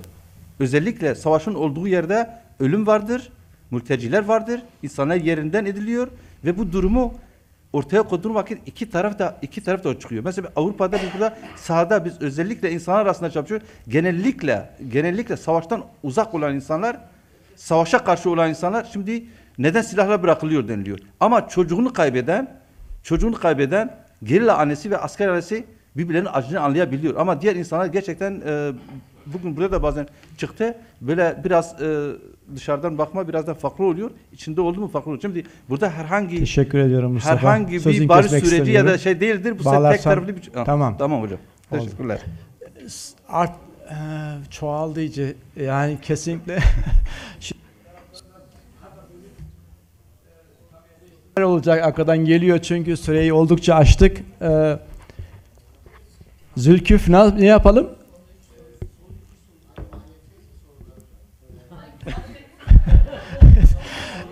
Siz çok daha Şimdi bir gazeteci olarak sormak istiyorum da. Benim sorum var. Sadece soru soracağım. Bu açın mı? Tam çok kısa. Mahir Üzmez Medya Haberi Televizyonu'ndan. Hemen sorayım Mehmet Emin Bey'e. Sizin Kürt sorunu için çözüm önerileriniz nelerdir? Yani dünkü pratik içerisinde aslında hepimizi hayal kırıklığına uğrattınız. Özellikle grubunuzun liderlerinden Sayın Davutoğlu'nun Doğuk'taki kaçış maceraları da basına biraz yansıdı Mazlum Abdi'den. Siz bu şekilde Kürt sorunu nasıl çözeceksiniz? Bu bir. İkinci sorum ise aslında hiç tartışılmayan bir model de var. İskoçya modelinden bahsediliyor. Türkiye'de İskoçya modeli uygulanabilir mi? Çünkü İskoçya modelinin kendi içerisinde bir ulus devletin bir demokratik ulusu kapsaması söz konusu. Bu konuda sayın katılımcılar neler düşünüyorlar? İskoçya modeli uygulanabilir mi? Tamam. Sorabilir miyim? Gülbahar Altaş. Tamam, teşekkür ederim. Sağ olun. Gülbahar Altaş, gazeteciyim. Benim Mithat Hoca'ya bir sorum olacaktı. Kendisi PKK'nın fesih süresi kararıyla birlikte komisyonda veya taraflarla PKK'nın terör listesinden çıkartılmasına dair herhangi bir görüşme yapıldı mı ya da bu konuyla ilgili bir tartışma oldu mu? En azından fiilen bir tanımlama olarak yapıldı mı? Bir de anayasanın ilk 3 maddesi eğer şu anda tartışılmaya açık değilse veya bu süreç konusunda anladığım kadarıyla yüzleşme konusunda halen ciddi sorunlar var. Bu yüzleşmeler yapılmadıysa somut olarak nasıl bir olumlu netice bekleyebiliriz Kürtler adına? Tamam, Teşekkür soru ederim. bölümünü kapattık. Lütfen son. Şimdi süreçle ilgili çok önem atfedilen Rojava meselesi kriz çıktı veya tıkatıyor süreci diye sürekli tartışıla geldi. Bu mesele çözüme bağlandı mı veya bağlanacak mı? Öyle bir kriz var mı? Devletle hareket arasında bilmek isterim. Oldu o zaman şimdi cevap bölümüne geçiyoruz. Mithat Hocam 5'er dakikalık lütfen Birer bu cümleyle kapsamda cevap vereceğiz kesinlikle o zaman. evet siz deneyimli bir politikacısınız, hocasınız. O yüzden eminim bunu da çözersiniz. Evet. Emin Hocam, sizin için her şey geçerli. Kısa cümlelerle cevap vermek gerekirse uluslararası aktörlerin süreçte yer alması sürecin ana taraflarının mutabakatına ve onayına bağlıdır. İhtiyaç duyarlar, duymazlar. Uluslararası aktörlerin yer aldığı süreçlerin hepsinin başarılı olduğunu söylemek mümkün değil. Aslında barış araştırmaları merkezlerinin yaptıkları istatistiklere bakarsanız başarısızlığa uğrama oranı uluslararası hakem, aracı, aktörlerin bulunduğu örneklerde yüksek. Şimdi biraz alışkanlıklarımızı geride bırakarak sorunlara yaklaşalım dememin bir nedeni somut örnek olarak bu geldi. Size Stockholm'den ya özellikle Stockholm Barış Araştırmaları Merkezi'nin istatistikleri güvenilir. güncelleniyor. İkincisi, gerçekten uluslararası hakem, aktör bu sürecin şartı olmadığı gibi kolaylaştırıcıların doğrudan isminin konmasının gerekmediği örnekler de var ve şu an bu süreç sadece Türkiye'de yürümüyor. Gördüğünüz gibi silah yakma töreni Güney Kürdistan'da yapıldı. Nasıl mümkün oldu? Eğer Güney Kürdistan yönetimiyle bu konuda hem Süleymaniye merkeziyle hem Erbil'le bir iletişim, diyalog olmasa nasıl olacak? Demek ki başka yöntemler mümkün. Alıştığımız şemaların, şablonların dışından bakmamız da iyi olur. Sözüme bir örnek olarak bunu vermiş olayım. Bir, yeni kavramlar değil, kavramları yerli yerinde kullanma ve bu sürece uyarlamaktan söz ediyorum. Bu gök kubbenin altında üretilmemiş kavram, söylenmemiş söz yoktur galiba. Ama bütün mesele sürecin ya da yaşadığımız olgunun ruhuna, doğasına nasıl uyarlayacağımız meselesidir. Kastettiğim bu esasen. Biraz önceki örnek iyi bir soru olduğu için bence bu soruyu da cevaplamayı sağlıyor gibi. Toplumsal rıza üretiminin bu aşamada kolay bir formülü olduğunu söyleyemem. Evet, ana aktörler arasında uzun süredir bir trafikle yürüdüğü anlaşılıyor. Ancak önümüzde epeyce aşaması ve uzun sürecek başka boyutları olduğunu da aklımızda tutalım. Bunu konuşmamda olabildiğince ne kadar mümkünse o kadar aktarmaya çalıştım. Tam da toplumsal rıza üretimi kavramını değil, toplumsal birlikte inşa ya da toplumsal mücadele, demokratik siyaset, toplumsal mücadele, birlikte inşa formül üçgeni, madem üçgenlerden konuştuk bugün, bu üçgenle yeni ne yapabilirimizi düşünmek gerekiyor. Benim bir reçetem yok. İşte hem sahada hem masada bunlara cevap aramaktayız. Bu da bir arayış. Sevgili Selahattin Demirtaş ile Sayın Öcalan arasında bu tür rol kıyaslaması yapmaya benim cevap vermeme bile gerek yok. Sevgili Selahattin Demirtaş buna dün de, önceki günde o kadar güzel cevap verdi ki. Bence buna ekleyecek bir şey yok. Buradan kendisini tekrar sevgiyle selamlıyorum. Yani bunun iyi niyetli olabilir ancak buradaki ısrarın tarafların açıklamalarına rağmen, bugün Sayın Öcalan'ın okunan mesajına rağmen, daha önce bizim heyet olarak yaptığımız açıklamalara rağmen hala bu şekilde ele alınmasını doğru bulmadığımı söylemeliyim. Çünkü soru sorma hakkı elbette meşrudur, özgürlüğü de vardır.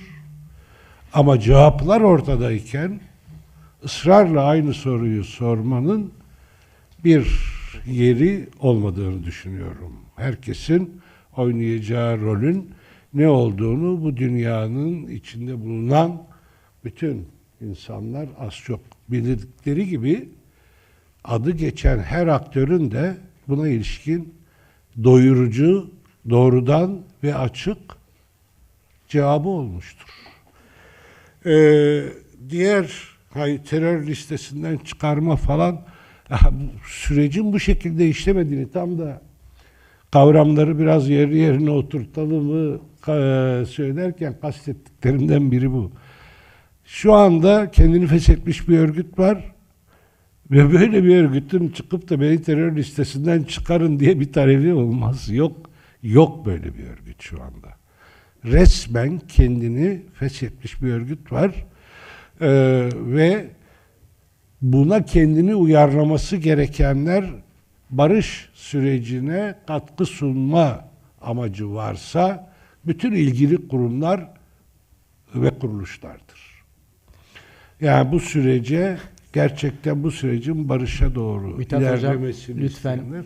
Son soruyu da yani biraz önce söylendi.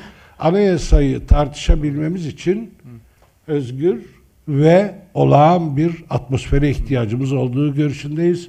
İlk oturumda sevgili Ayşegül de söyledi. Biz bu ortam oluşmadan anayasa ile ilgili her tartışmanın farklı ayrışmalar ve kilitlenmeler doğurabileceği gibi bir endişe ya da fikir taşıyoruz, düşünce taşıyoruz. O nedenle elbette anayasa ile ilgili hem yöntemsel hem içeriksel görüşlerimiz var ama esas olarak yöntemin öne alınması gerektiğinde ısrar ediyoruz. Yöntemin de bir unsuru olağan zeminde herkesin rahat, özgür katılabileceği bir tartışma ortamının yaratılması. Teşekkürler. Mehmet Emin Hocam siz de lütfen. Evet, ben de süreyi geçen sefer uyanmadınız. Ben de bir şey yapayım. Evet, ilk defa Banu Güven'i izlemek ızdırap verdi bana. Şimdi adamın biri suçüstü yakalanmış. Israrla avukat istiyorum deyince mahkeme başkanı demiş avukat gelip ne anlatacak, demiş ben de onu merak ediyorum, avukat gelip ne anlatacak diye. Bu sabah kararın böyle çıkacağını anladığımda toplantı bitmeden ilan etmemelerini rica etmiştim ama onu da başaramadım.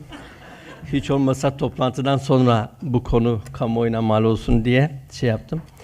Yani dürüstçe birkaç boyutundan bahsedeyim. Bence bunların önemli bir kısmı CHP için de geçerli. Biz 100 adımlık bir yolun bence 3. 4. adımında olabiliriz.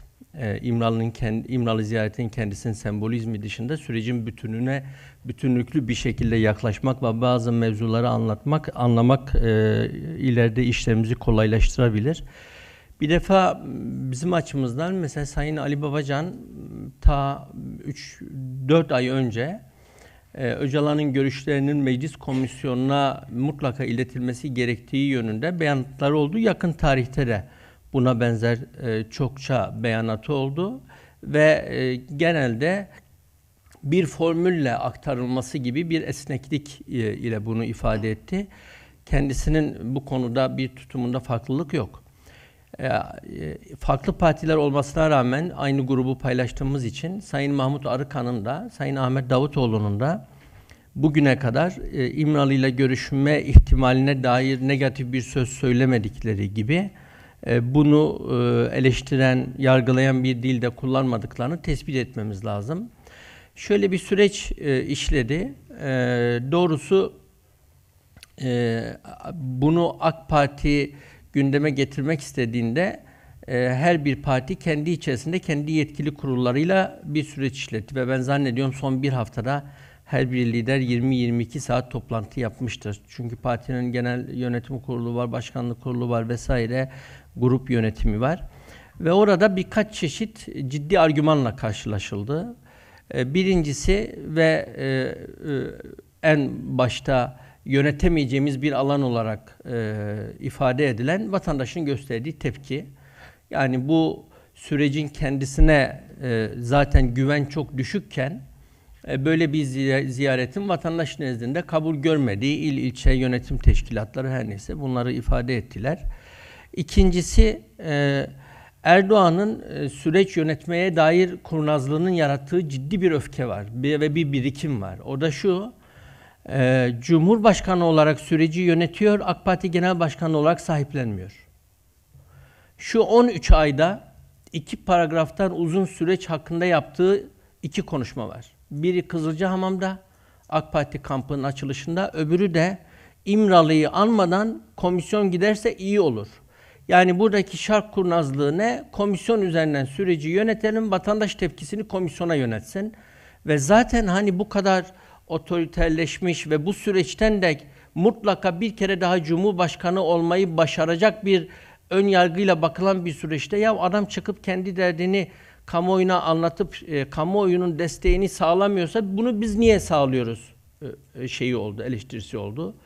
Üçüncüsü, arkadaşlar biliyor, son 6 ayda AK Partililerle defalarca kez bizzat aktörleri, karar alıcıları ziyaret ederek dedim ki süreç üzerinde yargı uygulamaları nedeniyle büyük baskı var. Önce CHP'nin, sonra diğer partilerin bu süreçteki desteğini kalıcı kılmak istiyorsanız kent uzlaşısı dosyasındaki tutuklamaları kaldırın. Kayımların en azından önemli bir kısmını göreve iade edin. Murat Çalık, Ayşe Barın ve benzeri hasta tutukluları salıverin ve şöyle bir şey olsun. Bu süreç PKK ile ve Öcalan'la ilgili bir süreç değil. Bu sürecin topluma toplamda katacağı bir demokrasi, hukuk, adalet, özgürlük umudu var. Bunu işletirseniz o zaman o direnç düşer. Başka açıdan yasa Mayıs ayında çıksaydı, bugüne kadar 300-500 kişi bu yasaya uysaydı, valla şimdi kimse İmralı'ya kimin gittiğiyle de ilgilenmezdi. Birçok açıdan süreç yönetim hataları yaptılar ve bütün bunlar sürecin üzerinde bir stres biriktirdi. Ve bu karar parti yönetim kurullarının liderler üzerinde oluşturduğu baskı ve stresle, toplumdan gelen baskı tabii bu şekilde çıkmış oldu. Ama bence CHP dahil bütün partiler açısından daha çok bu işe, çok daha paydaşa ihtiyaç var.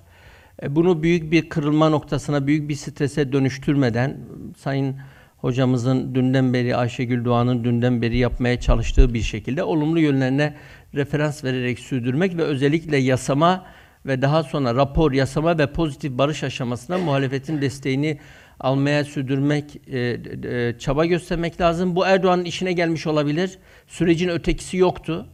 Zafer Partisi ile İYİ Parti Erdoğan'ın dişine göre ötekiler değildi. CHP bundan sonra onun dişine göre bir öteki olabilir ve CHP üzerinden bir ötekileştirmeyi deneyebilir.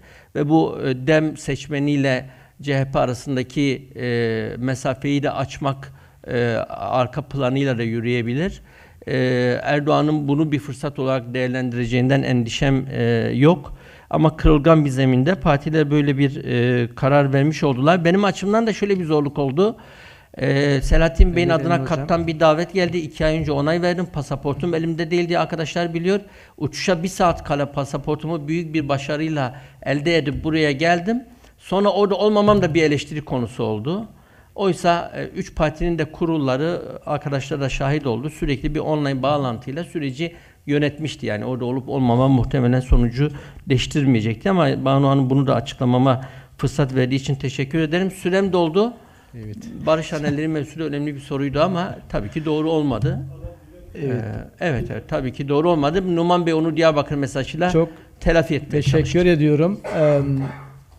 Konunun içeriğine, toplumsal yaşamda demokratik kurumların rolü, sorumluluklarını çok geniş kapsamlı konuşamadık ama konuşmacılarımız bu konsept çerçevesinde çok önemli bilgiler verdiler. O yüzden de çok canlı geçti. Ben aslında biraz daha böyle yorgun bir kitle bekliyordum buradan ya da gözlemlerim öyleydi. Ama tam tersine oldukça canlı geçti. Teşekkür ediyorum ama katkılarınız için de. Zülküf, şimdi sana bırakıyorum. Değerli arkadaşlar, hepinize katıldığınız için teşekkür ederiz. Özgür Sevgi'nin yapmış olduğu eleştiri tabii ki çok önemli. Biz ilk konferansımızda konuşmacıları ve yerleri ayarlarken bir hata yaptık. Ondan dolayı da özür diliyoruz. Bir sonraki konferansımızda muhtemelen bunun da öz eleştirisini veririz diye düşünüyorum. Şimdi de konferansımızın kapanış konuşmasını yapmak üzere Profesör Doktor Hans Lukas Kieser'i kürsüye davet ediyorum.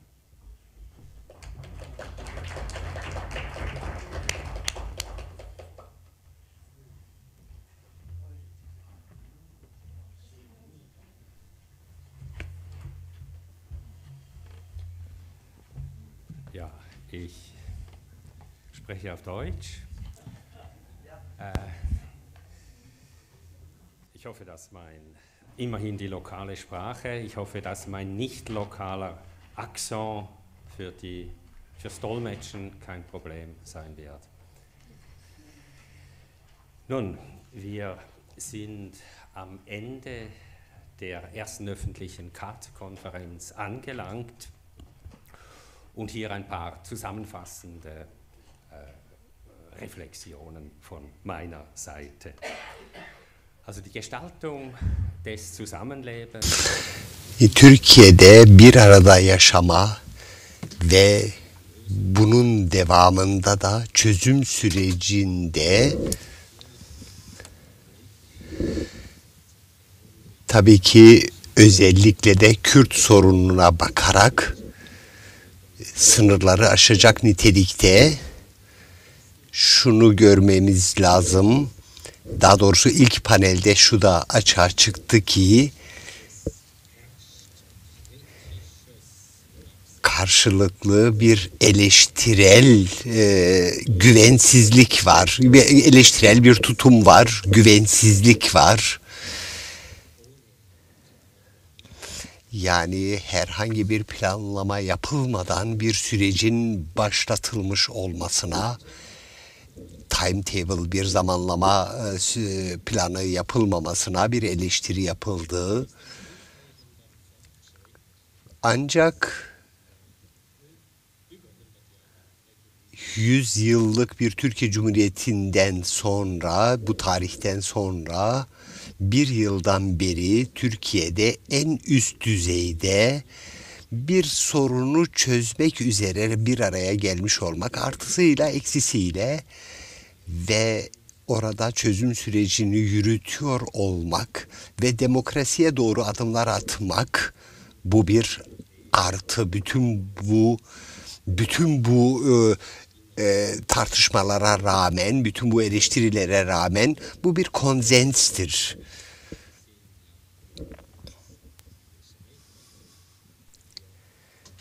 Ve bizde şu kanaat oluştu ki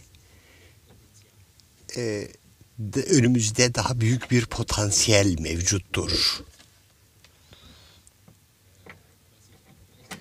Ben ayrıca başta şunu da belirtmek istiyorum. Potansiyel derken şunu kastediyorum, yani birçok kez altı da çizildi. Kürtler ve demokratlar, ikisini beraber almak istiyorum. Yani Kürt demokratik güçleri bu prosesin, bu sürecin objeleri değil, yani mef'ulları değil.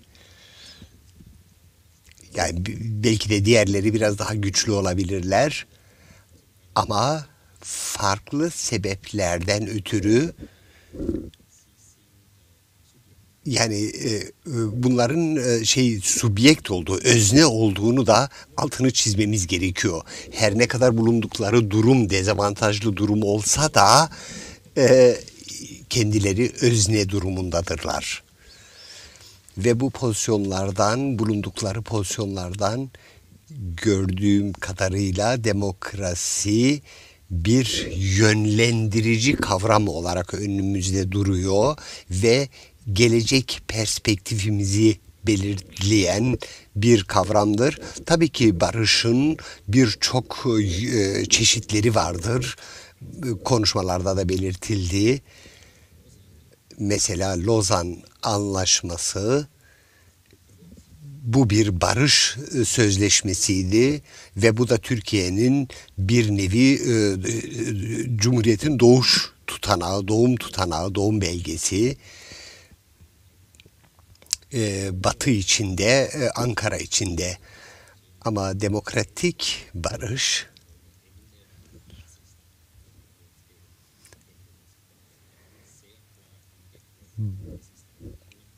ancak barış, demokratik barış çok uzun bir süreç gerektirir.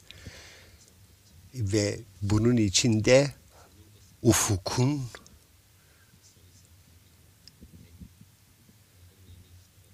herkeste olmasa bile önemli aktörlerde her zaman bu demokratik barış ufuktaki bir hedef olarak gözüküyor.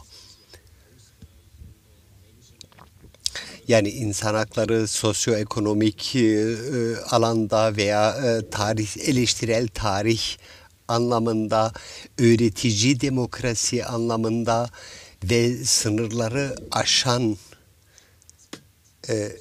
ki Lozan tarafından çizilmiş olan mevcut devlet sınırlarını aşar nitelikte bu demokrasi konseptinin başarıya ulaşmasını, bu konsepti buradakilerin, salondakilerin birçoğu bunu biliyorlar. Bunun ne anlama geldiğini.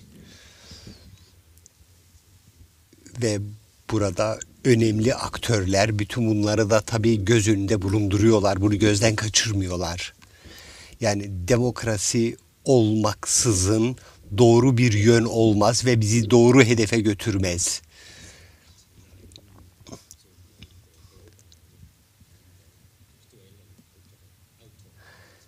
Ve demokrasi bugünkü global autokrasi yönetimlerine hayır diyor. Carl Schmitt ve Ziya Gökalp'ın antidemokratik konseptlerine de bu homojen nasyonalizmine de hayır diyor. Yani bir Führer'in karar vereceği ve toplumsal kutuplaşmayı ön plana çıkaran ve sorunları çözerken toplumun belirli bir kesimini kayıran çözümlerin demokratik olmayacağını da biliyoruz. Yani demokratik konsept tabii ki aynı zamanda Soğuk Savaş 20. yüzyıldaki geçerli olan Soğuk Savaş ideolojisiyle de kesişmekte. Gerek liberaller olsun gerekse sosyalist içerikler bu konferansta da bu konular zaten dile getirildi. Sürekli şu soru gündemdeydi. Peki şimdi ne yapacağız? Şimdi ne yapacağız? Hangi adımları atacağız? Yani mevcut bulunduğumuz konumda bir sürü çelişkiler var, bir sürü paradoks var. Yani demokratik bir yönde yürüyebilmek için ne iyidir ne kötüdür.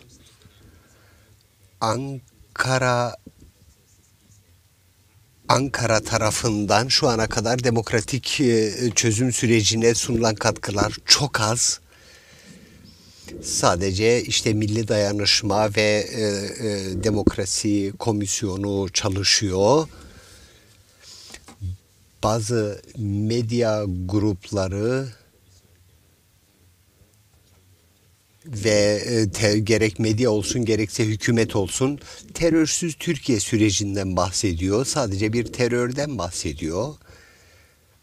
Ama bu resmi isim değil.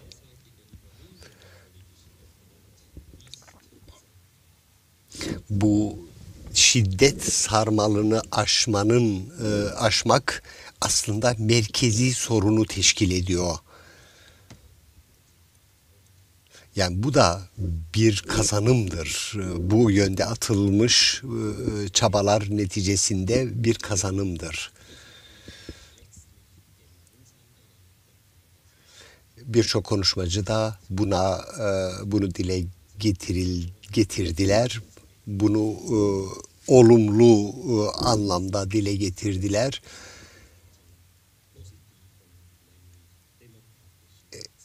Ama bunu tabii demokratik bir hedefle ilişkilendirerek belki de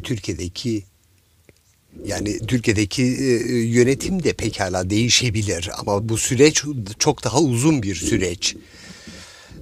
Ya bu sürecin resmi adı beraberinde bazı soruları getirmektedir. Acaba ne kadar süreç ve ne kadar çoğulcu bir kardeşlik elde edilecek?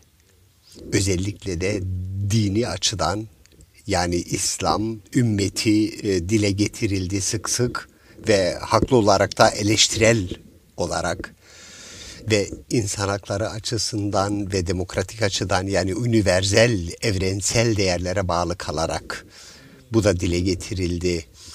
Bu süreç için daha doğrusu bu sürecin Türkiye için, Orta Doğu için aynı zamanda kötümsel perspektifler de oluşturulabilir. Kısmen bu konuşmalardan da, mesela tartışmalardan da bu duyuldu.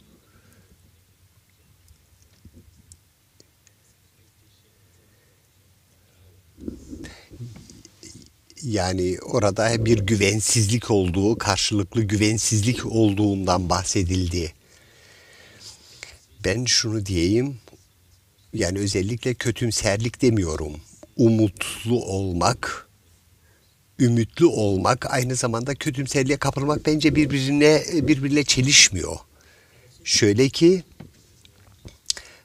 aynı zamanda ısrarla özellikle iyi perspektifler sunmak ve iyi perspektifler hazırlamak zorundayız. Sadece bu tür perspektiflerle siyasete bir yön verebiliriz.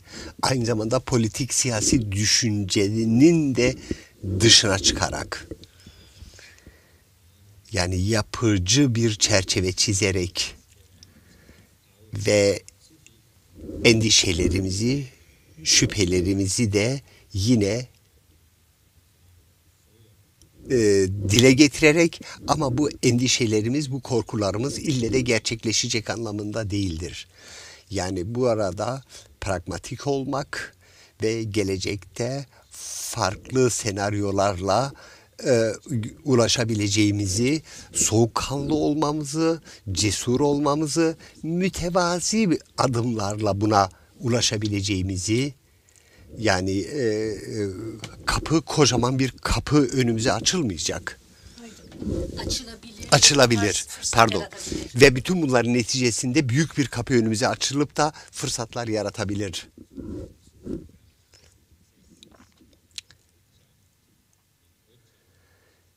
Yani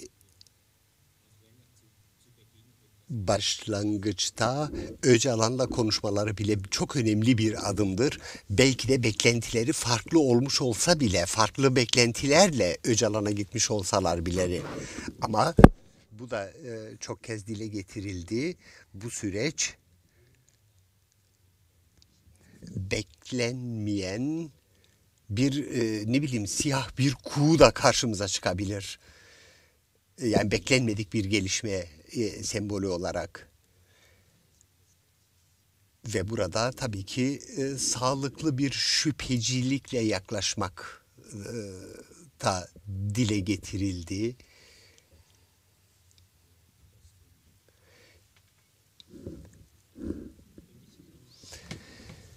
Şimdi ben burada 5 dakika zamanım mı var? Evet. 5 dakika kadar zamanım var mı? Evet.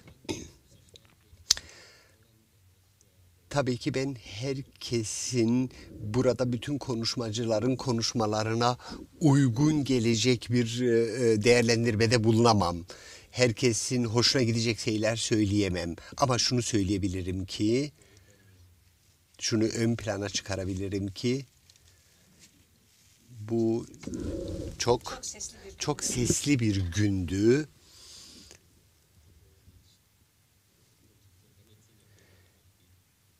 Ve burada eleştirel sesler, hatta kötümser sesler de dile getirildi. Yani her şeyin masaya yatırılması güzel bir şey. Ve ondan sonra da yolumuza devam edebilelim diye. Ve konuşma tonu da farklıydı. Bazen duygusaldı, bazen biraz daha soğukkanlıydı. Bazıları böyle eski hikmetleri dile getirerek veya yaşlıların diliyle konuşarak veya bir çoban diliyle de, yani sürüyü yöneten çoban diliyle konuşanlar da oldu. Ama özellikle altını çizmek istediğim bir nokta var. Son panelde dile getirilen, hayır sondaki değil, sondan bir öncekinde, yani barışın tabandan geleceği. Şöyle ki, demokrasi zaten tabandan gelir. ve çok nominal demokrasiler vardır. Batı demokrasisinde de katılım maalesef çok azdır. Ve haklı olarak bu birçok kez altı çizildi bu konunun. Bundan dolayı da Kürtler onlarca yıldan beri bir siyasal ve kültürel sermayeleri var. Epeyce sermaye biriktirdiler siyasi ve kültürel alanda. Tabii ki yoksulluktan, mecburiyetten oldu bu. Yani bu alttan gelen bir dinamikti ve bu bir hazinedir. Ben kendim Kürt değilim. Yani ben bu Demokrat Kürtler grubundan değilim. Ben dışarıdan biriyim. Ama ben demokrasiye inanan bir insanım. Yani bu tabandan gelme çok önemli bir nokta. Yani eğer bir elit bir tabaka bir süreci yürütürse işte onlarca erkek bir araya geliyor bir süreci yürütüyor şu anda olduğu gibi.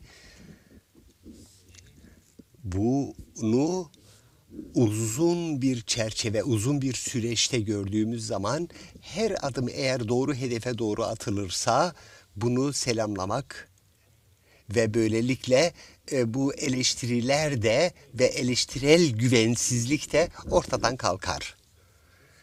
Ben yavaş yavaş sona geleyim. Bu meclisteki komisyonun dışında Ankara hükümeti şu ana kadar tamamen pasif duruyor. Pasif davranıyor. Yani en azından dışarıdan gördüğümüz kadarıyla. Şu ana kadar çok az cesaret gösterdi. Yani çok cesurca adımlar atmadı. Yani reentegrasyon konusunda pek adımlar atmadı. Özellikle gerillaların tekrar topluma kazandırılması veya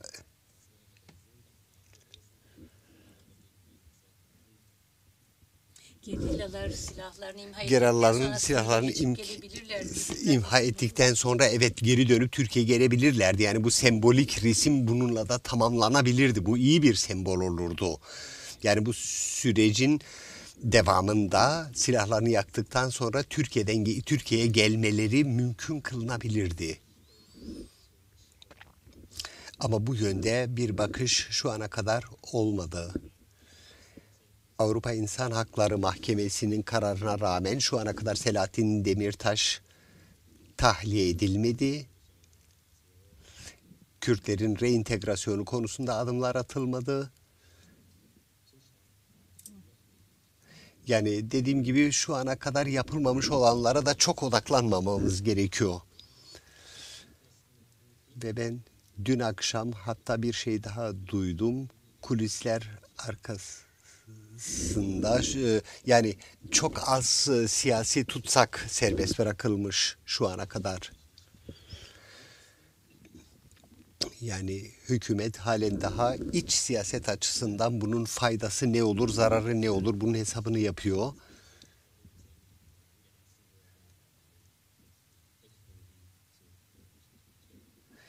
Ve 10 sene önce yapılan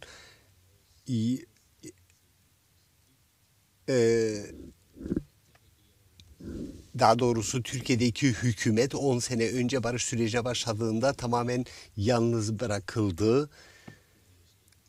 Ve şu anda kendisi bir meşruiyet sorunu yaşıyor ve yeni adımlar atmak zorunda kendisini hissediyor. Dış politikada özellikle Suriye'de Ankara diğer güçlü aktörlerle tamamen irtibatı kesilmiş durumda.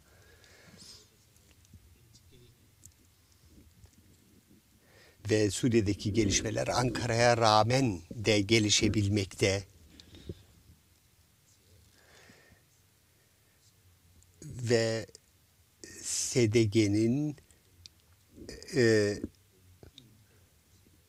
SDG'nin Suriye içerisine entegrasyonu söz konusu.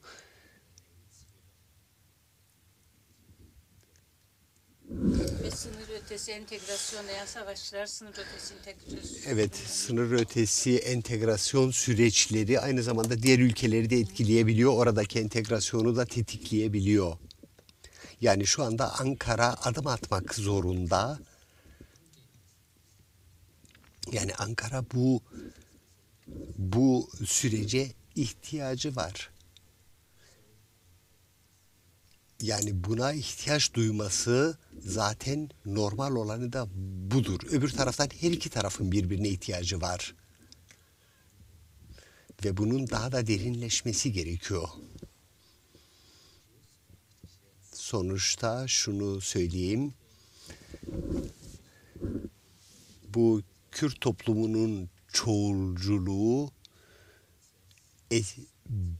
bir önceki barış sürecine nazaran çok daha iyi durumda. Bir araya gelebiliyorlar çoğulcu bir şekilde ve doğru yöne doğru da konuşabiliyorlar. Bundan dolayı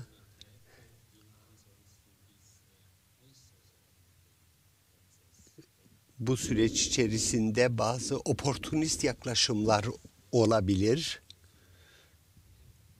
Ama buna rağmen de yine üzerine çalışılabilir. Ve bu çalışmalar da yani bu sonuç almayı mümkün kılabilir. Teşekkürler.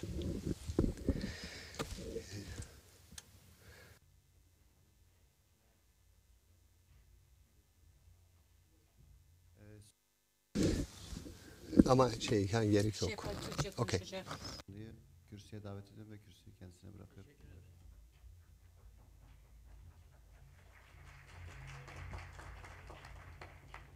Teşekkürler arkadaşlar.